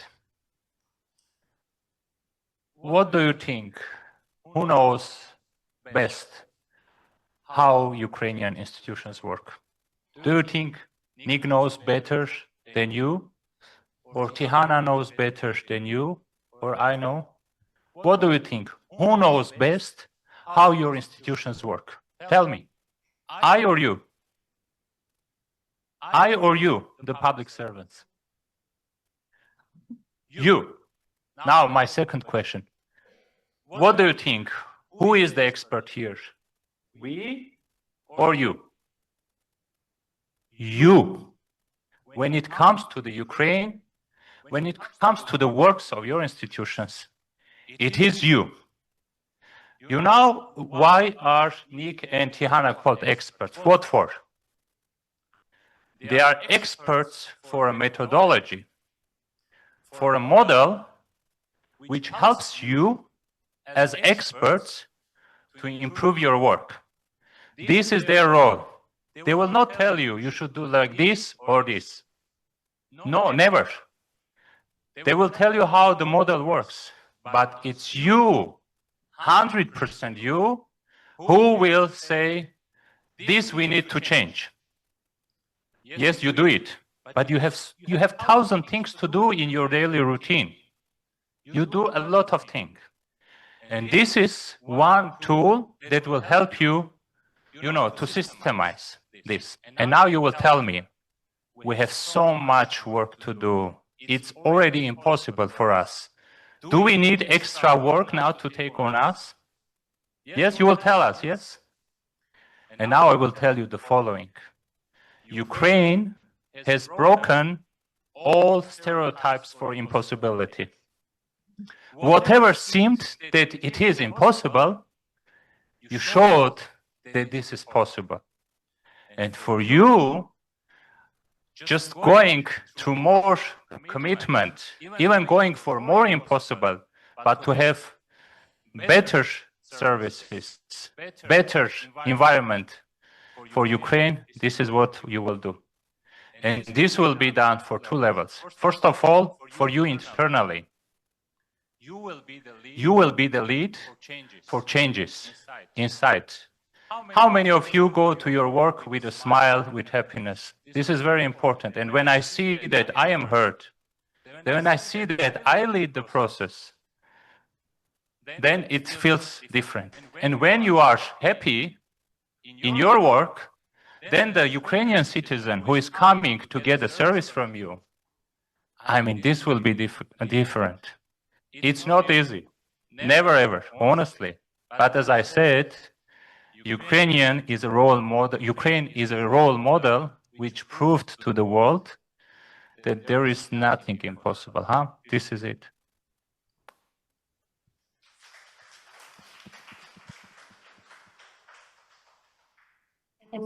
І можна одне питання And у зв'язку з one його question сказаним. in connection to what Скажіть, будь you've said. ласка, із усіх країн To східного партнерства, tell us, in які ви all підтримали Eastern у Partnership впровадження countries КАФу, that you який supported досвід in вам CAF найбільше імпонує, implementation, і, можливо, what ви можете experience is підказати нам хоча the б best to точково you? те, Maybe you що, could на give us вашу some думку, могло tips, б нам some також advice дуже добре підійти, і вам concerning як some experience of other який countries працює that в цій could сфері з be країни useful Східного to партнерства, us, maybe зокрема among з Eastern нашими Partnership сусідами. Нам countries, дуже our цікаво neighbors, знати because вашу we're думку. Можливо, interested ви in your маєте opinion. Maybe якусь you could таку пораду з вашої точки give us зору some з advice впровадження from your point of view in CAF implementation.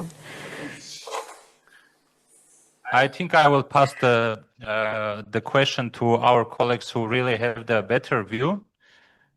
But what I would say so far, at least in my non-expert understanding, there is a very good experience with Georgia.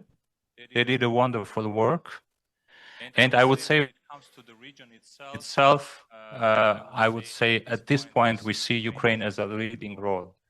And in the end, as I said, I mean, you don't need even to compare, honestly. You don't need to even compare.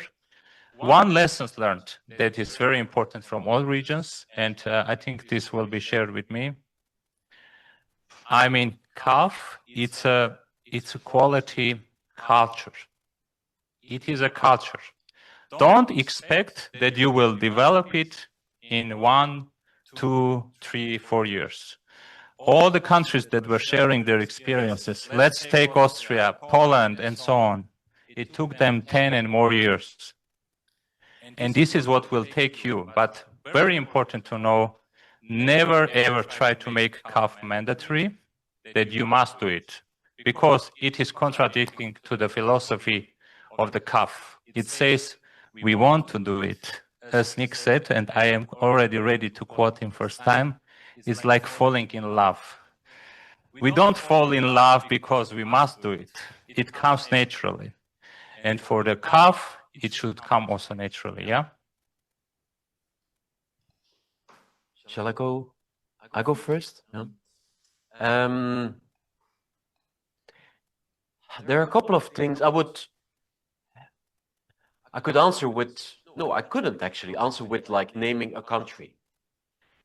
What I would do instead is pointing at, I think, some aspects that we have seen in the region, but also in Europe, and I would also ask Tihana to complement later on some of these things, where we have seen that the whole CAF dynamic became successful and sustainable. Successful and sustainable, meaning results on a longer term, yeah? Not just boom, no, boom, continues, okay? First, what is needed is to have what I would call a clear idea. What do we want to do with CAF in this country? This means, well, at the highest level, some political leadership. So this comes from you as a center. This comes from the agency. This comes from the Secretariat of the Cabinet of Ministers. At the highest level, this is supported. It's not by definition enforced. You have to, you must, no. But it is we want to do this. We want to build strong public administrations. And we think that CAF can help in this. So this is a very important message. First. Second, there needs to be awareness. Because a political idea, or supported on the highest level, it's good, but not sufficient. It's necessary, but not sufficient. There needs to be awareness. There needs to be awareness in all of you, but in all the hundreds, and in your country, even thousands of leading people that are convinced and committed to make this work. So spreading the word is crucial in this. Spreading the word, as you're doing in building a website, in leaflets, organizing conferences, and much more of this is needed and will be needed. So it's about political leadership, it's about awareness, and it's also about building capacities.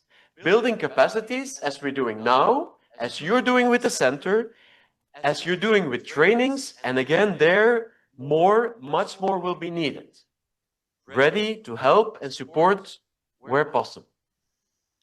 Leadership, awareness, building capacity. Building practice, because capacity is nice, but if it's not implemented, it stays somewhere. So it's also building practice. Pilots, implementing this, running this, doing this on the ground. With falling. With successes, but also maybe saying like, bam, we hit the wall. We learn from this. So implement this. Also there, support implementation. Number 4. Number 5, learn with each other. And I think this is something, and then I will pass to Tihana, because I think Tihana also wants to make a point on this one. It's about, you need, if we may say, you need to find ways to learn with each other. Sharing experiences, positive ones, what you have been doing. This works in our context. What can we learn from this? Give them a stage. Learn from each other. So also creating this kind of learning, and CAF can help with this. Not only, but there are many others. So CAF can help. And this is all these elements. On all these elements, I could also name a country. Look at that country. They are super including CAF in their national strategies, in their power agendas. Great. Georgia. Having a strong center. We have seen with Austria, we have seen with Italy, we've seen with Belgium. Building capacities. What we're doing in Armenia, what we're doing in Moldova, all of them. Pilots, running pilots. Poland, excellent example. And then also awards. Organizing platforms. There we have some great examples as well. So it comes with a whole package. And this is, and then I'm looking to you as a center, this is where you pave the way, where you lead the story, and where you make it really like colleagues willing and wanting to come here, to visit your websites, to go into your leaflets, and at the end, implement all of this in their organizations. And this is different elements that can make it work. Thank you so much. Maybe what we forgot to say, and this is quite important, therefore thank you for the question, and also thank you for passing the question, is that only being today in the break on the email, you have received best regards from Moldova, best regards from Georgia, and best regards from Armenia, because those are currently the countries that we are collaborating with, and I have the privilege with GIZ and Sigma, and they all know that we are here today. So for you to know, you are kind of on a similar journey. I hope also Azerbaijan might soon join. And then I see it a bit differently, yet maybe similar. I do love to compete. And I love to compete and to, not to show off, but to outperform. And I come also from the Western Balkans, where we have started in my little country. I come from really Bosnia and Herzegovina is the smallest country. And especially after the aggression, we were torn apart. And our public administration was torn apart. And then we needed to build and build and build. And also there with APA and Sigma and GIZ, I used to work for 20 years in the GIZ. All of a sudden, we started to work with CAF because we heard that North Macedonia is using CAF. So we started. And honestly, although we like also North Macedonia, we also wanted to show we're also doing this. And yet, every country, every organization, as I said, is different. Then Serbia joined. Then Montenegro joined. Albania, and so on and so on. So what we did is that it came quite naturally that we have had a positive competition, and there I completely agree. Think about public awards.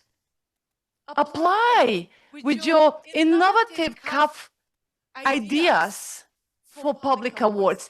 And here again, and I'm going to come back to the financial question, think big when doing CAF action plans. We cannot show the action plans that we have not have like the okay to, and today the time is running out. But there are so many. Only recently, Nick and I had a meeting with with two institutions that showed us that we just coached them a bit. They did everything themselves. The action plan that they came up with as beginners, it's huge. Supported by the management. And then the thing was also like, how can we do, because we might not have the money for this. Yet it is of strategic importance to reach this action. Well, then the answer is either you cannot do it in this year because you don't have the budget. Try for the next year to apply for the budget. Or in 3 years' time, do it. Like also Hannah said, park it, do it, have it in your vision. What is important with CAF, though, is don't go beyond your mandate. Don't shoot for the star which is far from your galaxy if your mandate is beyond in a smaller circle. And I have witnessed so many times that with the common assessment framework, but also with this positive competition, I would say, in the public sector, that the also the regional atmosphere is then really boosting, and like also Nick said, like engaging, because when you have a network, think also maybe about the regional network, a regional group, an exchange where you know how others found finances for, which doors they knocked at. Although we know how much it is difficult right now, but we will find a way. So my bottom line is that also, like Hachik said, it's a culture, and yet this region, and especially Ukraine, will soon, and I'm very much convinced, be also a benchmark for the overall European developments, because we have seen in these countries so excellent projects which are just not being promoted so far. So therefore also promotion is crucial, and great work that you're doing there. Дякую, шановні колеги. У нас по програмі фактично вже заключні промови, заключні виступи. І я хотіла запросити до слова наших колег, і, мабуть, почнемо із пана Ніка.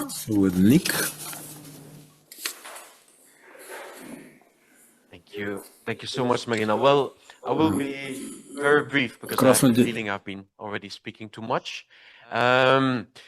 And that I will probably repeat myself. Just a couple of things at the end of today. First of all, really hope that you leave this room with more insights, knowledge, hopefully also passion for the CAF and quality management course than when you entered this morning. If that is the case, would already be super happy from my personal side, and I think our side. Second, really like to congratulate the agency, but the center, and Marina and the team in particular, really with the work done today in organizing everything so nice and perfect, but also in, and what you showed is a nice testimony, I think, in the great work done. I think what you have been building, the work that you have been doing with limited capacity under difficult times is remarkable. And I think you should be, and you are, we know, and you should be truly proud. Then come again, as I started this morning, to all of you, continue the great work. If it's with CAF, perfect. If it's without CAF, also perfect. It's not about an approach, tools, about instruments. At the end of the day, it's about building strong public administrations, each on your own level, because at the end of the day, this is what will make a strong country on social, economic, democratic terms, values, as it was also called this morning.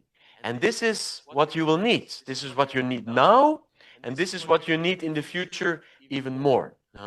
And if we can contribute with CAF and also with Sigma in larger terms, just a tiny little bit, then we are already super helpful that we can help your beautiful country in such a way.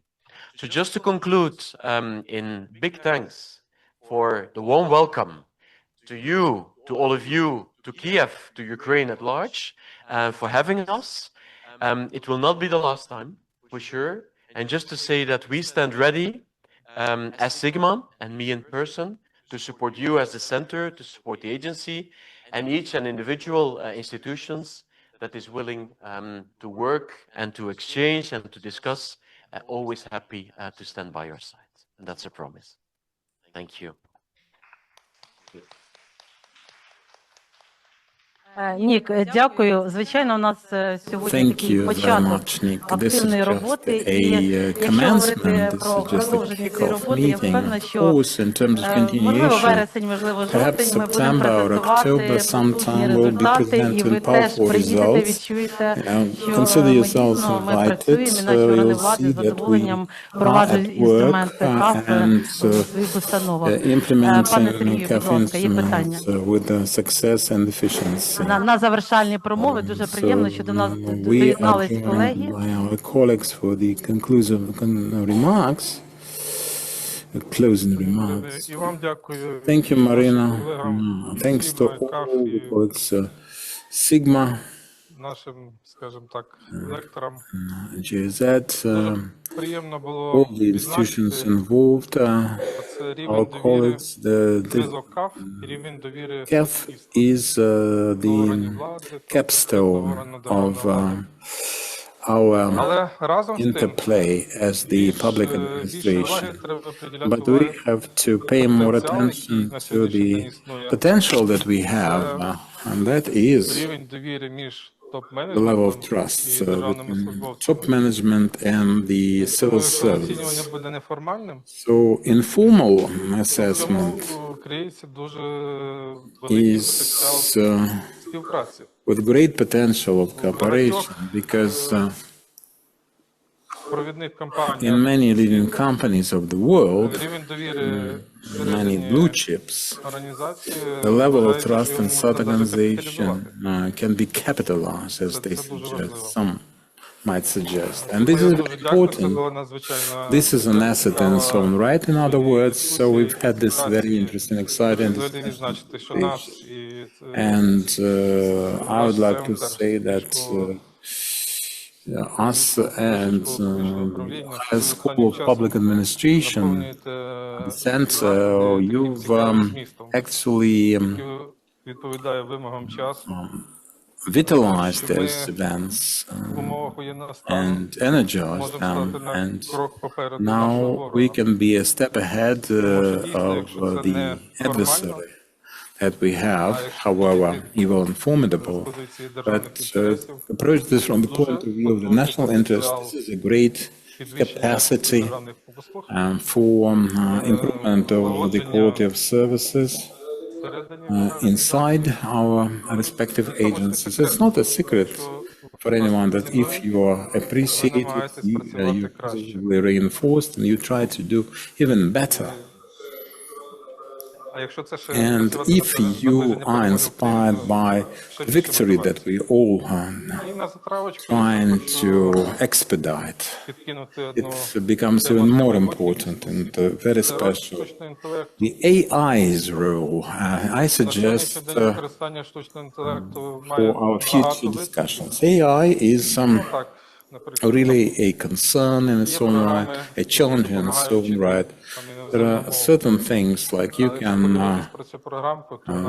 learn language, a language, but it collects information, your information makes it, the voice modes and so forth. But there are many AI systems doing the big data and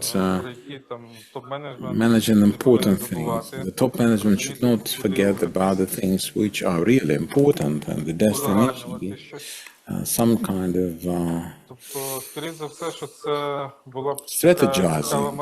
So this should be a very interesting model to circulate inside your organization. If you have no access to internet, just internet, to avoid any kind of loopholes or leakages, because we have to be aware of that and mind this. Bear it in mind. There is a big thing of how you see your organization, so how your manager sees you. And here we can have the AI's opinion. And of course, this should serve as a provocation for your thinking, but it can be subject to future cooperation. I'm extremely interested in AI. So good luck, and thank you very much for being with Ukraine, standing with Ukraine. And we shall overcome someday, I'm sure. I don't want to open like a whole new can or a whole new chapter on AI. Just to say that on this note on AI, I had yesterday the pleasure to meet with Deputy Minister Valeria Jonjan. Yeah. And so there we agreed that also with Sigma we will be supporting on the AI strategy for Ukraine, on which you are working currently, and that needs to be ready towards the end of the year.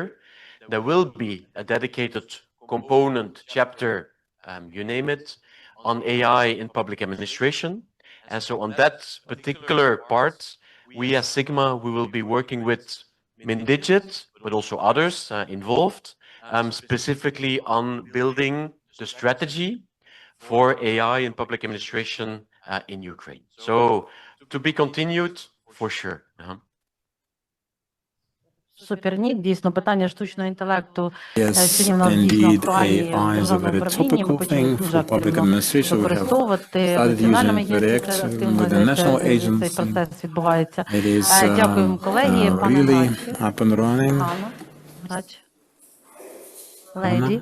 Lady Tihana. Just short, thank you so much. I will just conclude by thanking you for having us, thanking you for being here with us.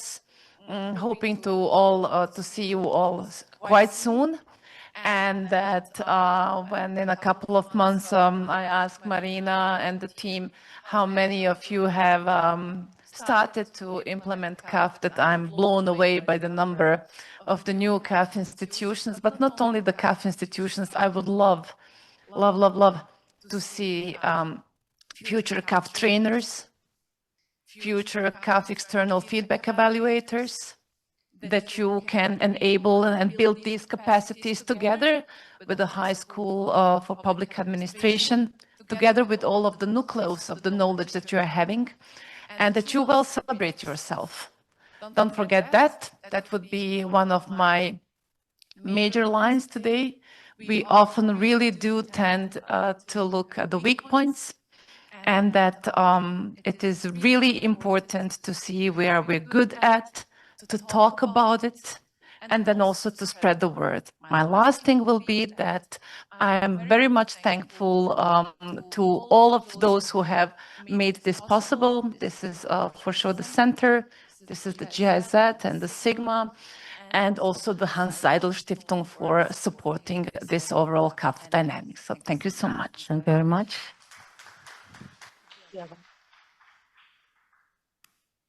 Well, again, I have the most challenging part because I stand between ending the conference and between you. First of all, big thanks to the Center for the Adaptation of the Civil Service to EU standards, to Mrs. Marina, to all the staff, Anna, Angela, and everyone I don't want to name, but it is amazing to work with you. Bigger thanks also to the Civil Service Agency and to the Ukrainian public administration in general. One. Second, there is a very concrete plan behind all what we have been talking with you. At least from German government, German development cooperation side, and we have our regional director also with us today.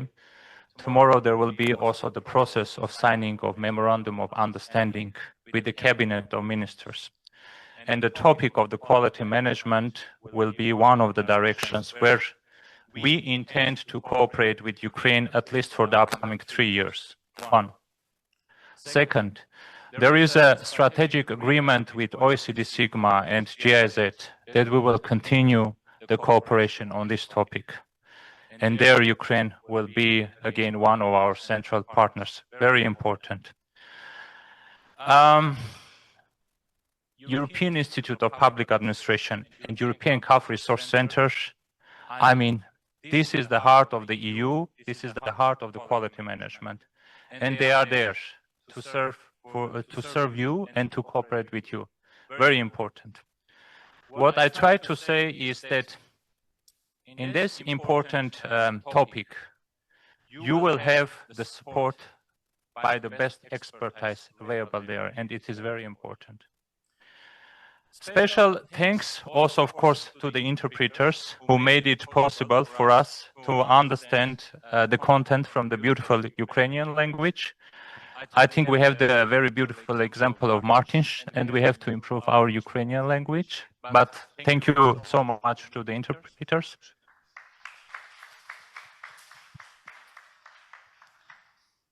And special thanks to beautiful Ukraine for hosting us, for trusting us, for allowing us to be a part of yours.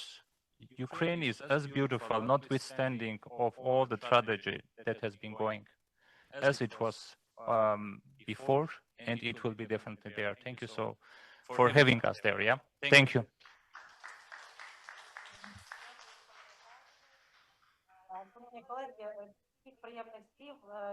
Dear colleagues, I think that we should thank our colleagues, taking into account. Thank you for coming to Ukraine. It is very important for us, this support, this solidarity, I would say. We are very thankful, and I would like to say again how grateful I am to Sandra, to honor you as the lead of the GIZ project. Thank you for being with us today, regardless of your busy schedule that we are aware of, and we would like to say thank you, Archie, for your support for fruitful cooperation. Nick and all the people who joined us online. So you live with the CAF, you energize it and present it to us. I would like to thank you for being there for us, and I would like to thank our interpreters and for the excellent delivery. And I would like to wish us all the victory that we dream of every day.